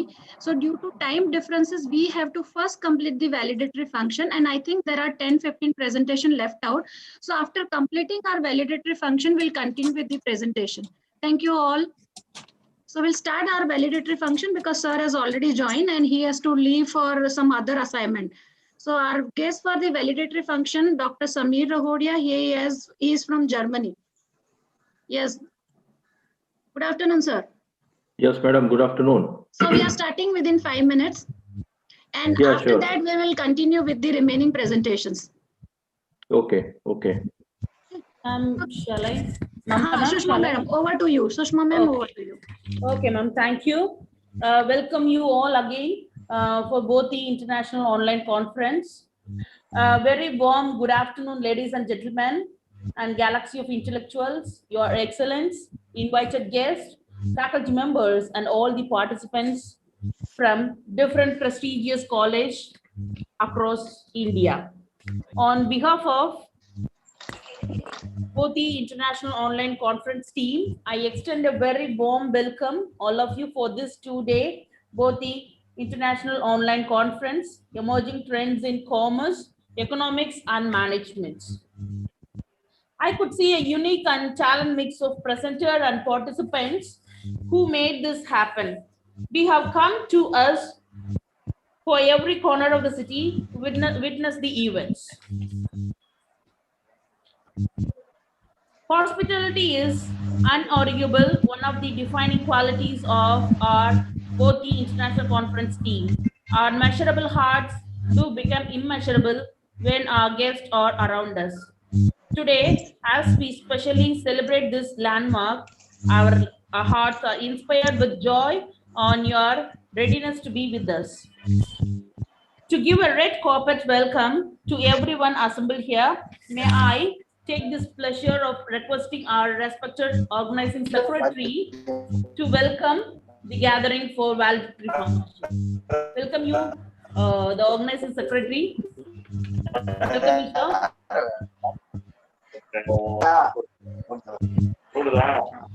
கையிலே வச்சிருக்கீங்க ஓடுதுன்னு இருக்கேன் 16:27 2 மணி 27 நிமிடம் அதுதான் correct. Hello, sir.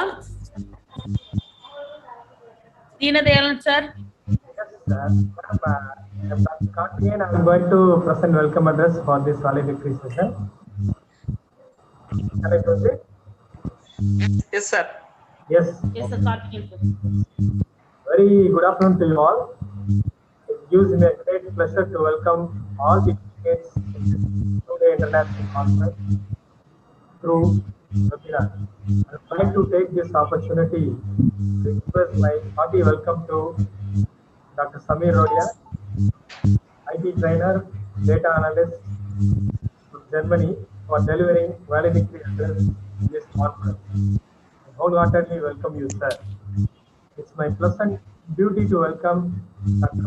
Mata, convener of this conference, for presenting her observation on this two-day international conference.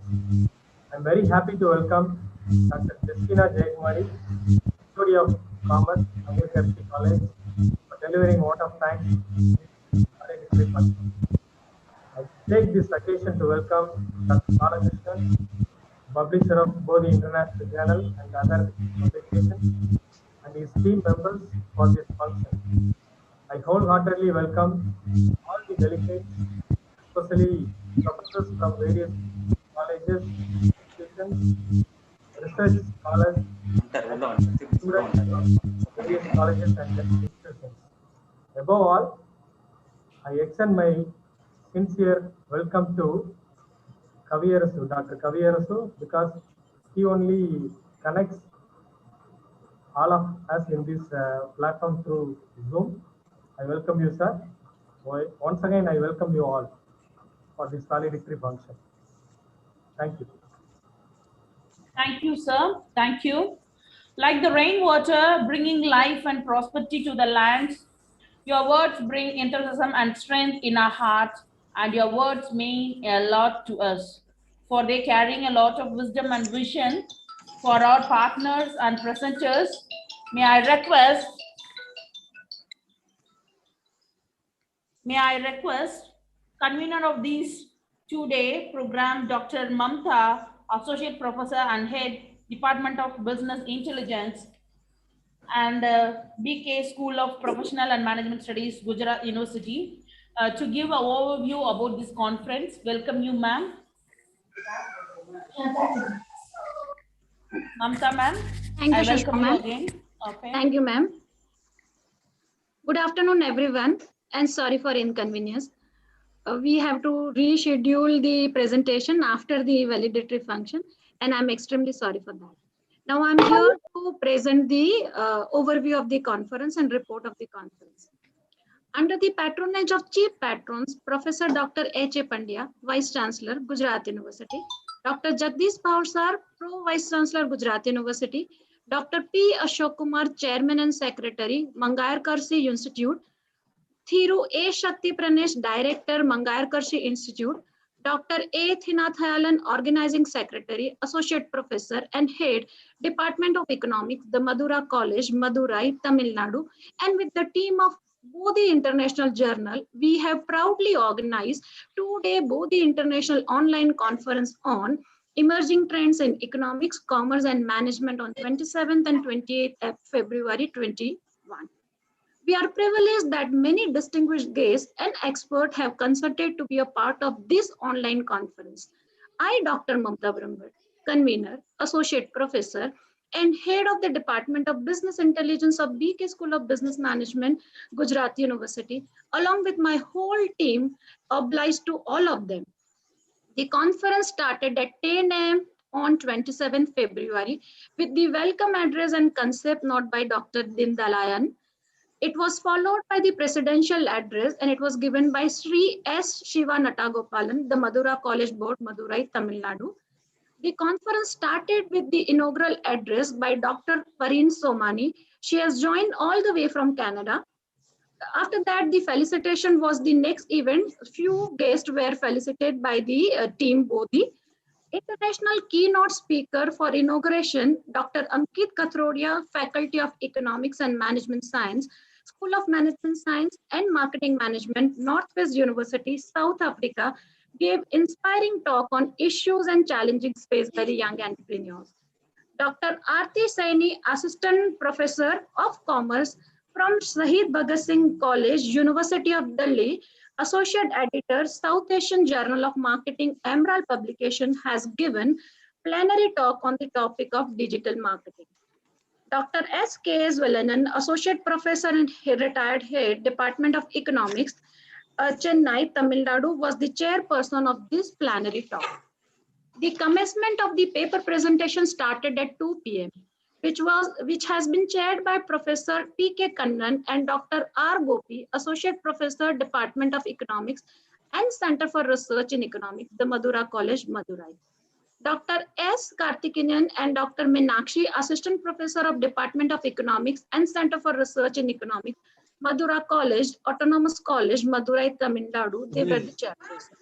In the first track, we have around 35 paper presentation and paper presentation ended around 5:30.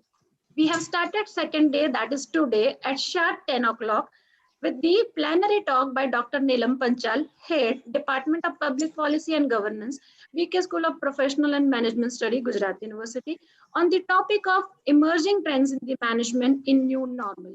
Dr. Neelam Panchal gave a wonderful insight for this topic. The next address was done by Professor Sarita Agarwal, Chairperson and Dean, Center for Studies in Economics and Planning, School of Social Science, Central University of Gujarat. She stressed on the topic industry and employment in the post-lockdown and Indian perspective. Second day, paper presentation started at around 11:30 and the first half has been chaired by Dr. Malai Murugan, Associate Professor and Head, PG Department of Commerce, Madura College, along with Dr. Anupama, Assistant Professor from Navrajna University. The second half of the paper has been chaired by Dr. Mrs. Veera Ramani, Associate Professor, Head Department of Commerce, CA Mangayarkarasi College of Arts and Commerce and Science for Women, Madurai. And it was along with the Professor, I think, Alaigar Swami, Assistant Professor of Economics, Loyola College, Chennai. We have around 53 presentations for this track, and still there are 10-15 presentations left. After the validatory function, we will continue with the same. In the validatory function, we have guests from Germany. Dr. Samir Rahodia, he is the IT trainer and data analysis from Germany, and he is going to speak on jugalbanti of big data analytics and management. Feedback of participant and number of the presentation depicts that the conference was huge success. Now, hand over to you, ma'am. Thank you, Sushma, ma'am. Over to you. Thank you, ma'am. Thank you for your overview about the two-day Bodhi International Online Conference, ma'am. Thank you. Next, the joyful heart sees and breathes the world with a sense of freedom and gracious. You all know that whom I am meaning it. It is none other than our respected and honorable engineer Sakti Pranesh, Director, Mangayarkarasi Group of Institution, Madurai, to give a very warm special address. I welcome you, sir. Good afternoon to all.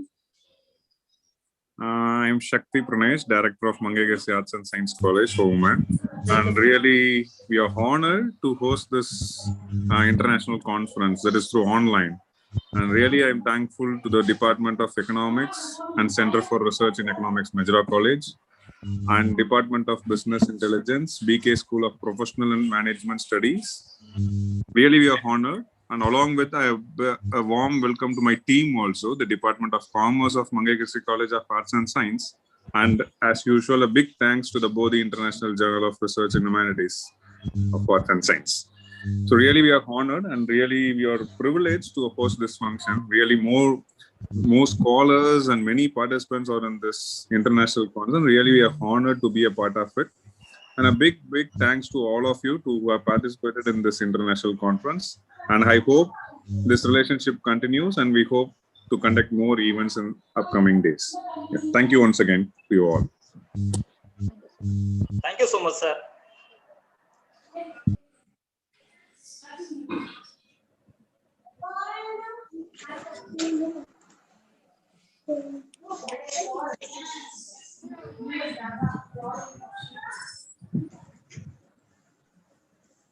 Thank you, sir. Thank you. Yeah. Sushma, madam, kindly unmute yourself. Sushma, your mic is mute. Yeah. Thank you, sir. Thank you for your valuable time with us. And then the fragrance of Lord spread only in the direction of the winds, but the goodness of a person spread in all directions. May I now invite Professor T. Sushma, Assistant Professor of Commerce, Mangayarkarasi College, to give an introduction about our chief guest. Thank you, ma'am. I would like to introduce our chief guest of the validatory function, Dr. Samir Rohadio. He got a bachelor degree in electrical engineering and MBA from MS University of Baroda, and then he had an PhD in ERP implementation from Gujarat University, Gujarat Technological University, Ahmedabad, and then he did his master degree in data science from Italy, and he had 20 years of corporate and management, business management teaching experience in reputed institutions, universities within Germany and India. Last assignment was content manager in Continental AG, Hanover, Germany. Currently working as an IT trainer and data analyst in Hanover. And then now he was successfully conducting 40+ webinar workshops in last 7 months and trained 4,000+ professional faculty members and students in the area of big data, MS, Power BI, Tableau, and MS Excel. And then he was also given a Microsoft certified Power BI and Excel professionals, Tablet desktop specialist, certified Google Analytic professionals, professional Scrum Master and product owner, and a certified IDIL for professionals. At present, he had a teaching in business analytical courses in 5 Indian universities. And he was also conducted 50 plus sessions for German, policy and Slovenian students. And then he was also been as a life member of Baroda Management Association and Indian Society for Training and Development. And then he was also received 5 awards for teaching excellence from institutions of repute. We all know that we are here with a renowned chief guest who is here to give. I am happy to introduce her. Nothing great will be achieved without great men, and men are only great if they are determined to do so. You all know that whom I am saying, whom I am speaking. He is none other than our guest of honor. Therefore, valedictory functions. Ladies and gentlemen, you are happy to be with us, have with us Dr. Samir Rohadio, IT trainer and data analyst, Hanover, Germany. May I kindly request Dr. Samir, guest of honor, to share a few words on emerging trends in economics, commerce, and management. Welcome you, sir. The forum belongs to you, sir. Okay, thank you very much, madam, for this very good introduction. I think so up till now, I have never got this kind of good introduction in other platforms, but I'm very, very happy. And first of all, I would like to thank the management of this whole conference, and especially to my very good friend, that is Dr. Mamta madam. She connected me to this conference. And yeah, now I'm part of this community. And when I joined today, I think so half an hour before, I was listening to the different presentations, and yeah, I'm very sorry that because of me, you have to curtail that presentation. But somehow after half an hour, I'm having another assignment. It is also online assignment, so I have to go for it. So once again, I welcome you all. And it is my pleasure to get associated with this conference. And also, I would say that when I was going through the participant list, so I saw some of my ex-colleagues, my very good friend, like say Dr. Rajkumari Soni, if you are hearing me. So we worked together for 7 years. Then Dr. Kalgi Shah, we were both together in the same PhD program in Gujarat Technological University. And plus my another good friend, that is Dr. Ankit Katrodia from South Africa. So we know each other for more than now 15 years. Yeah. So all these new faces are there, and say known faces plus new faces. And I'm also congratulate all the I would say the paper presenters for doing a great work. Yeah, I know that it takes time, and say you have to invest time in preparing the presentation and also the research work. Yeah. So without wasting anything, now let us directly go to the topic. So as Madam said that I'm from the now earlier I was teaching the management subjects, and now I'm part of the big data area. So let me share some of my thoughts, some few thoughts, depending upon, yeah, we are having very few time, so less time. So let me share my thoughts on it.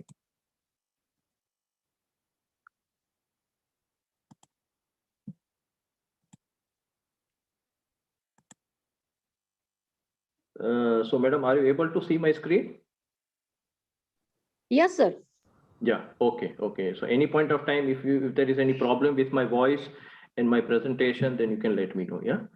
Okay. Yes, sir. Sure. So yeah, so I had a brief discussion with Mamta madam before this conference. So I just asked her that on which topic should I speak. Yeah. So that Mamta madam gave me an idea that, sir, you are having a combination of both management and big data analytics. So why not you go for a combination of that? Yeah. So then somehow I was thinking for a word, And suddenly this word came that is known as Jugalbandi. Yeah. So here I'll be talking that how the big data analytics and management, how they are connected with each other. Okay, though they are both separate fields, but definitely there is a very strong connection between these big data and the management. Yeah. So all these things have been told. Yeah. Now, as Madam said that I'm been teaching this business analytics in different universities. So University of Mumbai, Narsi Monji, Ganpat, International School of Management, Patna, and Adi Shankara Business School in Kerala. So these are where, and this is the beauty of this now this COVID-19. Yeah. So I'm sitting in Germany and I can conduct the sessions. Yeah. And I'm also currently part of this conference. So thanks goes to COVID-19 that I'm part of this thing. Yeah. These are some of my certification which Madam told, yeah, related to Power BI and those things, Tableau. Plus, if anybody is later on interested to have the workshop, then these are my workshop which I've already conducted up till now. Power BI. Then this is about the Tableau. Yeah, in Tamil Nadu, I was part of this IFET college. Yeah. Okay. So now I'll be focusing on very few topics. That is, first of all, like if those of you who are totally new to this big data area, then I'll just touch up the definition of big data so that we can be on the same platform. Then what is the Jugalbandi? And then the little bit information about the tools, yeah, that so which can connect both the things, big data as well as the management. Okay. So I'll start with a small this quote that is known as information is the oil of the 21st century and analytics is the combustion engine. So this has been given by a person known as Peter Sondergaard, and he is from a company, you must be knowing it, that is a Gartner research company. It's a very famous research company. And so he gave this this quote, and the quote focuses on two things, that is information as well as the analytics. Okay. You must have also heard another term that is data is the new oil. Yeah. So here the focus is more on information. Now information is considered as an oil. Yeah. And plus just having information is not important, or just having data, it is not important. You have to have some kind of engine which can process that information. So that's why we are talking about you can either say business analytics or data analytics. So with the help of data analytics or business analytics, we can definitely process the oil and then we can get some kind of knowledge out of it. So that's why this shows the importance of both information and analytics. Now, just to give you a little bit idea, like if you are new to this big data concept, so what is big data? Yeah. So this is the definition that, but before going for this definition, let me try to explain you in a very simple manner what is big data. So one of the author, he said that if you want to define a big data, then it has to have these 3 V's. Yeah. In marketing, we are having P's. Yeah. So when I completed my MBA in 2000, we were having 4 P's of marketing. Okay. And now I don't know that. I think so those number of P's have increased. So here we are talking about the V's. So volume. So whenever that word comes into your mind, that is big data. So something which we are talking about huge volume of data. So there is a volume. Then we are having the variety. So variety means we are talking about these 3 different types of data, that is structured data, unstructured data, and semi-structured data. Now, just to give you a brief idea, the structured data means we are talking about the data which we are already putting in that rows and columns. Yeah. So that is what we mean by structured data. Unstructured data is just opposite, where we cannot put anything in the rows and columns. So we are talking about data related to, like say, the JPG files, audio files, video files. These are all unstructured data. And semi-structured data means it's a combination of both structured as well as unstructured. So we can say that email is an example of best example of semi-structured. So in email, on the top, we are having some structured part where we write down the mail ID and CC, BCC, subject line. This is structured. And whatever we write down at the bottom, yeah, the main message, that is unstructured part. Okay. So in big data, we have this variety of data.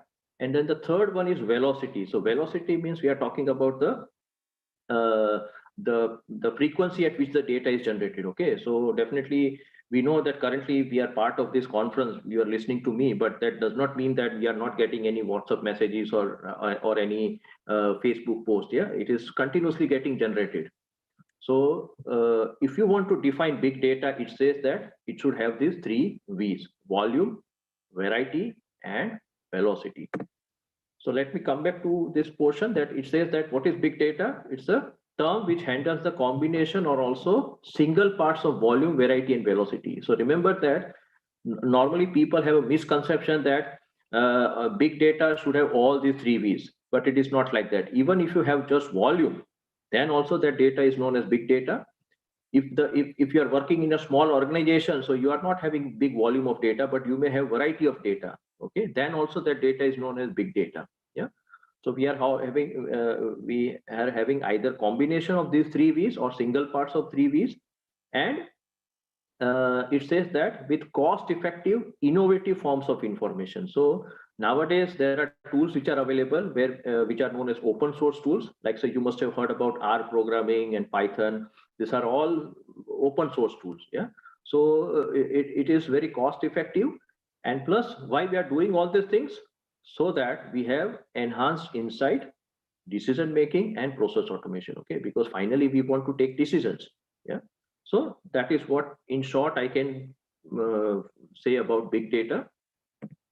Yeah. So after three V's of big data, then someone came with 7 V's of big data. Okay. Then now it is talking about 10 V's of big data. Okay. So maybe next year I may come with my own 14 V's of big data. Okay. You never know.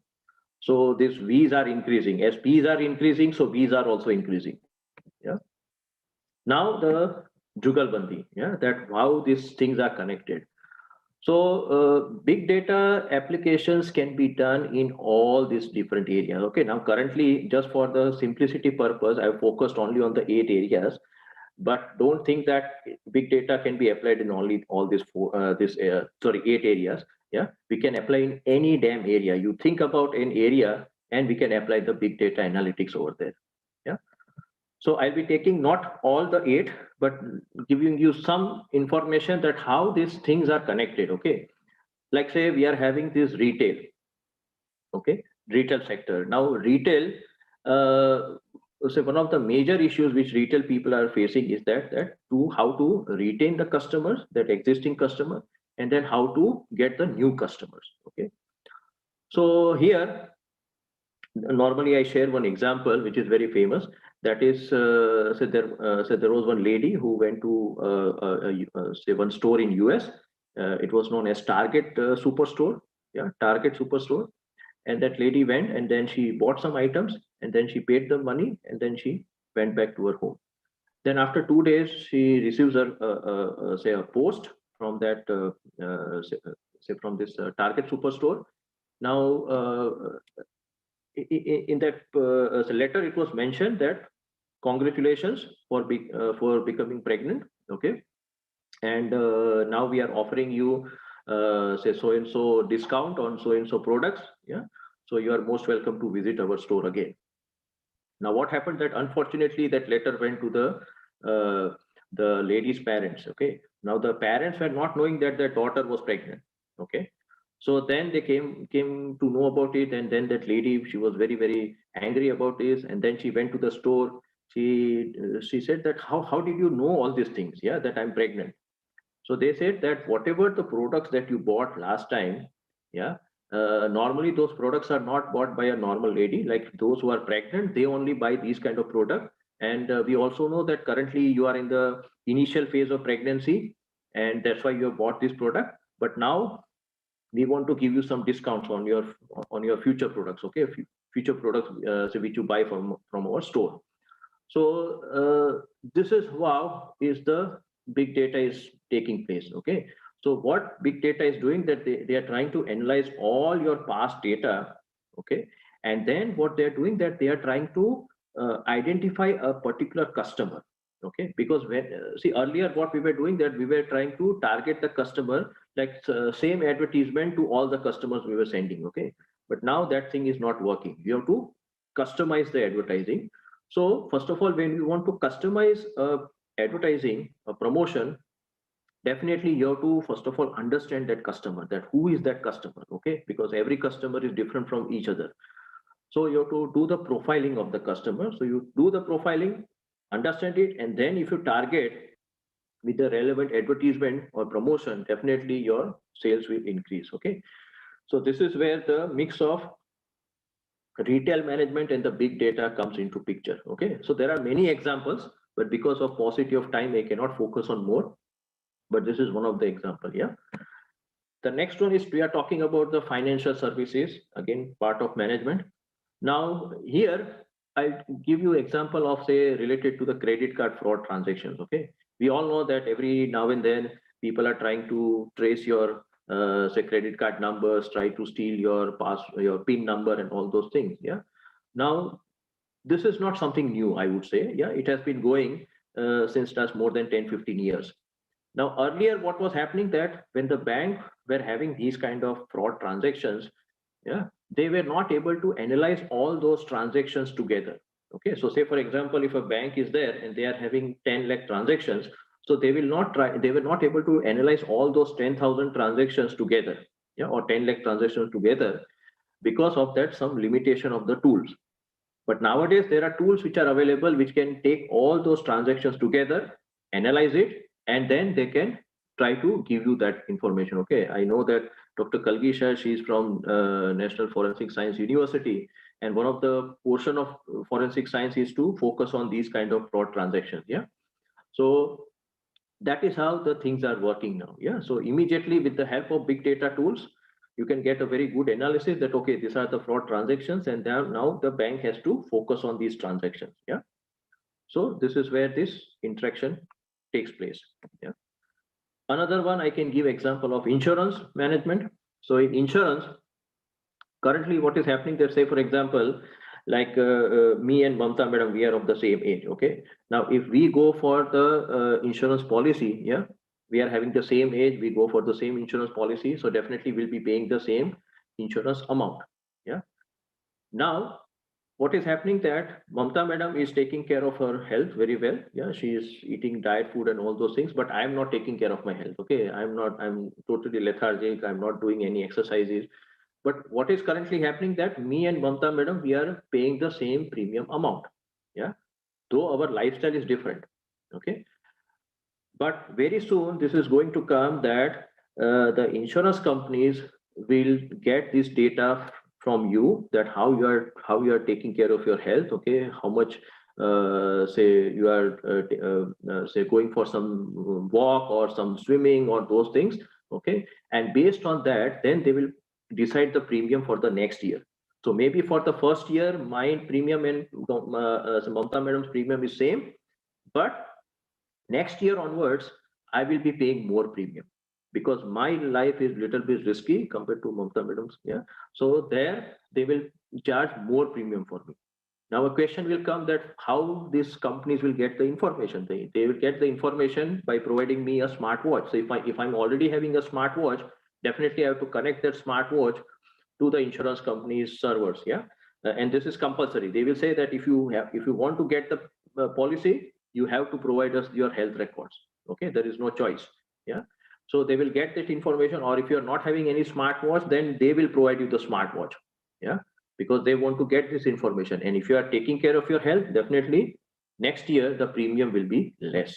Okay, so likewise there are n number of examples which are going to take place, and this is what I'm talking about today. This is really going to happen. Okay, already in some of the countries they have already started implementing that thing. Yeah, so likewise, as I have given you example of life insurance, the same thing also goes for the car insurance. Okay, so if you are driving very rashly, if you are having a lot of accidents, definitely next year you'll be paying more premium. Yeah, so this is about insurance. Then I know that since last March, people were really like when there was a lockdown, so definitely people were spending their time on Netflix and Amazon and those things. Yeah. Now here, Netflix, you must be knowing that yeah, it is using a lot of big data analytics. Yeah. So here I would like to give an example of this House of Cards. It is a very famous series. Yeah. very, very famous series. And I strongly recommend you, those who have not seen this series, to watch this thing. Yeah, it is about the US politics and US president and all those things, but they are not talking about the Trump. It is having a fictional character over here. Now, what is so special about this thing, House of Cards? So House of Cards, initially it was a UK series. Yeah, it was very popular in UK. Then Netflix wanted to have their own new series of House of Cards. So what they did, that they collected the total, all those data of their or say of the customers or the audience who watched this House of Cards series in UK. Okay, and they got all those minute information that at which particular scene the particular audience he or she stopped that scene. Okay, because sometimes if you like the scene, then you stop it. Okay, you stop or you pause it. Yeah, and then you see that scene and then you go forward. Okay, sometimes if the dialogues of the actor are very good, so we try to rewind it and we try to see those dialogues again. Sometimes if the things are boring, like say our Bollywood songs are boring, then definitely we skip those things. Yeah, so they had seen all those things. They collected all this kind of data. Yeah, and then they analyzed that data and then they came out with their own House of Cards series. Yeah, they even noted that which dress of a particular actor was considered as the best one, you can say. Yeah, and which was not considered best one. So they noted all those things and then they prepared their own House of Cards series. And you can imagine that definitely, okay, it would have been successful. So House of Cards series, this for Netflix, it has won more than 22 Emmy Awards. Yeah. So this is how the big data analytics can help in this connection. Yeah, that how it can totally change the, I would say, the entertainment industry, the media and entertainment industry. Okay. The last one, that is the tools, yeah, which are normally used. So currently, I'm very sure that you are not able to see this all the tools very clearly, but this is known as the big data landscape. Yeah. So whatever the different tools which are available, it has been shown here in the form of this big chart. Okay, but the major big data tools which are very, like I would say, famous, which are there. So we are having Python, R, SQL, Hadoop, Scala, Apache Spark. Okay, these are the major ones. You must have heard some of these words. Yeah. Now, I would say that because this conference is majorly focusing on commerce and management. Yeah. So here, as a commerce faculty, or even for the student also, I would strongly recommend you that you should have or you should learn these tools like say Power BI. Okay, Power BI. This is like an extended version of MS Excel, you can say. Okay, always I say that Power BI is the big brother of MS Excel. Yeah. So we are having. Sorry, can someone switch off the microphone? Yeah.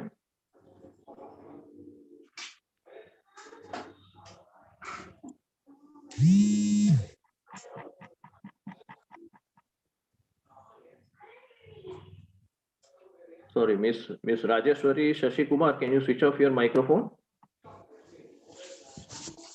Hello. Yeah. Hello. Yeah. Okay. Thank you very much. So Power BI. Then the next one is the Tableau. Yeah. So so these Power BI and Tableau, you can say that they are very, very famous. Yeah, they are number one and number two. Then there are other data visualization tools also. But at least I would say that either you can learn Power BI or Tableau, or if you are having time, you can learn both also. And both these tools, they don't require any kind of programming.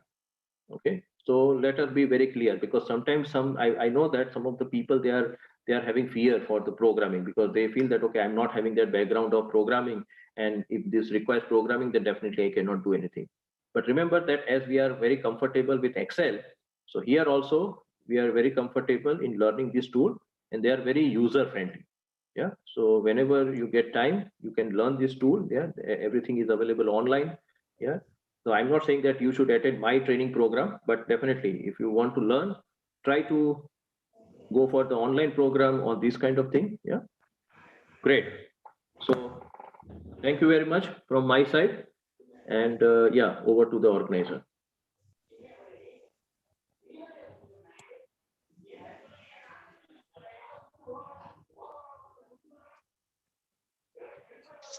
Thank you, sir. Thank you, sir, for sharing your deep knowledge with us. Your words were full of enthusiasm and valuable knowledge on the present needed society. I thank you for your sharing. If your action inspire others to dream more, learn more, and become more, you are a leader, says John Quincy Adam. At this juncture, I would like to welcome our respected principal, Dr. Rajeshwari, Mangayarkarasi College of Arts and Science for Women, Madurai. Welcome you, ma'am. Welcome you to the Bodhi International Online Conference, ma'am. Rajeshwari, ma'am. Principal, ma'am.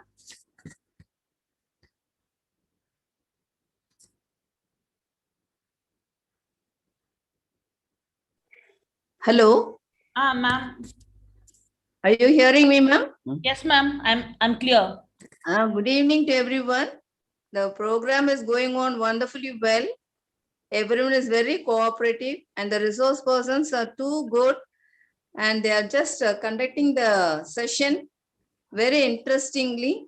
Even who I don't know about commerce and other thing, I'm able to follow the session and I'm very thankful to you resource persons and I'm very happy and I congratulate the Commerce Department for conducting such a wonderful conference.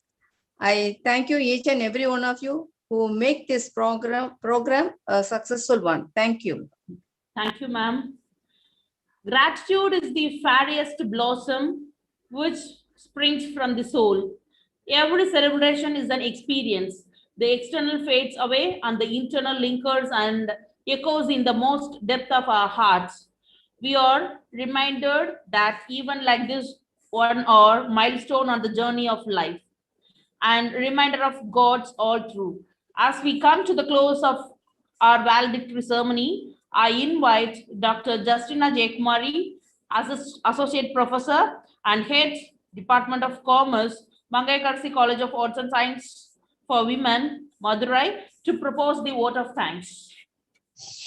Okay, respected honorable dignitaries, our most valued invited guests, and the faculty of entire institutions, and my dear presenters and participators, good evening to one and all. Feeling gratitude and not expressing is like wrapping a present and not giving it. So it's my obligation to propose a vote of thanks on this pleasant occasion. Let me first of all start by giving glory to the Almighty God for making today's occasions a resounding success. On behalf of the entire institutions, we would like to thank the dignitaries of the first day inaugural session, welcome address and concept note delivered by Dr. S. Deena Dayalan, Organizing Secretary, Associate Professor and Head, Department of Economics, the Madurai College. Thank you for gracing the occasion and for your excellent address. Thank you for your support and guidance. Thank you, sir. Then next, our inaugural address, the felicitation time. Dr. Jagadish Bose, Vice Chancellor, Gujarat University, and Dr. J. Suresh, Principal, the Madurai College, and our Director, Sakti Pranay, and our Principal, Ma'am, Dr. Rajeshwari, and Dr. Pratik Kanchan, Director, BK School of Professional and Management Studies, and all the supports and guidance. Thank you for every one of you. And we are extremely grateful to our chief guest, Dr. Parain Somani, independent academic scholar, educator, for gracing these occasions and inaugurating the conference with some very useful propositions from which the discussions can begin. Thank you, ma'am, for your presence and insights. I would like to propose hearty vote of thanks to our chief guest, Dr. Renu Viji and Dr. Anik Katrodi for gracing this conference and delivering the keynote address. Thank you, sir, And thank you, ma'am, for your very interesting and thought-provoking address. And then we thank all plenary speakers, Dr. TKS Villalan, Dr. Aarti Saini, and Dr. Nilam Panchal, and Dr. Sharita Agarwal, so for their enthusiastic participations in this conference. Thank you, every one of you. I take this opportunity to thank all the reviewers, Dr. P. Kannan and Dr. R. Kobi, and Dr. R. Karthikeyan and Dr. S. Meenakshi ma'am, and Dr. S. Mailmurugan sir, Associate Professor, Head, PG Department of Commerce, Madura College, and Mrs. R. Veeramani, Head, Department of CA, Dr. Anupama Dev, and J. Alagaswamy sir, for their valuable presentations for the time. Thank you very much for the wonderful session. I would also like to be deeply grateful to the respected guest, Dr. Samir Rogodia, IT trainer and data analyst, Germany, for presiding over this function and for an enlightening address. Thank you, sir, your valuable speech. Thank you, madam. And then my thanks also goes to all the people who have given their precious time in organizing. In particular, I would like to acknowledge and thanks Dr. Deena Dayalan, Organizing Secretary, Associate Professor and Head, Department of Economics, Madurai College, and Dr. S. Balakrishnan, Editor in Bodhi International Journal, and Dr. Mamta Pramit, Associate Professor and Head, Department of Business Intelligence, BK School of Professional and Management Studies, Gujarat University, and Dr. Justina and Dr. Mrs. Veeramani, HOD Commerce and CA. Thank you for every one of you. I take this opportunity to thank all the students and research scholars, associate professors, assistant professors, those who present the papers in a successfully manner.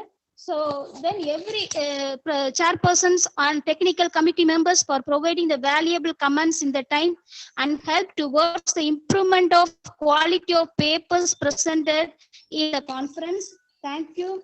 Once again, and a big thanks to Dr. Kalaranjini and Mrs. Sushma ma'am for their efforts towards anchoring for 2 days conference and successfully. I once again thank everyone whose contribution has made this conference a successful conference. Thank you one and all. Thank you.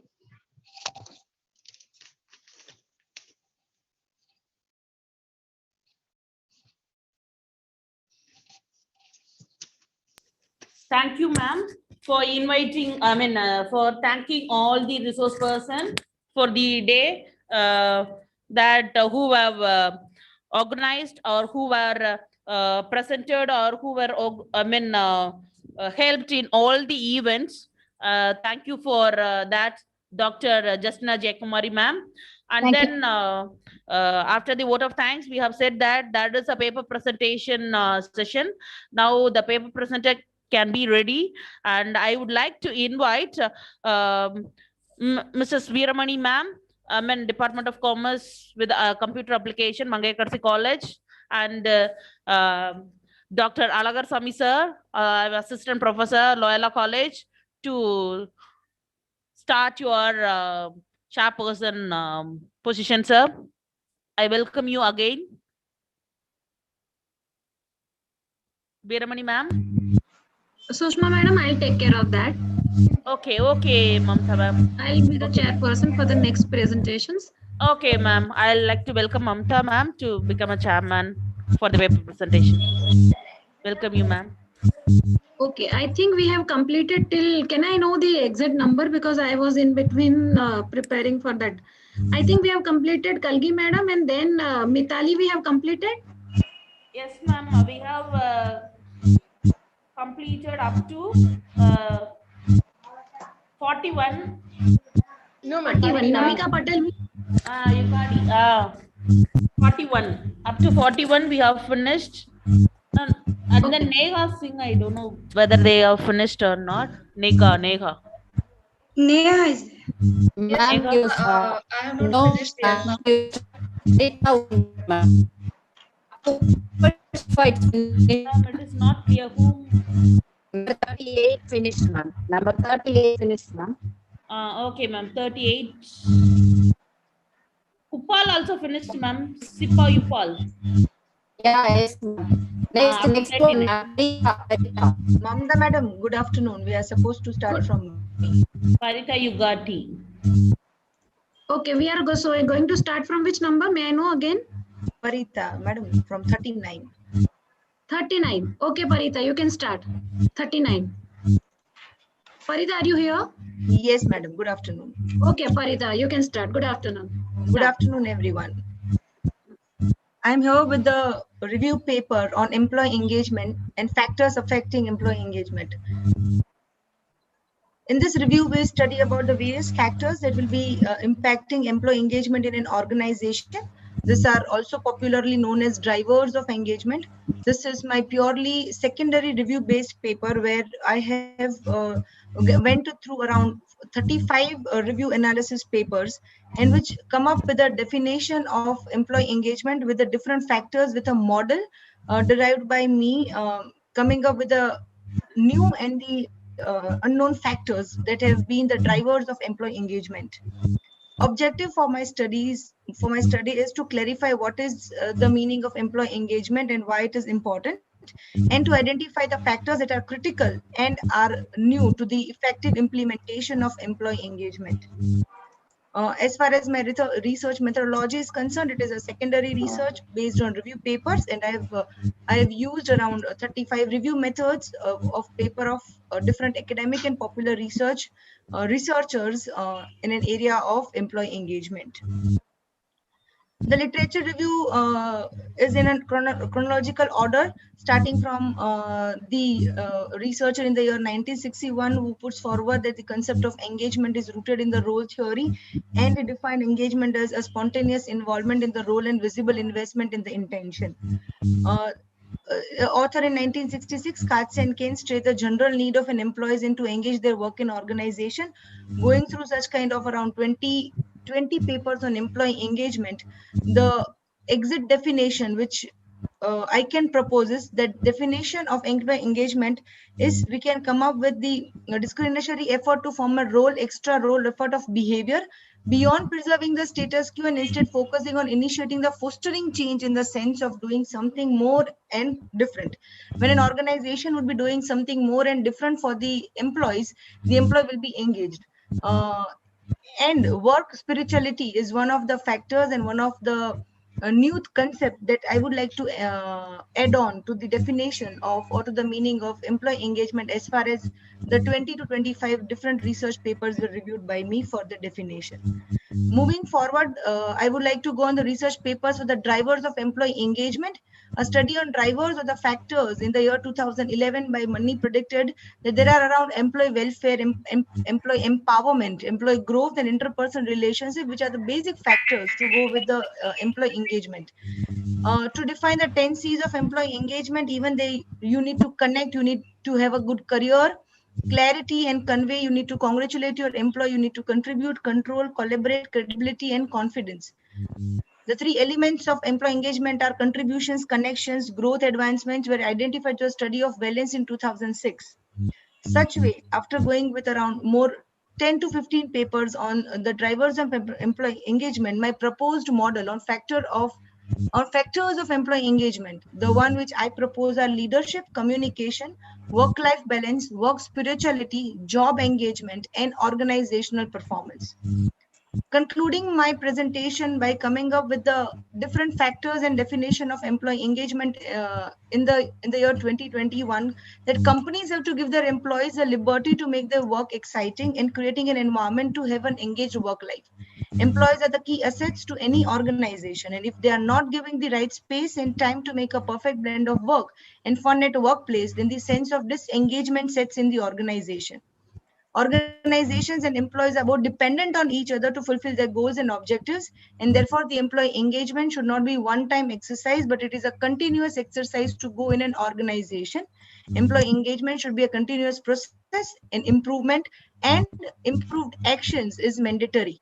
And thus organization today should actively look forward for fulfilled employee expectation and thus create an impact of performance of employees, which directly affects the organization performance with the spirituality in the work. So this was the suggested model and a suggested definition on employee engagement. Thank you, everyone. Okay, Parika, one question from my side. As you have related this with the employee engagement, I just want the few variables or the factor, if you can give me, like I'm a PhD supervisor and I want to engage my student, PhD scholar. Can you give me two, or you have come up with the one model, okay? At the end, you in the concluding mark, you told that. Yes, madam. I just want to know that if I want to engage my PhD scholar, what are the suggestions from your side? So, madam, the very first thing is motivation. So,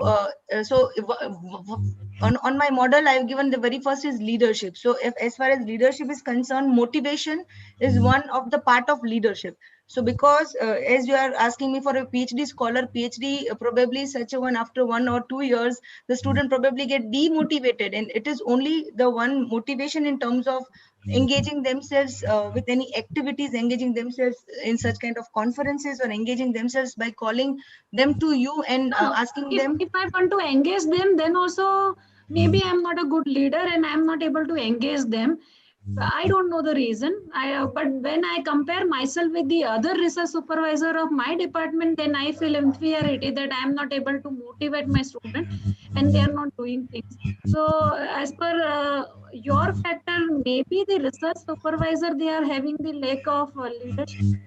Or Leadership, yes.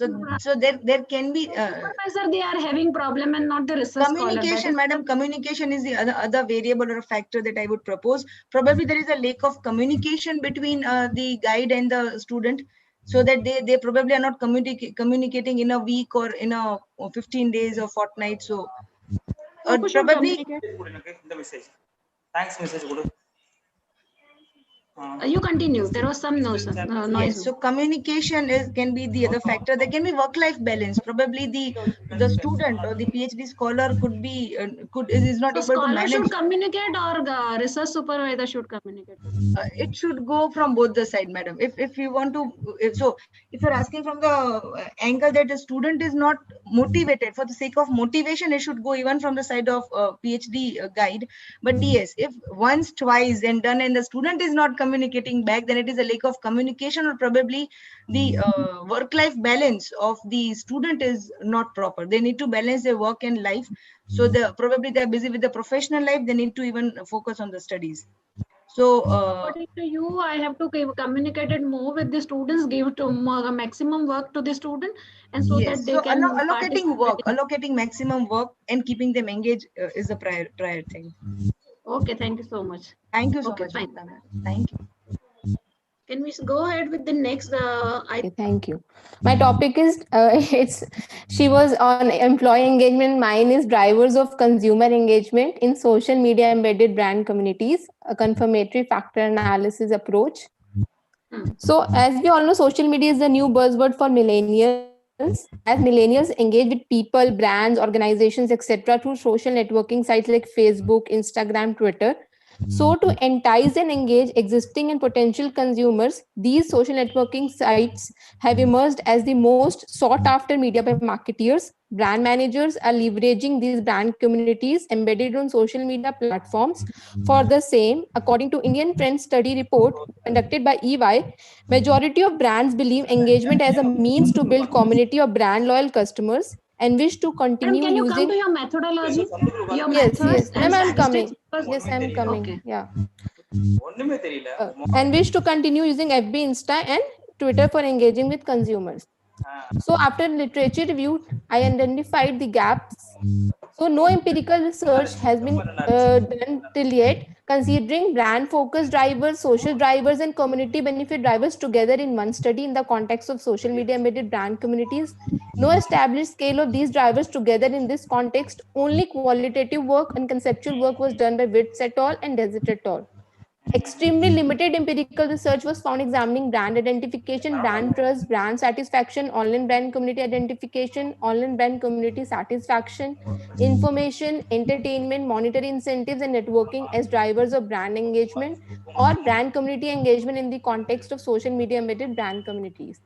So my research question, which I have tried to answer in this research study, is what drives consumers precisely to engage with the brand that is brand managers, and the community, that is other consumers in the community, in social media embedded brand communities. These are the objectives of my study: to identify and study the drivers of consumer engagement in social media embedded brand communities, and to derive a variety of drivers belonging to different categories, and evaluating the psychometric properties of their scale and validating the constructs in the milieu of social media embedded brand communities. Behind the all these drivers, these are the theory support, theoretical background behind these drivers. This is my sampling design. Target population was users of social media platforms having membership of a social media embedded brand community. Non-probability purposive sampling method has been used, and the respondents have been shortlisted following this criteria, like follow like a verified brand page profile on Instagram, Twitter, and Facebook. All these three platforms were considered. Age group of 18 to 36 years, that is millennials. Brand page or profile types belonging to the following popular 9 industries under brands or product category of Facebook, Instagram, and Twitter were considered, and the person should belong to India. So the questionnaires were sent to 5,000 members of different brand communities, out of which 1493 questionnaires were received, and removing the respondents not fulfilling the above 4 criteria, 1058 responses were finally selected for data analysis. The structured questionnaire was prepared on Google Forms, and the pilot survey was also conducted to pretest the questionnaire. These are the major scales for the drivers that have taken from the studies, adapted the scale. These are the sample demographics. If you see, majority of the students, 93.67% are the of age group 18 to 23, and they are students. And Instagram is the most popular medium being used for engaging with brands. Now, statistical techniques used were descriptive statistics and CFA. These are the data analysis being done, measurement models. CFA is being used to test the internal consistency, reliability, and the construct validity. And internal consistency, reliability, and construct validity have been fulfilled as all the measures have, are above the threshold limits, and model is also fit at all the estimated values are within the required values. So the total score of brand focused drivers followed by the total score of social drivers and total score of community value drivers are estimated, and the descriptive analysis was done on summated responses. These are the results. Ma'am, your time is over. Can you conclude? Yes, I have come to findings. So 9 drivers were identified: brand identification, brand satisfaction, brand trust. They are grouped as brand focused drivers. Online brand community identification, online brand community satisfaction are grouped as social drivers. Information, entertainment, networking, monetary incentives, they were grouped as community benefit drivers. So the model fitness ensured that the link between theory-based factors and the observed data are confirming the constructs in the context of social media embedded brand communities. The descriptive analysis revealed that brand-focused drivers in totality seems to be a more effective driver category, with brand satisfaction leading the stage in this category, followed by brand trust. Online brand community satisfaction, being a social driver, is the third driver having the highest mean after brand satisfaction and brand trust. And out of community benefit drivers, information seems to dominate the scene. Conclude in a line, madam, please. Okay, conclude. You just click these slides, I will see. Is this the presentation from your PhD? Hello?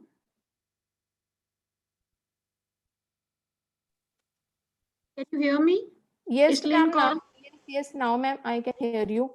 I got this. Okay, is this from your PhD thesis? This presentation, this paper? Yes. These are the indications for academicians, and these are for brand managers. Okay. Yes, sample size is according to the PhD thesis. Have you defended your viva, or it is yet to be done?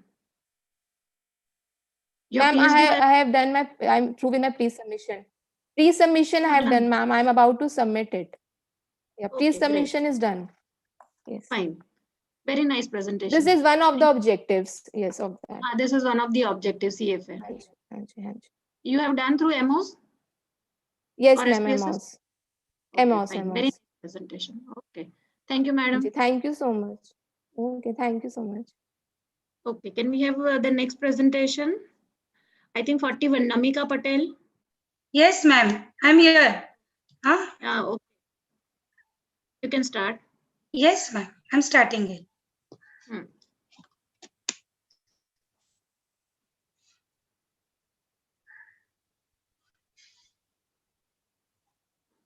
Very good afternoon, ma'am, and very good afternoon to all the dignitaries and the participants. My presentation is on the success stories of social women entrepreneurs of India. I have studied a 5 case study, which I'll be discussing with you. As you can see Hillary Clinton. She is a wonderful lady who has given a beautiful quote for women. Women are the largest untapped reservoir of the talent in the world. Yes, and what going to present is introduction, the objective of this paper, the methodology, definition, case studies of social women entrepreneurs, and conclusion. We see women in every field of life. They may be managing house, office, business, bank, airlines, space, politics, and many more. Women are born Can you with. skip your introduction and come to methodology?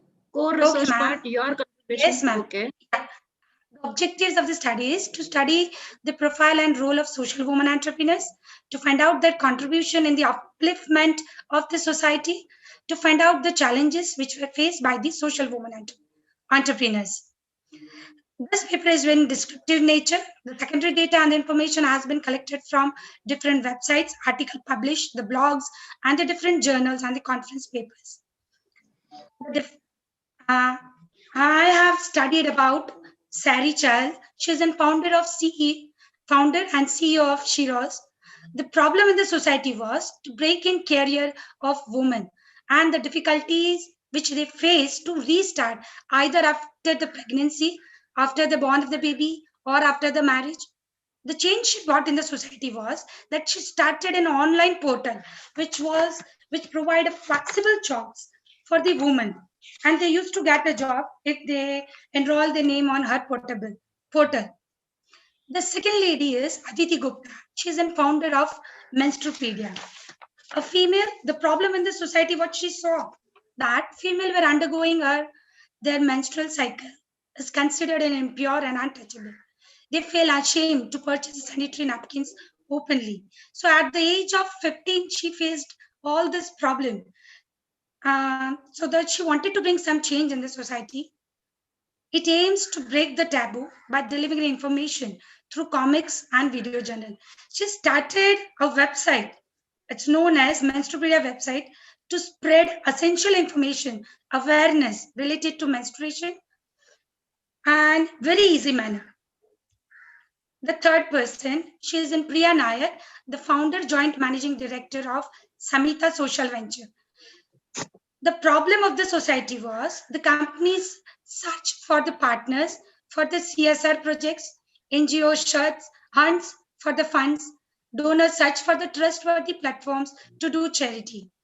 The change what she brought in the society was they provide a platform where NGOs, companies, donors, agencies can interact with each other and do something good, better for the society. The another lady is Sheetal Mehta Walls. She is a founder and president of Shanti Life. The problem she came to know was Indian entrepreneurs face difficulty in accessing credit facilities. A small entrepreneurs who starts new business. Shanti Life provide a microfinance to the budding entrepreneurs of rural India. They provide a sustainable living, safe water, eco-sanitization, toilets, and facilities to women farmers also. Okay, madam. That means you have studied few women entrepreneurs. Can I have the conclusion from all these small case studies? Yes, ma'am. Thus, social women entrepreneurs have indeed doing remarkable work to improve the livelihood of many people. They not only handle the enterprise prudently, but they also manage their families. Whatever may be the situation, if these women are determined, they can achieve everything in the life. The characteristics of positiveness can bring a solution to the problems, and continuous effort can bring success to their business. Thank you, ma'am. Oh, thank you so much, ma'am. Thank you, ma'am. The next presenter we have Mr. K. Ganesh Babu. Ganesh Babu is here. Okay, he's not there. Can we have the next presentation? I think it is from Neeta Meghani. Neeta Meghani. Yes, okay. Good afternoon. Good afternoon. Yeah, good afternoon, all the dignitaries and participants. I'd quickly share Oh, the Nita, screen. I know you. Yeah, ma'am. Nice to see you after a long time, ma'am. How are you, ma'am? I'm fine, thank you. Go ahead. Yeah.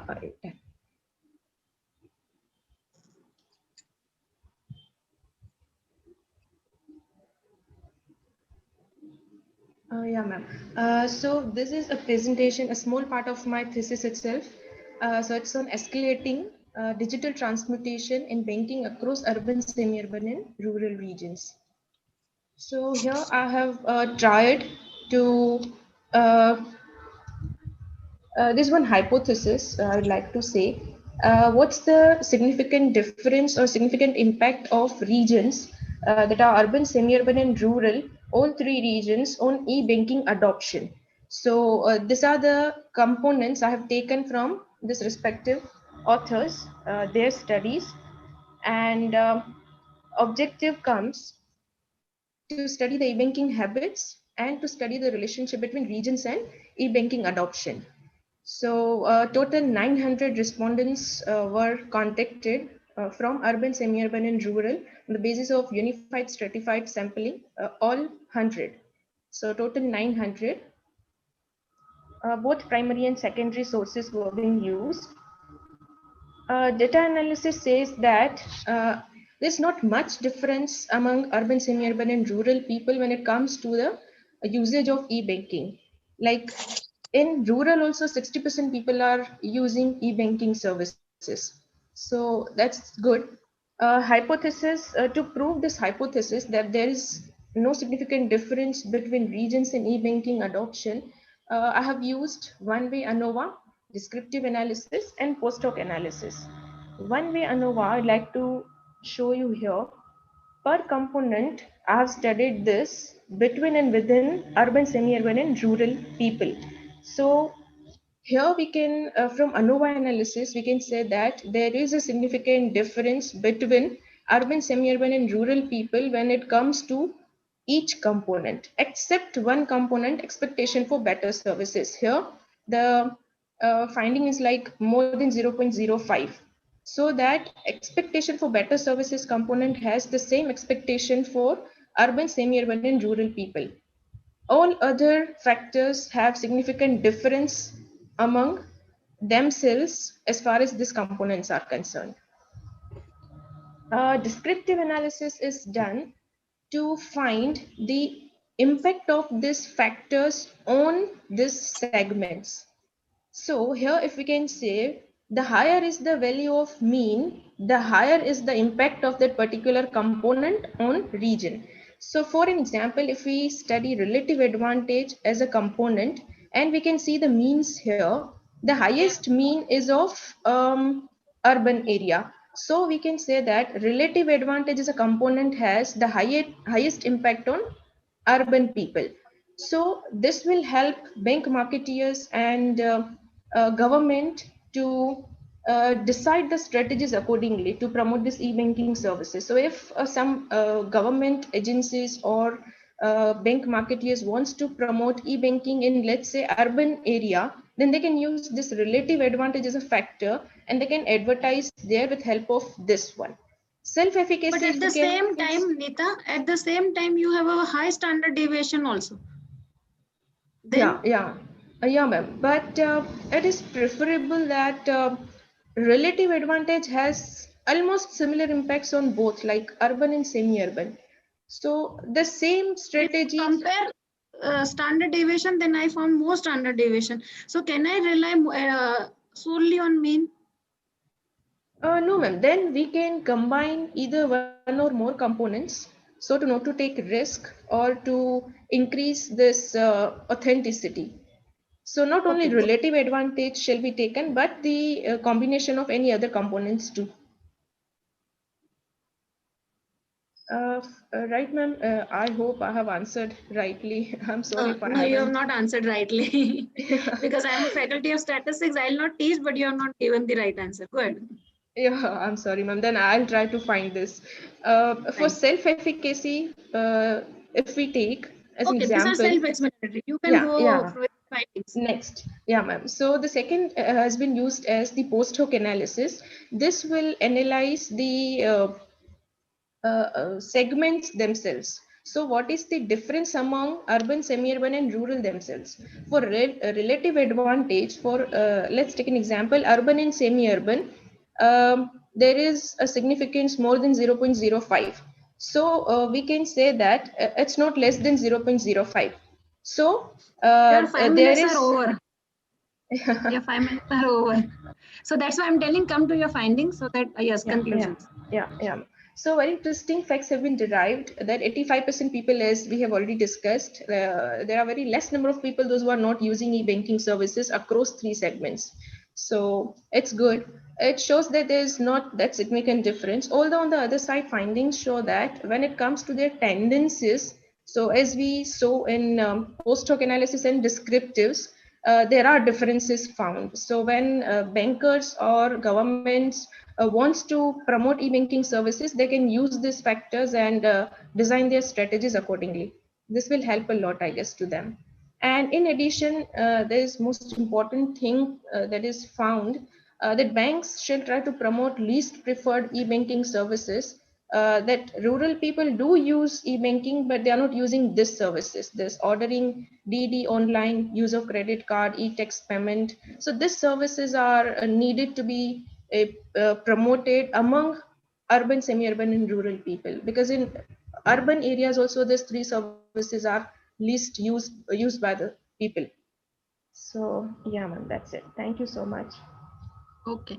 And in the post-COVID, I think this e-service banking era result, maybe you can do more study on this.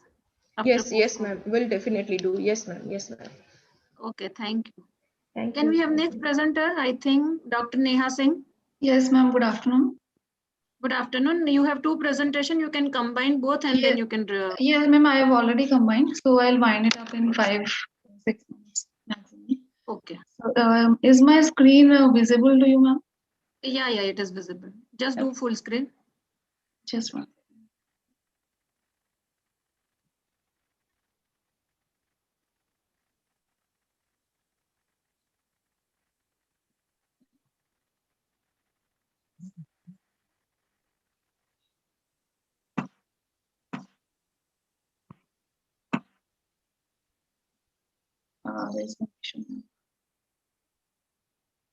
Full screen you can do Just, it from no, ma'am. the Yeah, I'm doing it. Slideshow. Yeah, now it is. Is it visible? A very good yeah. afternoon to all of you. Good afternoon, Mamta ma'am. My topic is regarding the quit intentions of the employee. My paper consists of 2 parts. First is the literature review and second is the empirical study. So quit intentions, we commonly term this as the turnover intention of the employee. So first is turnover, it is which we can define easily and it can be calculated. Even organization provide the annual report of the turnover data. So calculating turnover is easier and we can calculate it by a simple formula. But while calculating turnover intention, these are the intention which leads to the ultimate turnover. So it is quite tricky and quite difficult to analyze the turnover intention that are creeping in the minds of the employee. And as per given, this was a model given by Mobe, and he explained that in order to retain the employees, you need to check these turnover intentions, because if you don't check these turnover intentions, it will ultimately lead to employee quitting the organization. So organization nowadays are working on a greater extent to check this, to keep control on turnover intention of the employee, and so that it doesn't lead to ultimately the turnover, because we all know that turnover is an expense. So I'll briefly go to the various factors which leads to turnover intention. These can be individual factors like the personality of the individual, how efficient he is capable of handling the stress, how efficient he is, you can say, in handling the overload, in handling the work-related stress, etc. Organizational factors which are very common, like the culture of the organization, the work environment of the organization, how creative it is, and the leadership styles, plus the support system of the organization, that is organizational support, manager support, also the co-worker support. Social factors, like we all are social animals, so we interact first of all at our families, and then you can say our spouse, our family, our friends. So that's a social support system also play a crucial role. Then there are various demographic variables. So why it is necessary to understand turnover intention and keep a control on it, because of the various you can say consequences on the individual, on the organization, and on the society. Because the individual, he will start having the turnover intention because of the various external sources or the internal factors, and he will, you can say, detach from the existing work profile. So for him, it is obviously a drawback, and for the organization as well, it is a drawback, because it will lead to a reduced performance, and the commitment level will also get reduced. For family also, the person will be no longer in a state, you can say, or in a mind state that he is imbibed in his work profile, and he is able to have a transition from the work to home, and he is satisfied in the work profile. So it will lead to some anxiety issues. So there are various sectors, and this figure explains the, you can say, the percentage of the turnover in the various service sector companies, especially, which is very high. So and also we know that the service sector companies provide the maximum GDP ratio to our country. So I'll not go into detail of the literature review. I just want to brief that the literature review was accumulated based on the factors that I earlier explained for turnover intention, that is demographic, individual factors, organizational, social. So I have given a summary of the various studies that has been done in this regard. In my study, the dependent variable was turnover intention, and the independent variables were, as explained earlier, the demographic factors, individual factors, work-related factors, and family-related factors. So the research question arises as, what is the impact of these factors on the turnover, ultimately the turnover intention of employee? So the research design, it was a single cross-sectional descriptive research, and I have utilized the primary data as well as the secondary data of the various companies. And the primary data was gathered using the Google form and the structured questionnaire. Employees were selected from the various sectors of the Gujarat from the major cities, and the instrument which were used was structured questionnaire, and already validated scales were utilized for this particular study. So based on the Cronbach's alpha, it is evident that the scale were reliable that were used for this particular study. These were the various hypotheses related to the family-related variable, work-related variables, and demographic variables. This is just a brief of the sample composition. The sample represented, you can say, the city-wise, which was comparable, quite comparable data. Gender-wise also it was quite comparable, because in order to know the differences between the gender-based differences in turnover intention. Similarly, age-wise and marital status-wise. So it was you can say, a good mixture of the various categories of the respondents. Dr. Ma'am, can we continue? Yeah, Yes, I'll conclude in 2 minutes. So the entire, all those factors, they explain around 27.5% changes in the turnover intention. That means these factors contribute this much for the turnover intention of the employee. So out of the family related variables, the family support was found to be more effective, and it significantly affected the turnover intention rather than spouse, childcare, and adult care responsibility. That means rather than spouse, your family should be more supportive to you. Out of the work-related variables, only perceived organizational support was found to be affecting significantly the turnover intention, along with the management level, that is top, middle, and lower. Middle level management people were more, the middle level management significantly affected the turnover intention. Out of the demographic variables also, city, age, education level, these affected the turnover intention. So I'll just brief it up in relation to the managerial implication. So what finding comes after this detailed research is that organization and management can draft the sector specific policies, right? And also age specific policies in order to retain the employees. Then I want to share one beautiful finding of my research. It was a word cloud that was created. So it clearly, it was prepared by the, you can say, the actual employee suggestion for, you can say, modifying their retention policies. So what came as a conclusion was work from home and 5 days working culture. So in COVID situation also, it has proven to be very effective work from home. So work from home will become a new normal in the coming future, and the management must also concern and must also divert their policies towards hiring more and more freelancing workers, because now the shift is going from full-time worker to hiring, you can say, project-based freelancers. Plus, mental well-being was a big challenge in this particular pandemic. Dr. So Neha, can you please management, conclude? yeah, Neha, Dr. Please yeah, continue. yeah. So mental well-being is like the most important element which is coming out of this COVID pandemic, that management must focus on this in order to retain their employees. Apart from the, you can say, what, organizational support and family support. That is it, ma'am. Thank you so much. Dr. Karthikeyan, please check your mic. Please mute yourself.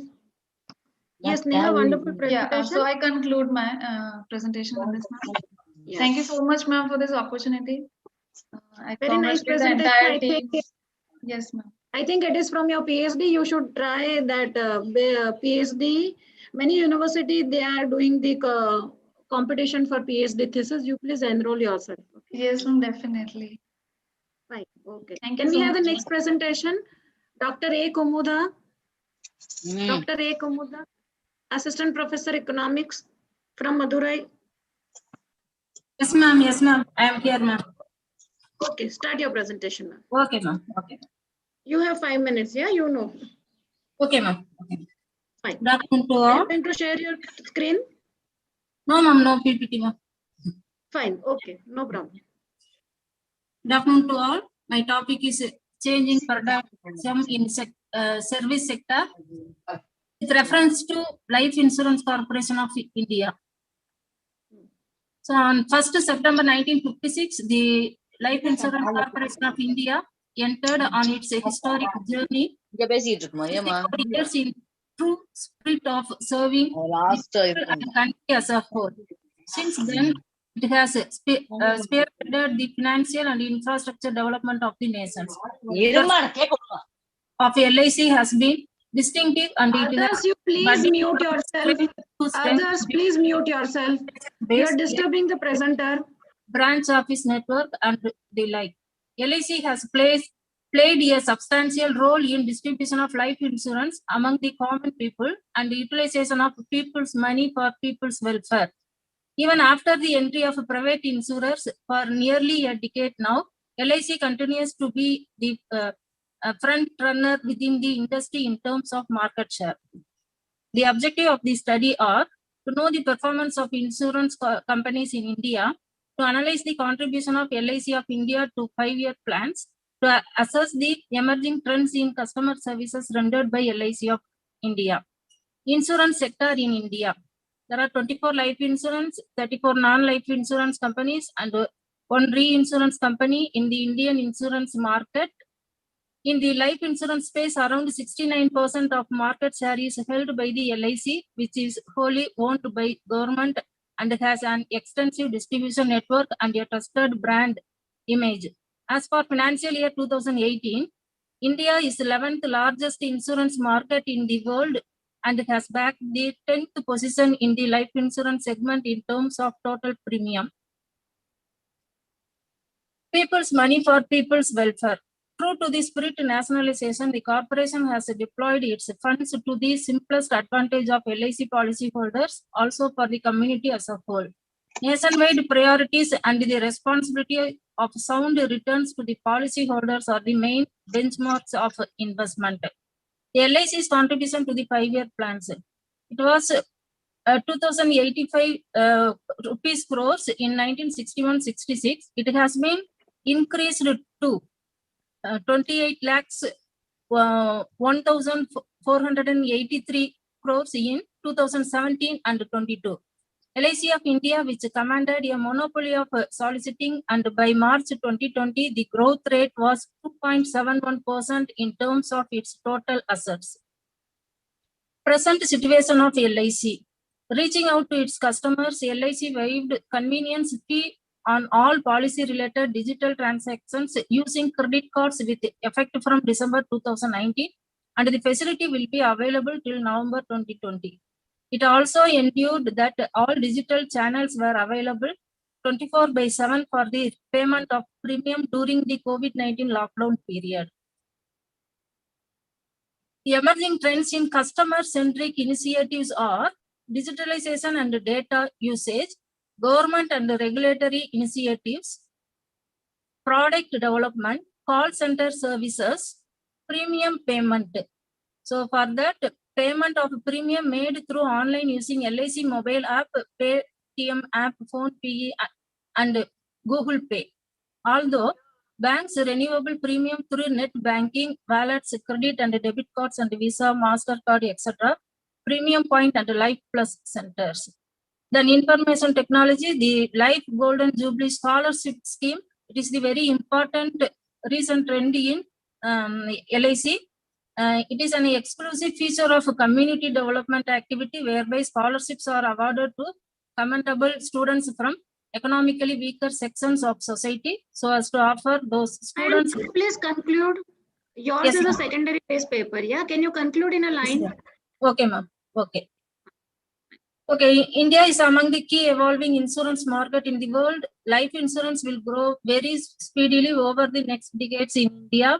Fullness of markets in several developed economies has created the Indian market even more elegant for international insurance majors. Competition has brought a lot of product innovation and healthier customer servicing and bring positive effect on life insurance business. India insurance is a prosperous industry with several national and international players stimulating and rising at speedy rates. Thank you, ma'am. Okay, thank you so much. Can we have the next presentation from Dr. Meghna Agarwal from Punjab? Dr. Meghna, are you with us? Yes, ma'am. Yes, ma'am. I am here. Good evening, ma'am. Good evening. Ma'am, my study is descriptive in nature, and the title of the study is Need and Importance of Digital Marketing in India. Digital marketing is a marketing which is broadly used to advertise goods and services to reach customers using digital channels. It provides mobile phones, social media marketing, banner advertising, search engine optimization, marketing, and several other types of digital media. Through digital media, customers have access to information at any time and then for any place where they desire. With the use of digital media, consumers do not just depend on just what the company says regarding brand, but additionally, they are able to follow what media, friends, peers recommend them. The benefits of digital marketing is continuously learning from and about customers, revealing certain requirements and interests and being able to provide them with more personal services. From the customer context, the web has given chance to get up-to-date information with less effort to compare goods and services and get in touch with marketers. Moreover, in every digital environment, customers increasingly use self-service and also have more choice to begin action. It provides various online services like give feedback, check account balances, request and personalized marketing communication. From the customer context, perceived valuation on using digital channels and keep in touch with the marketer can come in several ways. So we can see that customers can save their time and money and they get adequate information, convenience, entertainment, assistance, social interactivity, prestige, or something else the customer enjoys. So in this study, various advantages have been discussed. So firstly, I will discuss the various benefits of digital marketing. Direct advertising helps and advertisers to create an awareness about a product. Recently, every company can easily show their advertisement for products or services on digital channels. If you can take a good marketing strategy, then you can perform well in the competitive marketing. Then the main advantage of digital marketing is it can reach a wide range of audience as early as possible. Nowadays, people spend large portion of their time in searching web. Using internet channels, a marketer can easily and quickly approach to target number of customers. There are many social media platforms for advertising. They are Facebook, WhatsApp, Twitter, blogs, Instagram, YouTube, Pinterest, LinkedIn. As the technology and internet have developed a lot, a brands may take advantage of customers' reach and cooperate its clients successfully. Therefore, the development of company depends upon the existence of internet. It can develop the company from any regional market to nationwide, even to the international level. Then another advantage is digital marketing allows the marketers to save the cash because digital marketing does not demand a great amount of financial commitment. It costs comparatively low than so-called traditional marketing channels like television, newspaper, radio, banners, magazines. Some websites and business provides generate huge traffic for absolutely free. It is a great option for marketer to spread their business throughout the world without any cost. Then another advantage is that conclude, please. Hello, madam, can you conclude? It is a secondary based paper. May I know what are your learning from this? Ma'am, as we know that COVID-19 is going on, so digital marketing, importance of digital marketing, everybody knows that during the lockdown, even the customers can make their shopping through websites, online shopping can be done, but it has certain limitations also, like the various customers, they are not technology savvy, and moreover there is a high competition of the brands, so sometimes it may be difficult for the consumers to get the choice available on the to them on the website. So promotional strategies can also be copied, and limited customer links and conversations are also there. Then advertisement for limited products. So we can see that both have the advantages also and disadvantages also. Ma'am, then the conclusion. Yes, Conclusion. Digital marketing provides businesses with the opportunity to communicate with a vast global audience at a very low, usually free entry cost. So it is concluded that it has various advantages and it is inexpensive for the target audience numbers involved. Instant campaigns can be created in order to address burning topics, and it provides highly customized services to get feedback from the customers, ma'am. Thank you, ma'am. Oh, thank you so much. Yeah, thank you. Can we have Nasreen? Nasreen, ma'am, are you here? Nasreen, I become Mangayarkarasi University College of Women, Madurai. Are you here? In the list, your name is 49. Okay, can we have the next presentation, serial number 50, as Thaslim Asu. I think he is also not there. Can we have the next presenter, serial number 51, R. Rajeshwari? Okay, the next one is Nisha. Nisha, are you here? Oh, and the last one we have Parveen Banu. Parveen Banu, are you here? Yes, ma'am. Are you going to present? Yes, ma'am. Okay. Okay, are you ma'am. going to share the screen or it is oral presentation? I am going to share the screen, ma'am. Parveen, Parveen, wait konjam. Ma'am, Okay, Mamta, ma'am, sorry to disturb you. Ma'am, our students was not well versed in technical questions, ma'am. Will you please ask somewhat preferable one? Okay, no problem. Okay, ma'am. Thank you, ma'am. And if they are making present. First MCom. Only first MCom, ma'am. Yes, Okay. ma'am. Thank you, ma'am. Parveen, you can present it. I think Parveen is the last. After that, we don't have any presentation. Yes, Parveen, ma'am. go Yes. ahead. Okay, ma'am. Can I present my paper? Yeah, go ahead. Okay, Share your ma'am. screen.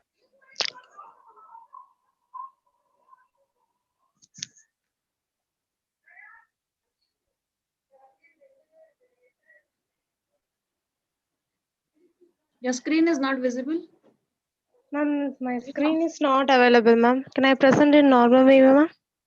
Okay, I'm sure I'm teaching you. On your screen, can you see the green arrow? Share screen. 1 minute, ma'am. Are you doing from your laptop, computer? No, ma'am. Phone, ma'am. Okay, no problem. Go ahead without that. Okay. Ma'am, I opened the share, ma'am. After that, ma'am. From that share green button, that green arrow, click on Okay. that, and whatever the file you want to share, you can just click that. Okay. Ma'am, my screen is not visible, ma'am. Can I speak with her, ma'am? No problem. It is your choice. Go ahead. Okay, ma'am. Good afternoon to one and all gathered here. I am heartily welcome you all for this emphatic presentation. Today I am going to present a topic about mobile commerce. Without delaying, let's get started.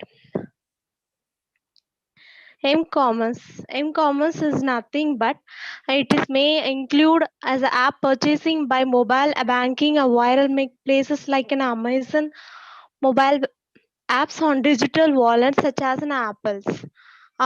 Further information, we are going to explain about an objectives. Objectives is nothing but a small business to about a technical m-commerce is a technical for the business advantages and disadvantages. Next, we're going to do introduction. Introduction.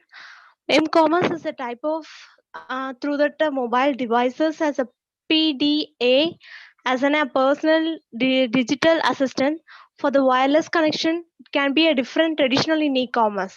E-commerce is nothing but an electronic commerce, and further we are going to explain about an messaging service and information based on m-commerce services. In e-commerce services, there has a two type, a seller phone and as a personal digital assistance. Personal is a seller phone is a not nothing but as a without a physical connection to the network as with the radio system. Another one is a personal digital. It is a gathering the without the functions of personal information to the manager. Another one is commerce of benefits. It can be a reduce the cost of back office operation to the back of office data. It is a fixable to the easier, more convenient to access. And next is the main advantages of m-commerce. It is a pushing advertising and direct marketing. It can be using the going mobile networking. And disadvantages of expensive cost, slow speed, and security is not protected. A limited is longer message also is not protected. Another one is example. Example is mobile banking. And mobile banking is nothing but it's a mobile unique ticket transaction of mobile devices. For example, cell phone, tablet, etc. Another one is mobile ticketing and verification of without verification code we cannot be the mobile tracking verification. Another one is mobile marketing. Mobile marketing begin online marketing is for example email, SMS, MMS and social media of mobile application. And other one is micro payment. Micro payment is like a check, credit card as a consumer based on the mobile pay for the wide ranges of services. And technology is a three types of technology, and so one is GPRS and SMS and WAP. WAP is nothing as a wireless application protocol. Another one, conclusion. PDS is a mobile phone network. It can be accessed in information to with a monetary of technical commission to the network. And thank you, ma'am. Thank you for all this. I'm heartily thanking you all for this time today. Thank you all. Thank you. This is good attempt. Thank Next you, ma'am. conference, able to share your screen. Very Okay. nice. At Thank least you, you had ma'am. made an attempt. Okay. Okay. I think all presentations are over. Excuse MC me, ma'am, are you ma'am. here? Good afternoon, ma'am. Yeah, good afternoon. Who's that? Sir, I'm from Dr. Muhammad Nasruddin. When they are called, I was in Nasruddin. YouTube mode. Yes, ma'am. When I was in You are YouTube mode, ma'am, so I couldn't reply. Okay. So I'm going to present. Can you present, ma'am?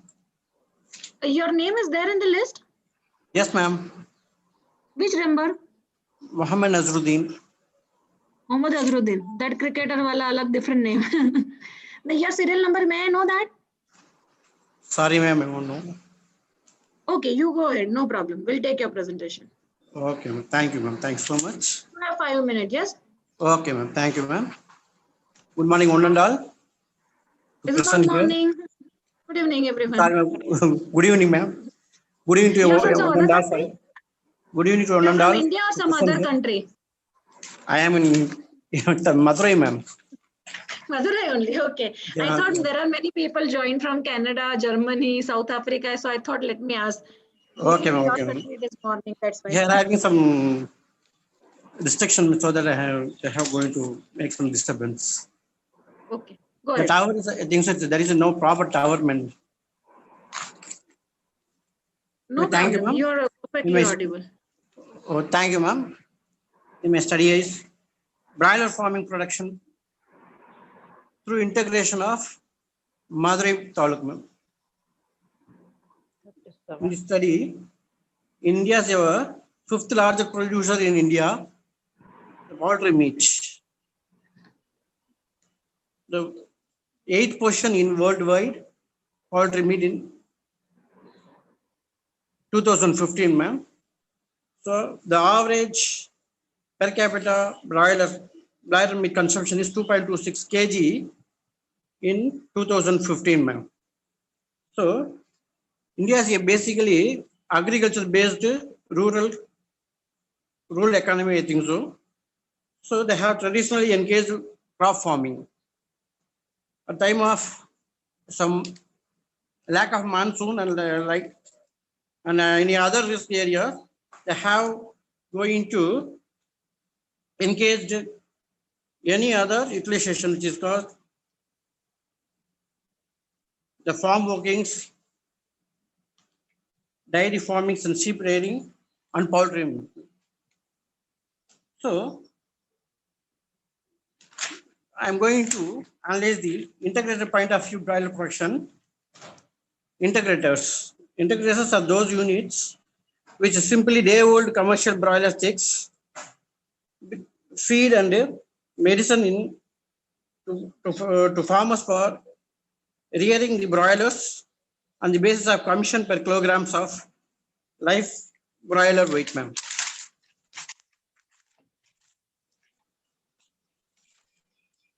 I'm going to statement of the problem. Broiler producers are having depend upon the local markets. As a result, they have having a wide fluctuations for market price, ma'am, because of the consumers are prefer only for fresh chicken, not for processed chicken. So a short period of 40 to 45 days of broiler production is also a reason for price fluctuations. So limited income of the contract farm, limited income of the integrated farms is the main problem for due to making of this integration process. So objective of the study, to study the farming practices followed by the study area, to study the resource and use efficiency and productivity and methodology. Here I'm going to study the methodology for present for going to secondary and primary data is used, ma'am. The primary data is collected only for making interview schedule, and secondary data is also going to taking the poultry industries yearbook and World Poultry Guide and the government reports, internet and the like. Hypothesis of the study, there is no structural difference between small farmers and large farmers. There is no structural difference between monsoon season and the summer season. And data analysis, input, output structure, size-wise analysis. In our study area, we have classified into two sizes, which is going to small integrators and large integrators. The Sir, small can you integrators conclude means, in a minute? Azharuddin, sir, can you complete within a minute? yes, ma'am, yes, ma'am. Okay, conclude your presentation. Okay, the small integrators, when we compare the large integrators to small integrators, the mortality rate is very high for small integrators, and also the feed cost is going to high for small compared to large integrators. The small integrators is high, and also medicinal expenses is going to high for small integrators. Also, the commission is also going to pay for small integrators is high in comparison to large integrators. So finally, we have concluded the small integrators have faced more problems for making their values, so that they have going to quit the market for to lack of their profits, I think. So finally, I conclude the. Yes, thank you so much, sir. Thank you, sir. Feedback link, it is already posted. Feedback link, it is there in the chat box. Please do the feedback. Ma'am? Yes, we have. Ma'am, I'm Taslim also, ma'am. May I present my presentation, ma'am? Where were you? Ma'am, I'm from Mangayarkarasi College of Arts and Science, ma'am. Okay, I'm giving 2 minutes. Just go ahead. Yes, ma'am.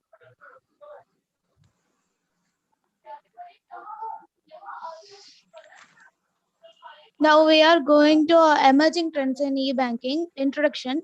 Electronic banking, use of computers and telecommunication to enable banking transaction to be done by telephones or computer rather than through human interaction. And then types of e-banking is telebanking, debit card, e-check, other forms of electronic banking. And then objectives. First objective is to attract customers. One of the important objectives of e-banking is to attract customers.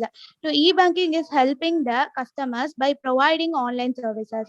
It is attracting the customers and making the banking system easier. And then second one is to provide 24/7 service. The world economy is growing. People are doing business globally. It requires 25/7 banking service. E-banking doing the same to provide 24/7 service. It is one of the important objectives of e-banking. And then third one is to boost economy. E-banking helps to boost the economy because online transaction helps to maintain the cash in the economy, which would be used during recession of the economy. And then fourth one is to provide liquidity. E-banking helps to provide liquidity to the banking because consumers to be online transaction, which means there are no withdrawal of physical money. So e-banking to provide liquidity. And then methodology of e-banking. Primary data, they will be classified into two data, primary data and secondary data. Primary data has collected through structure questionnaires, individual sample units. Secondary data has journal website of Dena banks and various websites.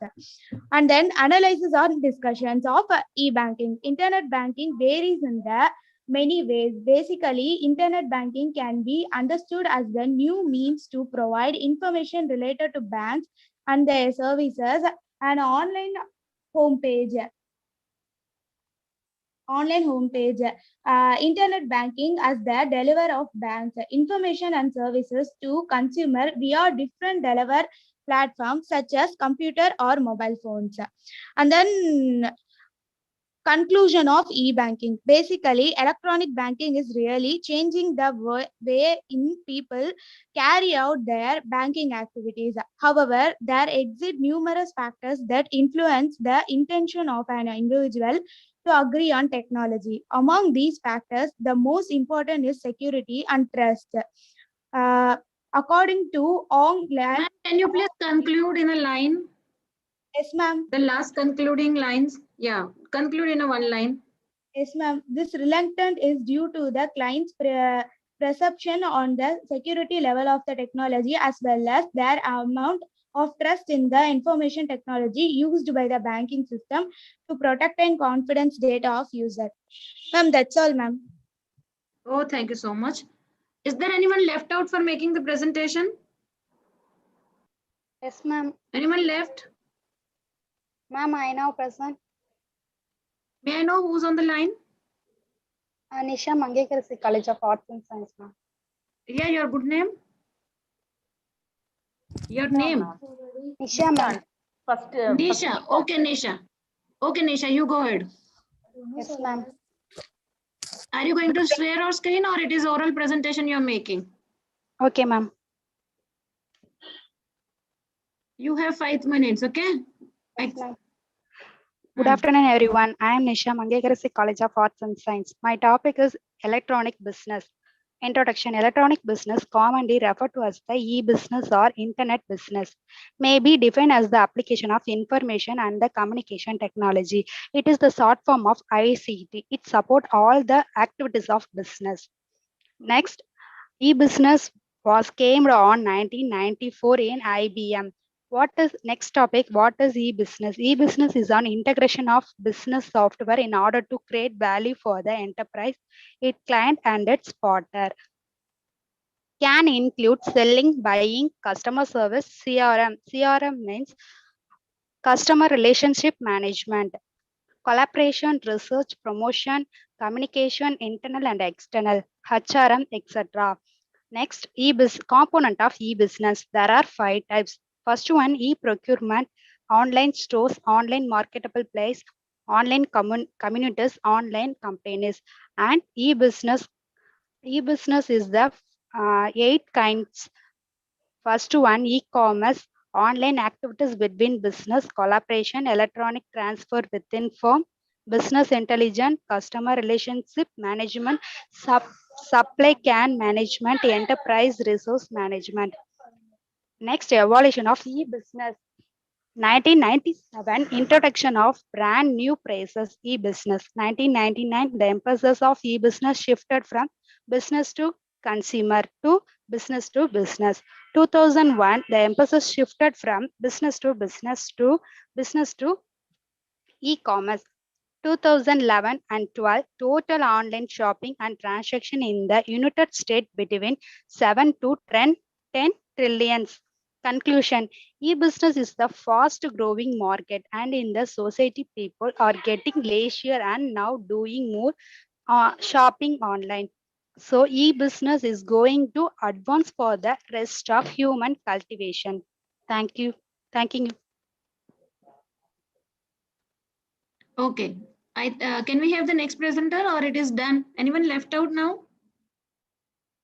Anyone? I think so. It is over, ma'am. It is over. Ma'am, I want to speak now. Rajeshwari? Yes, ma'am. Rajeshwari from First become Mangayarkarasi College and Arts of Science, ma'am. Okay, you want to speak, is it? Are you going to make the presentation? Hello. Rajeshwari?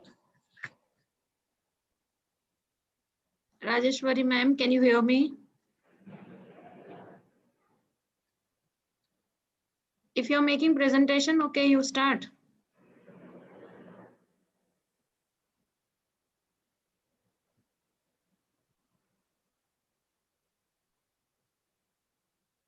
Hello, are you making the presentation?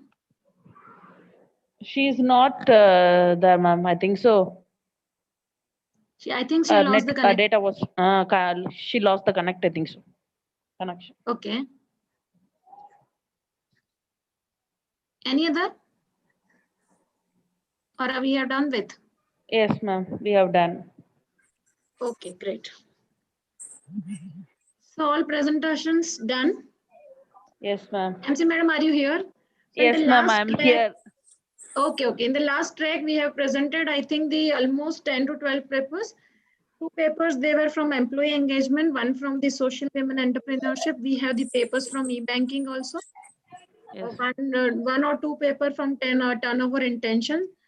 Insurance secondary data paper was there. We have digital marketing. Yes, ma'am. Ma'am? Yes. Someone is sharing the screen. I don't know who's that. The same girl, Rajeshwari, ma'am.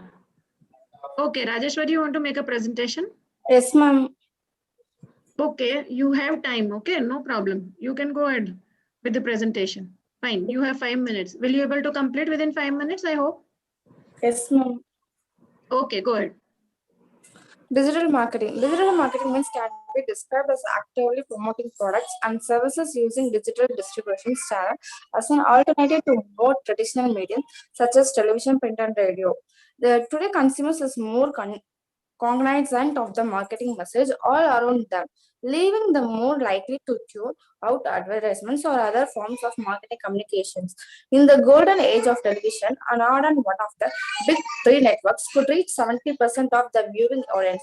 According to the Seth Godin, author of Permission Marketing, today's consumer reviews roughly 1 million marketing messages a year on average. Overwhelmed consumers are becoming adapted tuning out marketing message.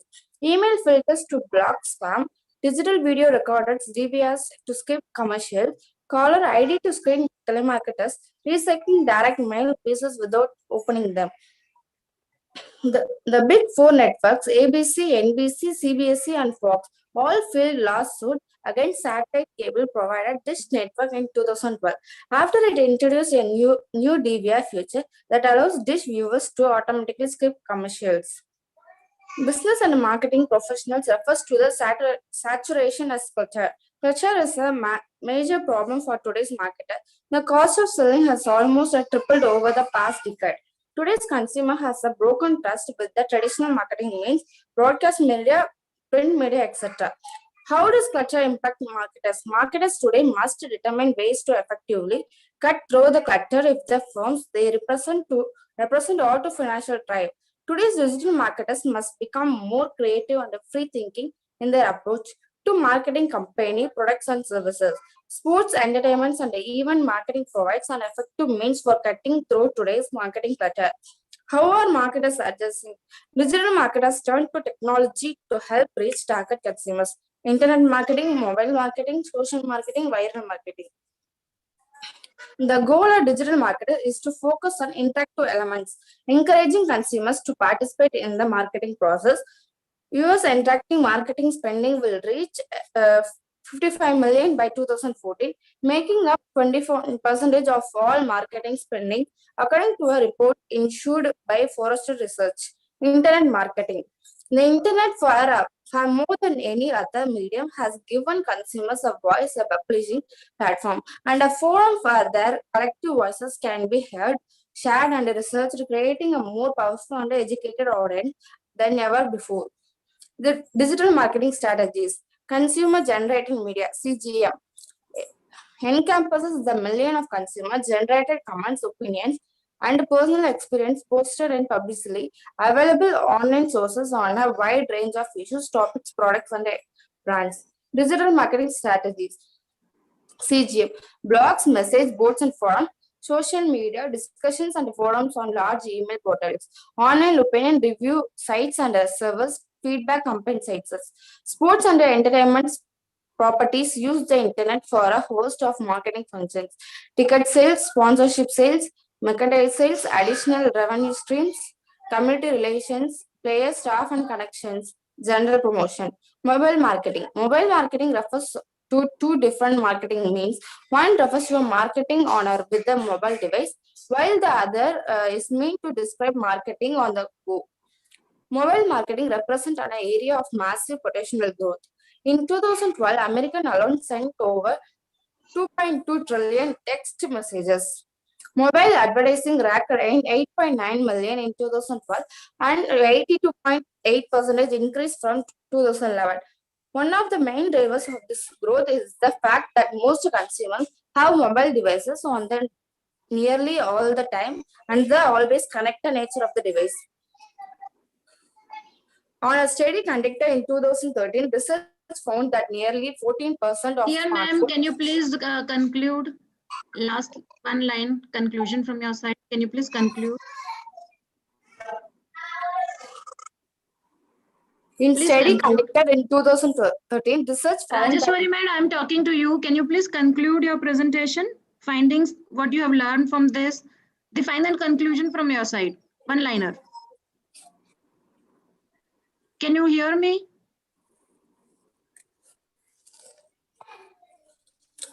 I don't know whether she is listening to me or not. Can you hear me, Rajeshwari? madam? Rajeshwari, Ma'am? are you here? Yes, ma'am. That ma'am is asking of what you have learned through this presentation or through this title. What you have learned. You can explain in one line and you can go through that. Ma'am, digital marketing ஓட users அதோட impact எல்லாத்தையும் பத்தி தெரிஞ்சுக்கிட்டேன் ma'am. I don't understand this language, regional language. Please conclude in English.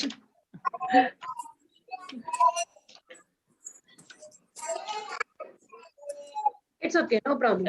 Okay, ma'am. Okay, no problem.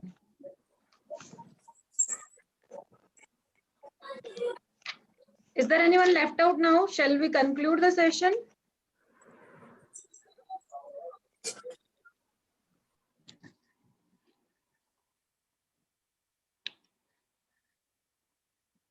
I think so. We can conclude. I think so, ma'am.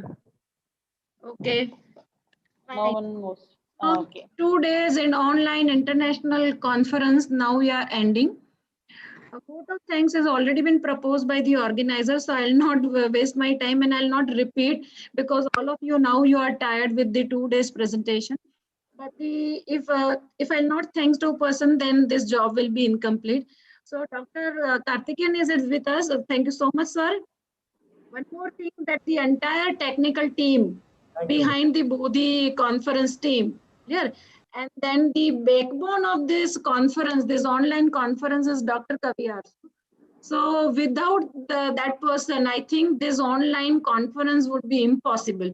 This live streaming, YouTube, generating link, and giving this link to everyone. So without any hurdle, all the participants and everyone, we got the link. And then the Kavi Arso sir has done the live streaming also on YouTube. So I think without his help and without his technical support, I would not be able to complete this conference. Thank you so much, Kavi Arso sir. One more thing I will say, that some people, they work behind the curtain and we are never able to see them. And that is the person, that Bodhi team, that is Dr. Balakrishnan sir. I have conducted many conferences with Balakrishnan sir, but I am never finding that person on screen. I don't know why. Now he is dead.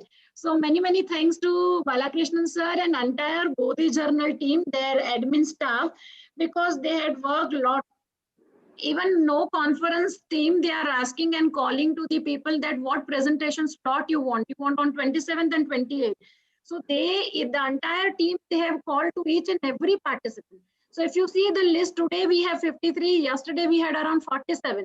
So calling 100 people and asking their priority, that what day, which day you want to make the presentation, I think it is almost a very tedious task. If I would have to do that, then straight away I could have said, no, Kala sir, I'll not do that.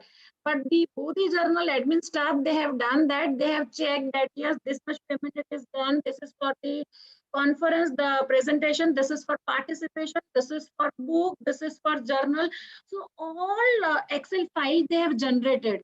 And as you know, we have not done the big marketing of this. This is just through WhatsApp marketing. We have invited this many people. Because for online conferences, if we are inviting 200 people, then it becomes very tedious job. But within a very small, short time span, the Bodhi Journal team, they have incorporated everything. So as you know, that we have done this conference within 15 days. So in my last speech, I told that the wills of this conference, it is a month ago, but it is actually a week ago. And within a week, we have completed this task, and the entire credit goes to Bodhi Journal admin staff, Kavi Arso sir and Dr. Balakrishnan. So as convener of the conference, if I have not taken this, or if I have not spoken this word for Balakrishnan and Kavi Arso sir, then maybe this conference remain incomplete. So with this word, I will take the charge. I will give the charge to Balakrishnan sir if you want to say something. Thank you, Kavi Arso sir. Thank you, Balakrishnan sir, and thank you entire team of Bodhi Journal for the conference. I'll definitely connect with you for the event. Thank you so much. Thank you so much for everything and everyone. We will meet again. Thank you. And we'll meet again maybe in some other foreign country like previous. Yes, yes, definitely, Professor. Maybe you you so can much. plan some international conference after this COVID pandemic. That's over. After vaccination, maybe we can plan a big conference on international ground. Yes, yes, yes. Oh, thank you so much. Thank you, participant. Shall I leave now, or is there anything from my side, sir? It's enough. Done. It's enough. Oh, thank you so much. Okay. Professor I'm leaving. Karthikeyan, I'm sir, if dropping. you want anything. Professor Karthikeyan, sir, if you want to say anything. Sir, especially I thank Dr. Ma'am. Nice motivation during this entire session. Thank you, ma'am. Balakrishnan sir, Kabir sir, thank you. We Metro College, we congratulate all of you for your nice support and good organization.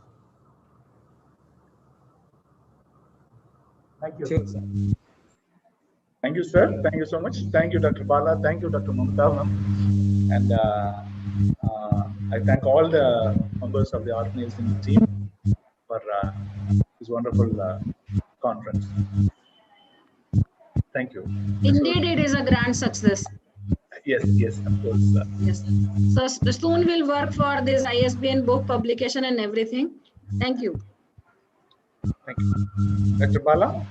Yes, yes, Professor, tell me. Shall we wind up? Yes, thank you. Thank you. Thank you. Again, thanks to everyone. Thank you. Special Thank thanks you. to. We'll meet definitely. Special thanks to Dr. Kaviyarasu, Mamtaji, Deenandayalan sir, Karthikeyan sir, Veeramani madam, Justina madam, and the hosting institution and the participants. Thank you so much. Thank you. Okay, I'm going to dropping miss some. you all. We'll meet you soon. Yes. Fine. Okay, I'm leaving. Thank you.